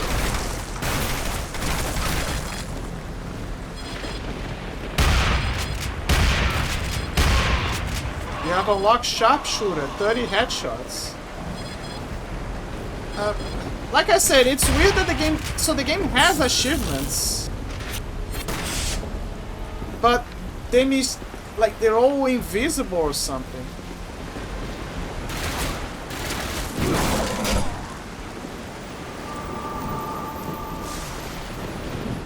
Also, typical of certain games back then, you know when an area is safe by the music. Which is not the case this time, I guess.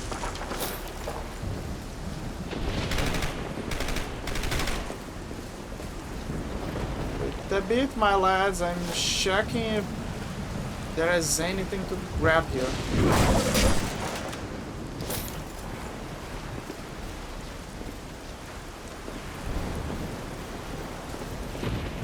Look at the bullet. The bullet marks back then was very characteristic. It's meant for a wall, but it's on the fucking tent. Oh my god. Where's the guy? Hello. Oh, more power. To perform a power throw for quadruple damage or than the risk when a cushion throw. Okay, now I can do a power throw. That is the power that I was waiting for. It's probably the best one.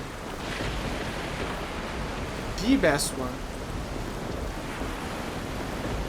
I like the effect, the slow effect of the infection slowly because like look, it's becoming metallic.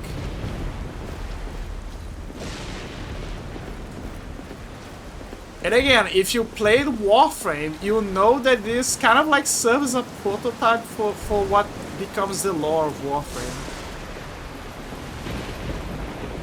I feel like there's an upgrade here, but I could be wrong.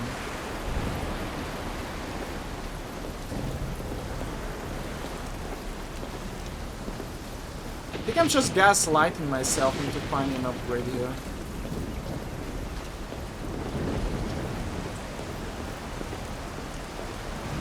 Yeah, I don't think there is one.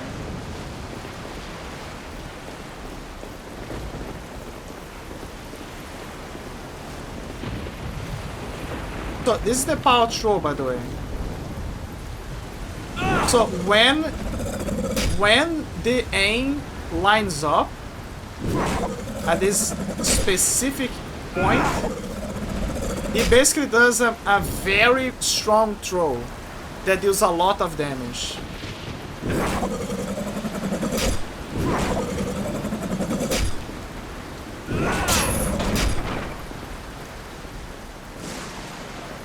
How strong the throw is, it's strong enough to chop a guy in half, essentially. You'll see how powerful it is. Oh god, they're everywhere! We're in the circle! Group D, fall back to the port. We've got the foothold here. They're coming out of the walls! Group D, repeat, you need to fall back to the port. Deploy your Inferon and retreat. I think it bit me. Everyone's dead. They're just watching me. Shit.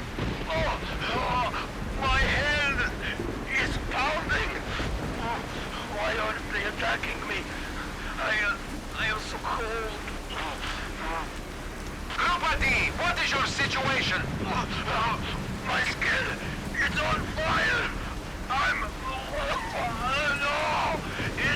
Yeah, that's pretty much me when I get a cold.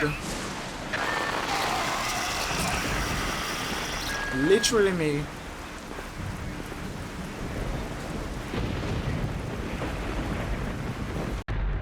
Accuracy. Decrease the cost per cycle weapon. Okay. I don't remember. I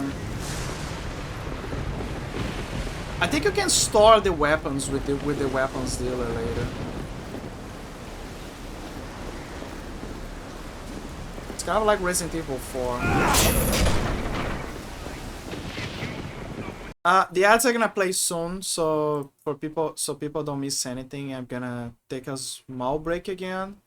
Also, something I noticed is that it's not showing the Steam FPS on stream. However,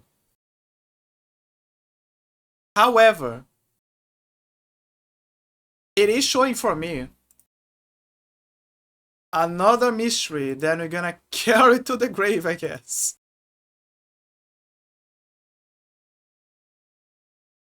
Well, I'm gonna take a break and I'll be right back.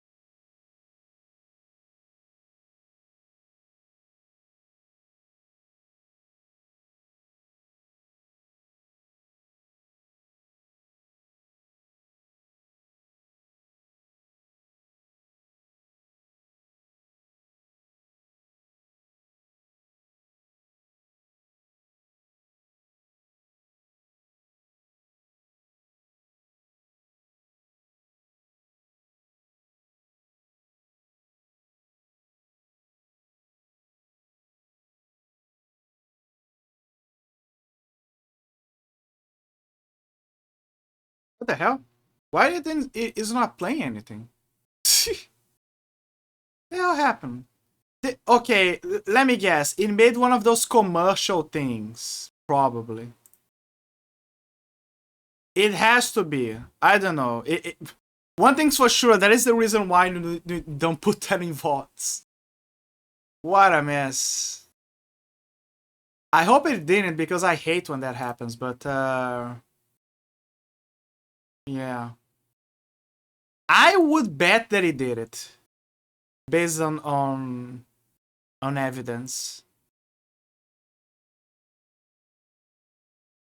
Jazza is right. We need to change from Spotify. We need to go back to Fubar 2000. That is, we need to go back to the old era. Jazza is so right for that. Yeah. Anyway, I'm back.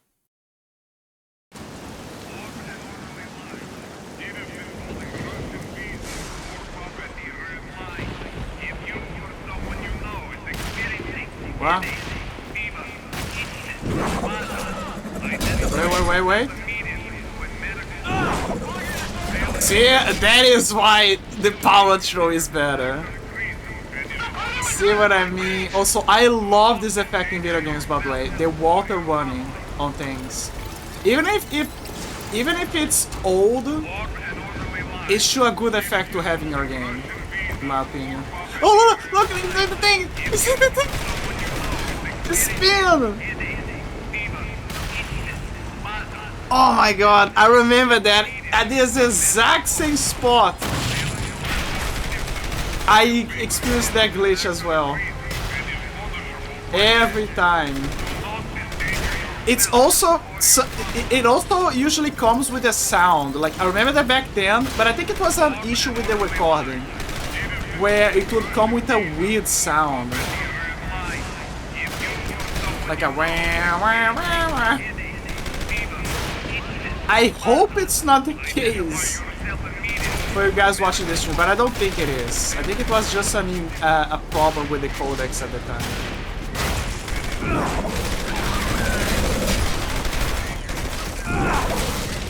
Ah yes, brutality.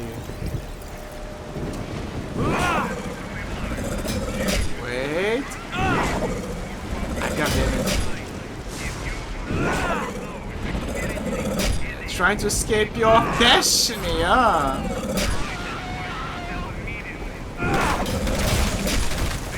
Oh, one down.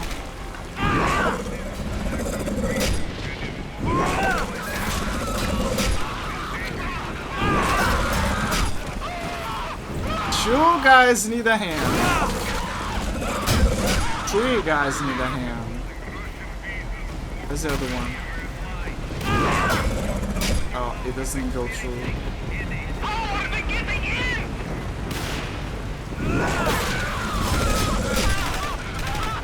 Yeah, there's a lot of people needing a hand here. Okay, let me use the AK. But yeah, as you can see, this is the best power-up of the game. What the hell? Ah, fuck it.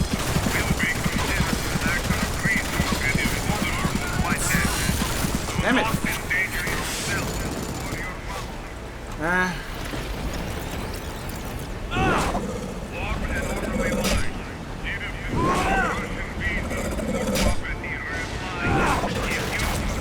I think I got him.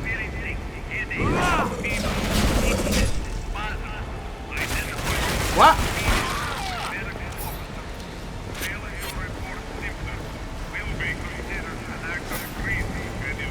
This is kind of like the issue with the game, because the powers are so fun and you can spend them so many times that you end up having too many bullets by the end.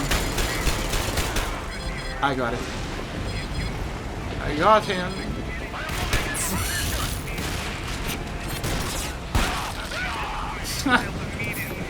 The ragdoll is also fun.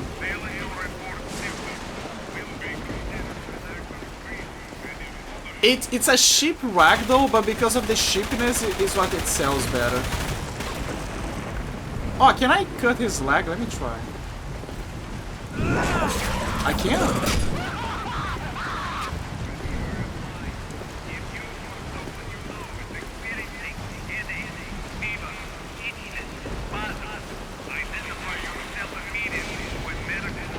Wait, I just realized something. Does that game has a mature rated? Okay, it does. Okay, I was kind of worried that the game wasn't properly classified, but it does.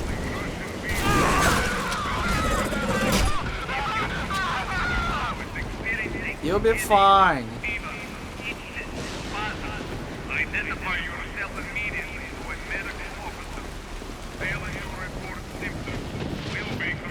Where is... I have a good nose for upgrades. I feel like there is one nearby. Some I remember by memory, others I'm just having a feeling that there is one nearby.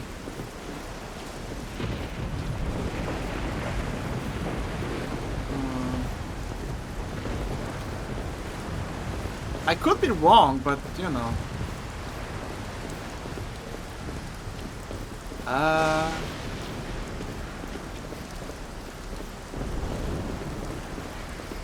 Nothing here.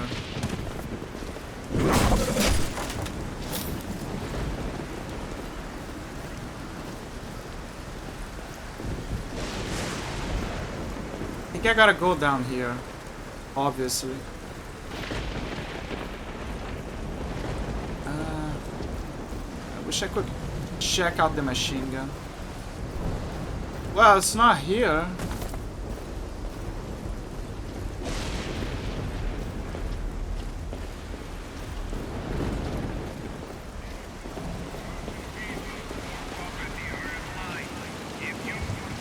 Where is it broadcasting from? Oh, there it is. It's broadcasting from there. Yeah. Yeah, I don't think there's any upgrades here. I was kind of like hoping that it would be there. Like, who knows, right? Maybe it is. Let me check. Oh, I cannot go there. Never mind. Yeah, no signs of upgrades.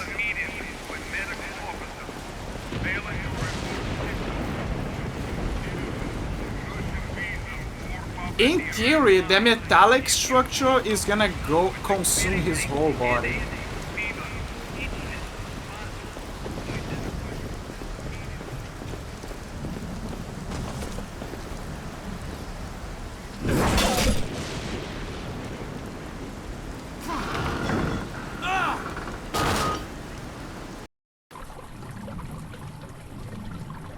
Shaving.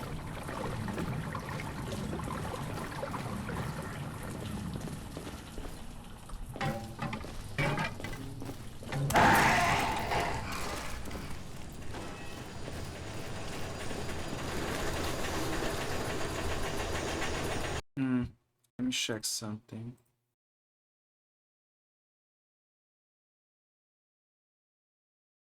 Looking for yes, I would.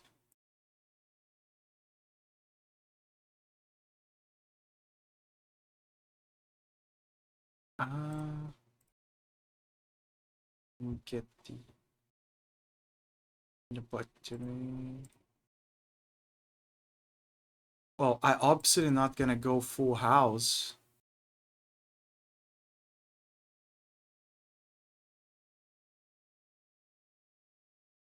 So I'm just gonna finish this level. So here's what I'm gonna do. I'm gonna finish this level and then, especially because I'm gonna try to research a way to, I don't know, possibly make it borderless screen or maybe fix whatever the hell is that thing on the bottom.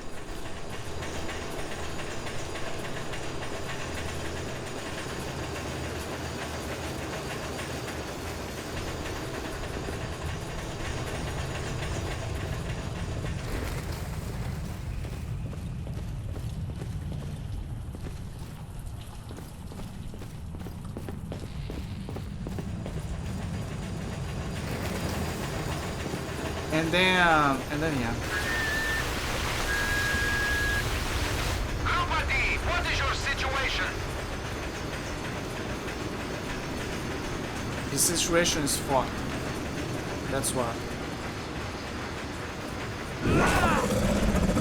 I see. I need a C4 probably. Oh, I know what this is. Charge your glaive by trying into electrical arcs. Yeah, yep. You can do this. The glaives can charge elements. Then you can... That's it. So you can have... progress. Okay, this is money. So if this is where I gotta go, then what is... Okay, this is where I went. So there is this left side. But where is it taking? Oh, this is where I came from. See, that's the... Yeah, there it is. Weirdly enough, the thing is open. But when it went down, it was... closed. So, game logic. But yeah, we actually went from here. I forgot.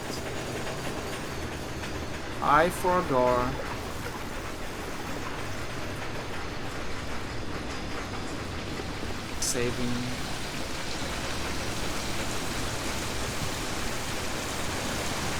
Sky. More sky. Walter.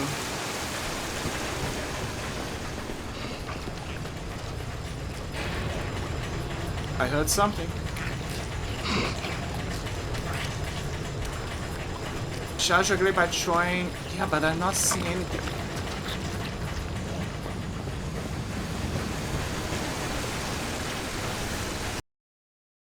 Wait, I forgot to do something.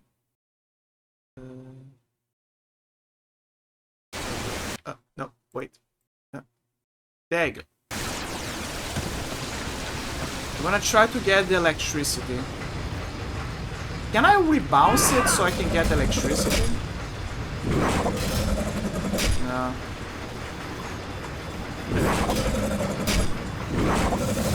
You have to directly go there.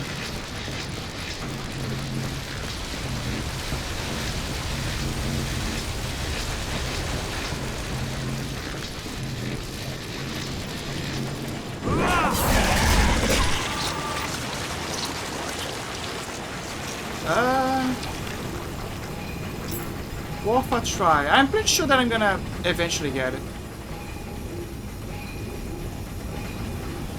Oh, see it? There's an electric thing there.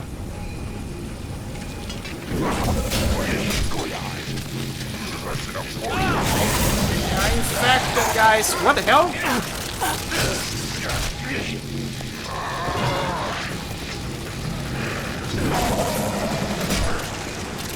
Oh, guys, it's Warframe. You put the electricity mod. And now...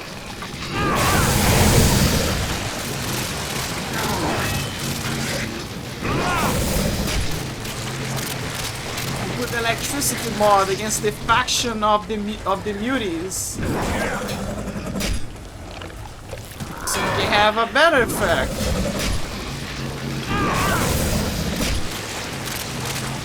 Charge your glaive patron into the electrical arts. Yeah, I know.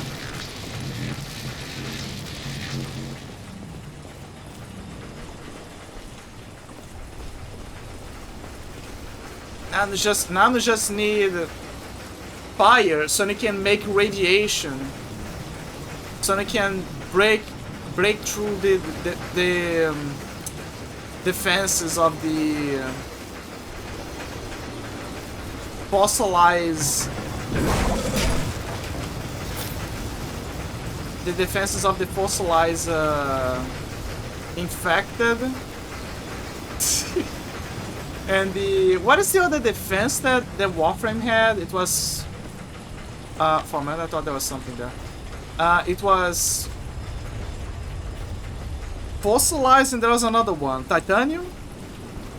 The Corpus used something else. Forgot the name.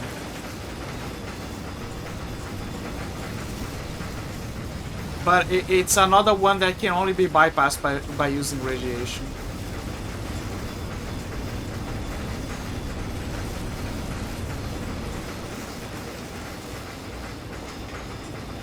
Ah.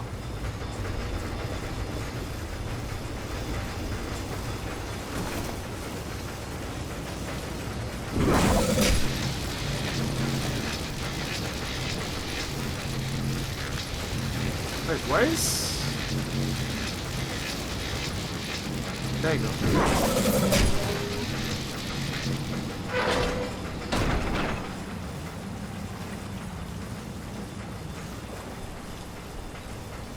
Could you please stop throwing this tutorial in my face?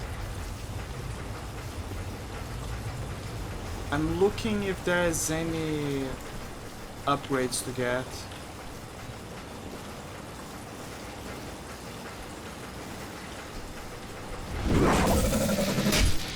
Oh, but then the... Oh, I see. I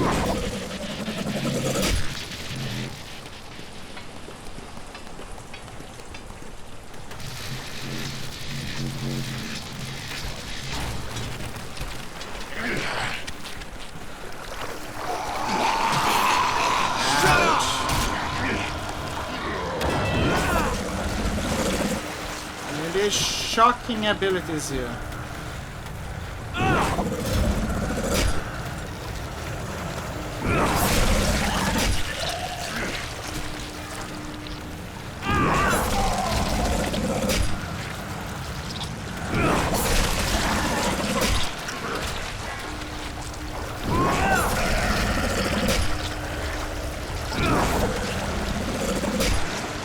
Those guys are basically the victims of the whatever the hell they found on that submarine.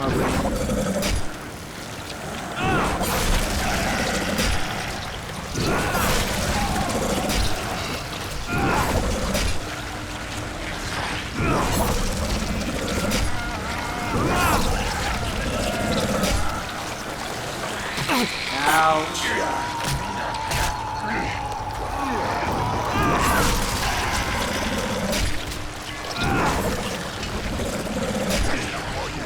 It never ends.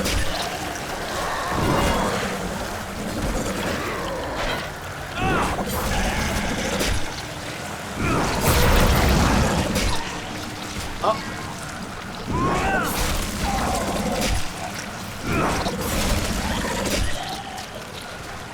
Anything else? Like between those grates, perhaps? No? Yes? No. Dude, stop drawing this tutorial up in my face. I get it, but there's no shocking area for me to use. If there was, I would be using.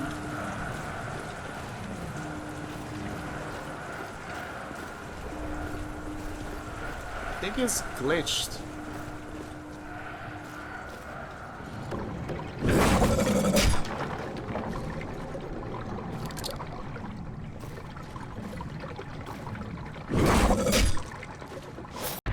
Double shot. Fire secondary bullet on each shot. Cold War weapon technology pioneered at the Vosro Research Facility. Upgrades can be applied in the underground marketplace. I think what I'm getting is the blueprints for those things. But the double shot is very helpful. That's for sure.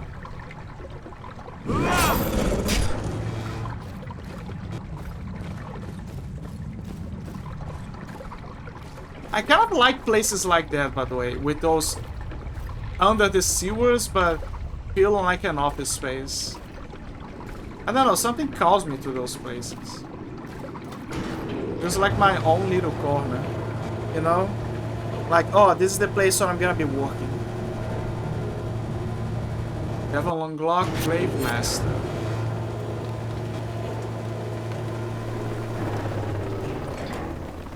I wanted to reach the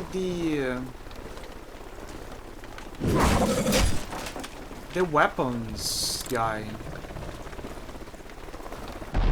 Oh, aftertouch. After turn the glade, press and hold it again and again, use to adjust the flight of the... Oh, yes! Yes, that is a good one. I remember it clearly. This is a part of what you are.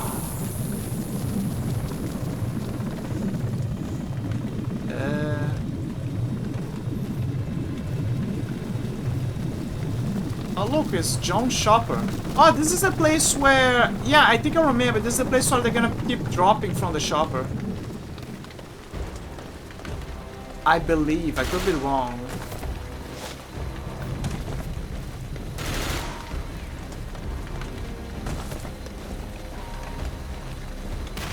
Okay, let's test the powers out. Ah, there you go. Okay, how do I adjust the powers?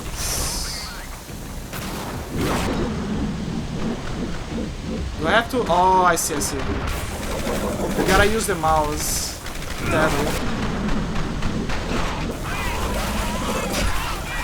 The mouse is the worst way for you to steer the thing. Like, why not use WASD?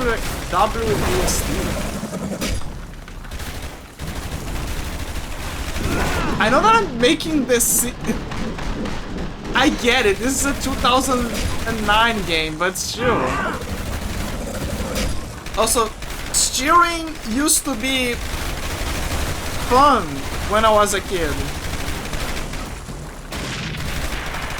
But I guess I grew up and realized that maybe it's not as fun.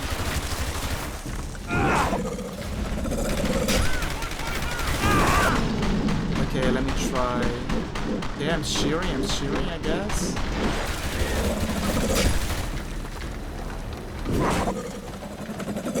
Oh, shield guy. So that is the reason for the shearing.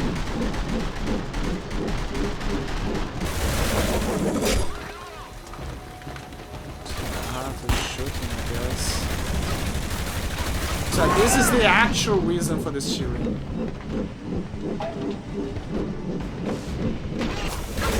Hardball! So you can get the shield, guys. Very annoying.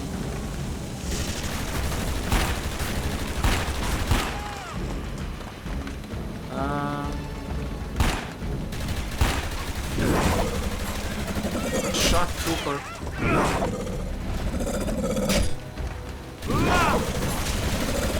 Got it.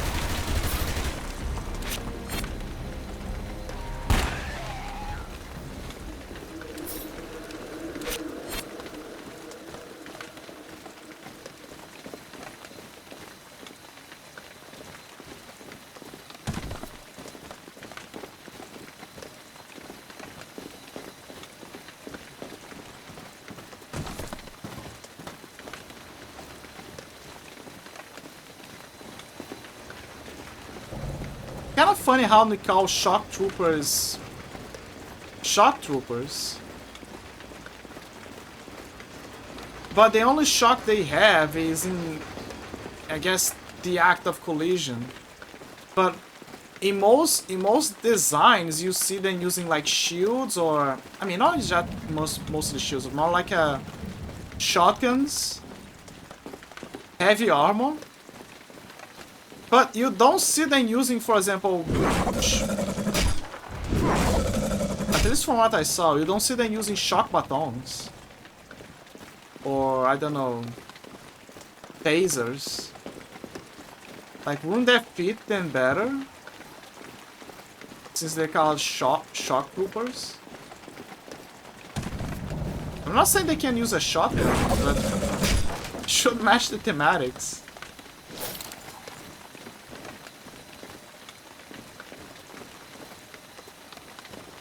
I guess it's like the case of the fire.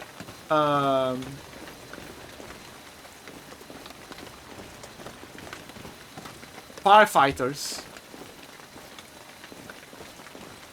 But in the firefighters' case, they're fighting fire. It doesn't necessarily mean that they use fire, it just means that they're fighting fire. But you can make the assumption that they use fire to fight.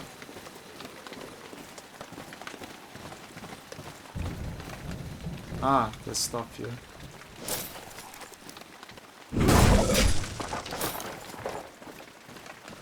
That would make a good story, I would say. Like, oh, this is a firefighter from the fire patrol, and everyone has water abilities or something, right? But somehow this guy uses fire to fight fire, and now he's an outcast. And this is the plot of the... This is basically the anime plot of the day. A guy who takes down fires by making fire. And then it becomes a semi-slice of life. Of sorts. It's glitching. Oh right, I can steer the glaive now. I forgot. Oop. Okay. Now shield down, shield down, shield down. Oh god, it's so bad. The steering is bad because you cannot use the WESD. Pretty much.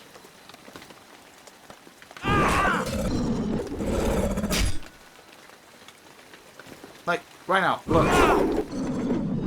You would think you can use the arrows or something, but no, you cannot. You have to use the mouse.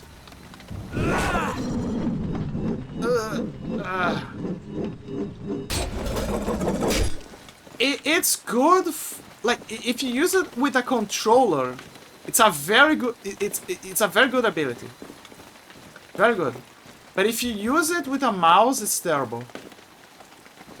It's not meant to be used with a mouse.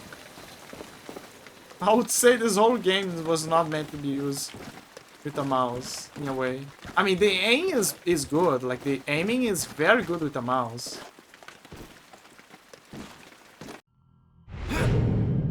Oh, there you go. That's the scene that I wanted to reach. Lower your weapons, Onishka. Yargo, you've got something for me? Yes. I do. Beautiful smoke. I have your updated orders from the AD. I have also arranged for you to acquire weapons and explosives. No, thanks. You don't want to take it, but you don't have choice. This will slow your infection. It'll buy you time. Show me what you've got. Your harbor explosion has released the infected Messner had captured. We believe Messner has planned to collect them, bring them into the open, so his Lesdrian thugs can capture them. He had Viktor Sudek repair old Soviet ULF transmitter. These transmitters were used in the 80s to draw in the infected. I see. Like moths to a flame. Nadia. Are you paying attention? This transmitter is hidden in an old bunker inside the Lesdrian catacombs. You will enter via church. You are to disrupt Messner's operation by destroying transmitter. Take the sat phone. How am I going to destroy the transmitter? Take this to the underground. They'll give you the explosives you need. Guns too, without the governors on them.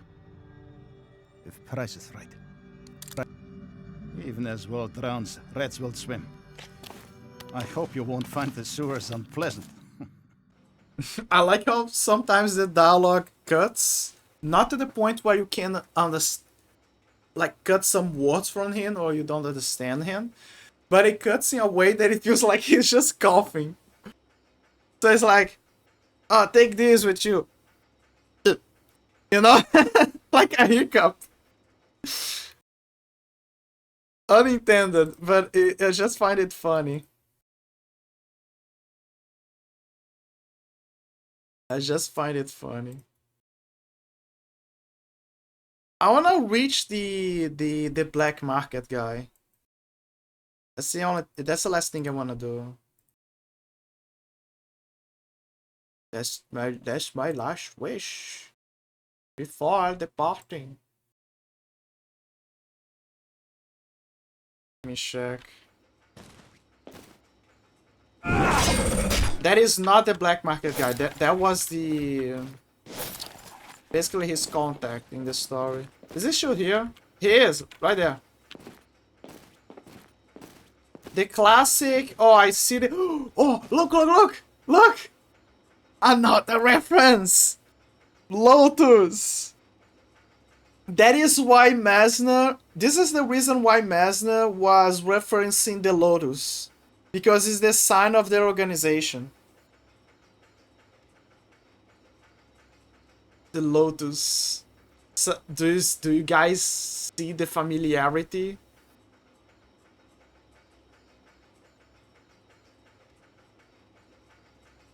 Do you see the familiarity? There is a lot of, like I said, Dark Sector is the birthplace for the ideas for what would become the Warframe.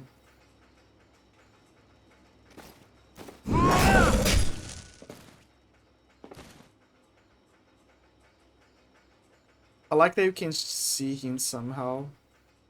Like, here doing his thing. Oh, he has a bed. I just don't think that it's safe for him to leave the door so wide open. Just saying. I know that this is an improvised place, but you know.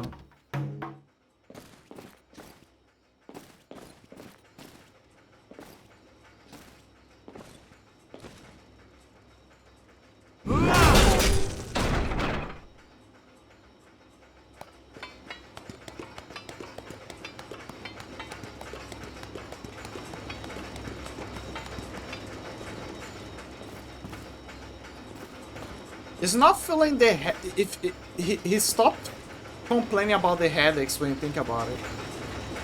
He also doesn't want to take the anti-shot, anti-infection thingy. Decreases recoil. This will be good for a sniper. I gotta do my research to see which one is better. Robos. This is... It's basically the tutorials. Also, it's weird that you see that the glitch that was... Oh, never mind, the glitch is still there. Whatever the hell that is. It doesn't appear on cutscenes, but it appears on when you're playing the game.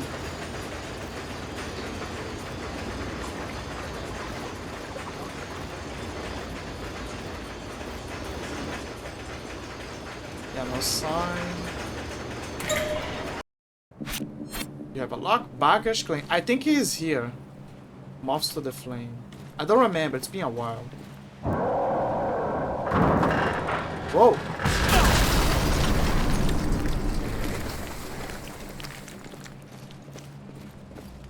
Yeah, I cannot go back, obviously. In here. I think he's here.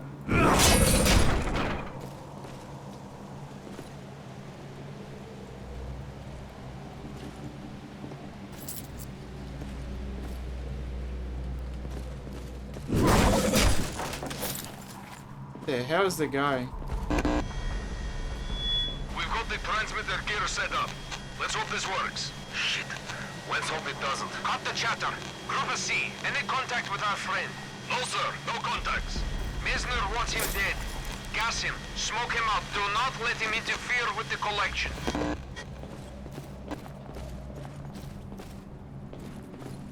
I kind of like Russian accent. I'm not gonna lie. There are certain accents that I think are more charming than others. Russian, I would say, when I was younger, I didn't found Russian accents as attractive, as charming. But later, I think they became more attractive for me. Then can be like, yeah, I can see, yeah, I can totally see the appeal. That's a good accent. Honestly, I'll be honest. I don't like my accent. I know that people say they don't mind. They're like, "Oh, it's fine. You're good." I'm like, nah. Thank you. It helps heal the wounds, but it feels weird for me. I think that is the same deal with every person on every language. They feel like something's off. Like the brain keeps screaming that their accent is giving them away. There's an electricity here, so that means that I can use for something else. I don't see what for.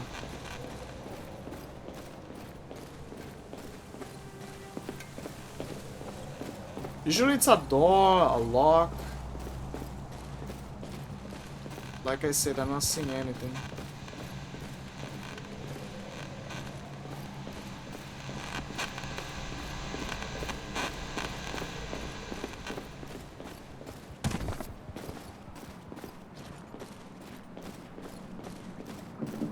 There you go, it's here.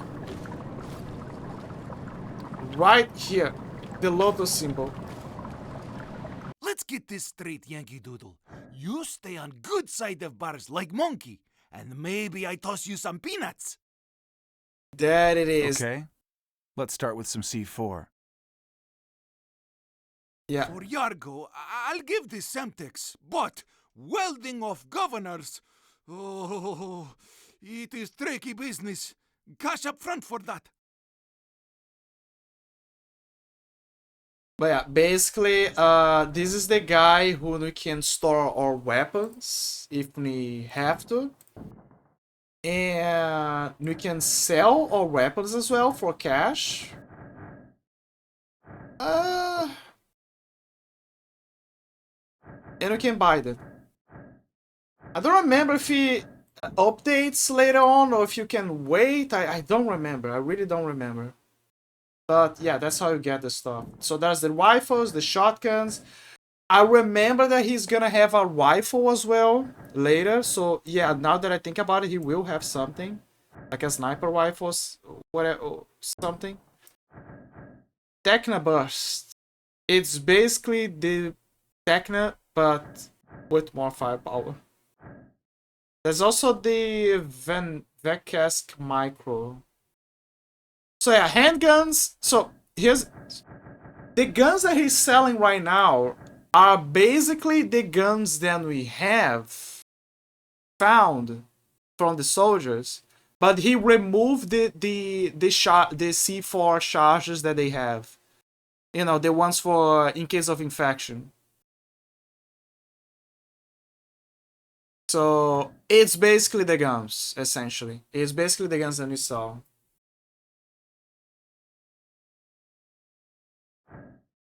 Striker. Striker, it's a more or less kind of situation.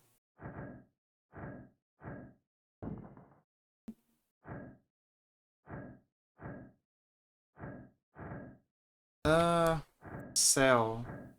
Accuracy, double shot. And of course we can upgrade the weapons that we have. Well, this is a no-brainer. But the Techna Burst is better. Like, you can clearly see that it's better by default. You can make an argument that the Micro is actually better as well. I don't remember which one I got before. I think that back then I chose the Micro.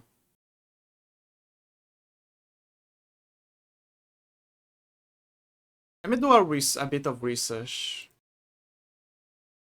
Like if I should wait or...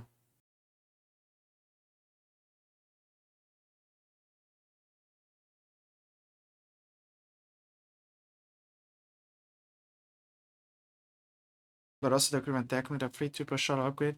Oh, it has a free triple shot upgrade.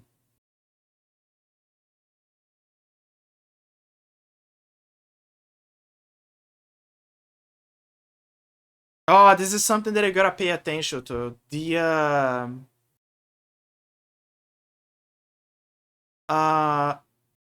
some guns, they intershare their ammo as well.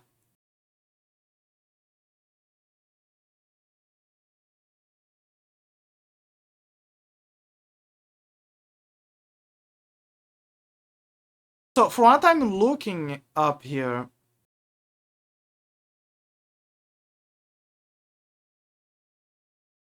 later you will get a rifle, that's for sure. You will get a rifle.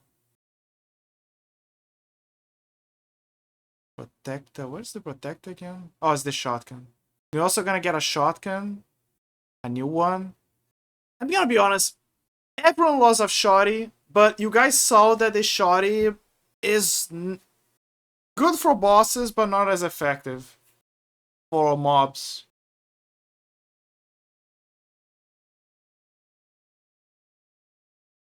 GX carbine. Hammer? The fuck is the hammer? Oh, there's a revolver.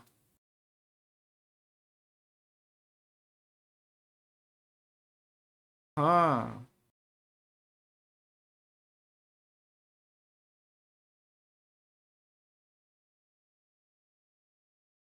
Interesting.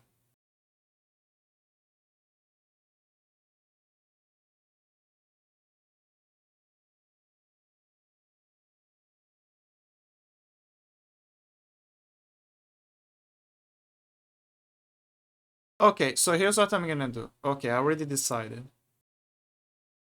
I am gonna get the... I could spare as well. I could just wait it out. I am not gonna get the AK because the AK... I'm gonna save it for the rifle. Because I'm a practical person. I don't think the shotgun is gonna go further for me. The AK you can find in the field. And you're gonna get a rifle later down the line, which is way better because of the scope. Micro is clearly more ammo, and the bus has an, from what I saw, there's a hidden ability for triple shot. So, in theory, this is the best one, the best deal. But there's gonna be another handgun that is gonna come up later, and that is the issue, because I might want to have that gun. So, an option is to wait it out.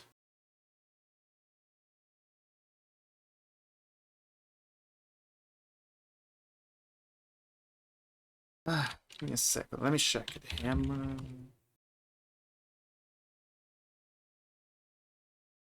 Real big, a single cut through several meters. Says that the hammer is 31k. How many slots? Upgrade slots, 2. Sure, but which ammo it uses? It uses handgun ammo, so it doesn't matter.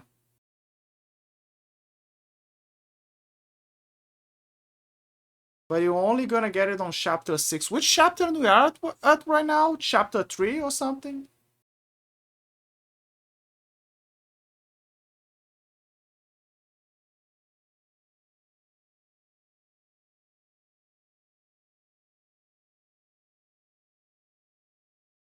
We are at chapter... Don't know what chapter we are.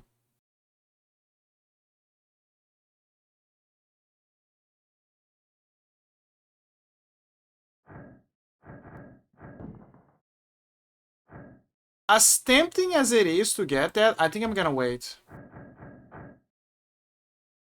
It's not worth it. It's not worth it. I'm gonna save up. I have a feeling that something good is gonna happen later.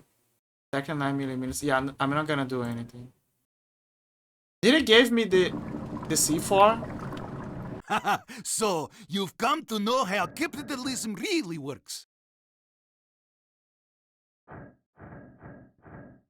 I think he already gave me the C4, maybe. Or maybe he gave the information for the C4.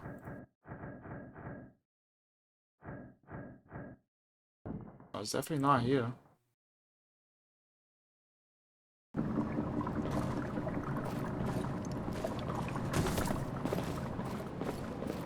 Yeah, I'm not in a rush. I can get the guns later. So I'm just gonna keep collecting cash so I can have enough to get the good stuff.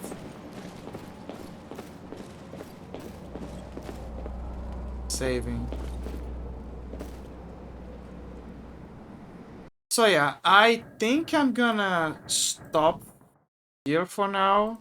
Now that I got the save. And because I was already tired and I don't want to force my hand here. And I kind of liked it. It's always good to go back to a classic from the Xbox 360 era, even if buggy. I will try to find a way to fix this screen issue that I'm having. So I will try somehow. Like Digivoodoo, something like that. I will, if possible, try to stream again tomorrow, like usual. Maybe earlier, if possible. I will try. It's uncertain. I usually warn people on my server, basically. I always warn people on the server. Yeah, this is loud. But yeah.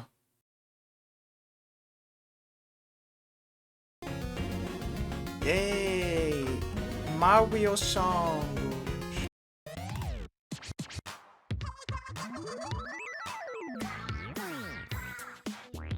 Yay! So yeah.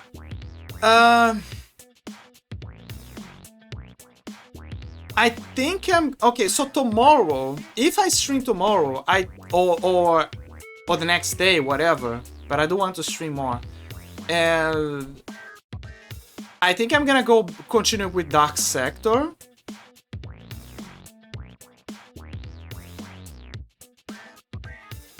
If I can make sure everything's fine or whatever, or I can just go back to Dragon Ball. Because I know Giz loves Dragon Ball. Also because I do have to make progress. The other option is Days Gone. Or some other retro game. Although to be fair, Dark Sector is now occupying my mind for designated retro game of the day. Of the month, I guess. Like I said, I needed something that would be a no-brainer for me. Yeah. Anyway, thank you guys for joining, for lurking, for following, for being here, for etc, etc.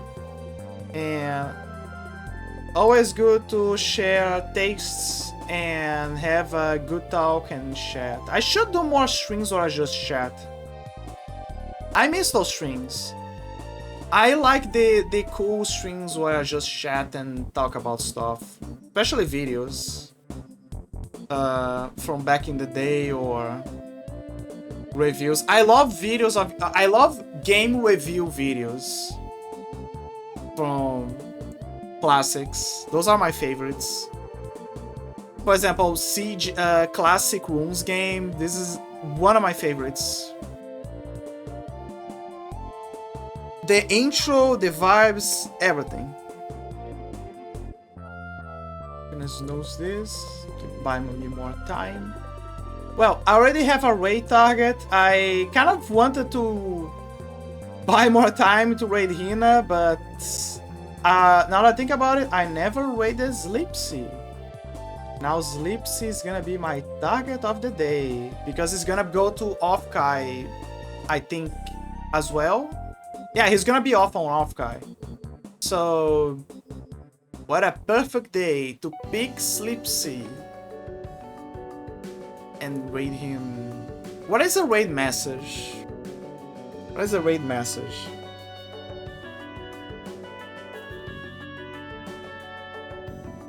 I know which one. I got it. Dunk sector raid. But I need a good. Do I have a ninja? Yeah, he kind of looks like a ninja. Yeah. Yeah, he kind of looks like a ninja. Yeah, there you go. I got it. This is gonna be the raid message. Perfect. Simply perfect. Oh, and Hina just started. But I'm gonna raid with Sleepsy. Because I already raided Hina, and we gotta make some variations. Yeah, Hina is just starting out. She's gonna play whatever. Yeah, and we gotta raid the Sleepsy. We gotta spread out. We gotta give one for the boys. So yeah.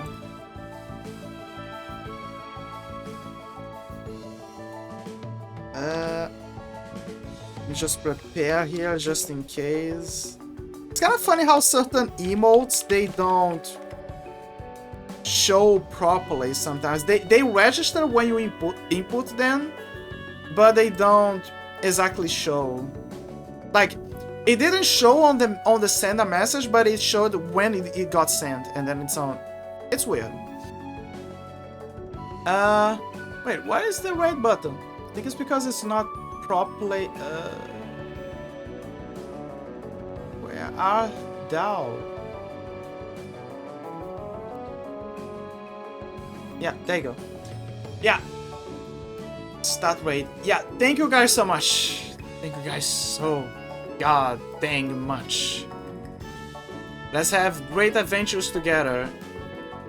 Preferably with me on a better mood and with more energy, with more time, and with every one of you having a beautiful and wonderful day with no problems at all.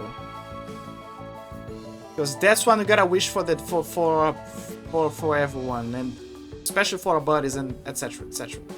Anyway, thank you so much. It's late. I need to rest. I need to eat. I already did most of that stuff, but I do need to eat a bit and rest and etc. Yeah. Okay, thank you everyone. See you guys next time. More news on Discord, like always. I should make more presence on social media, but yeah, thank you so much. Bye. Go give Zips love.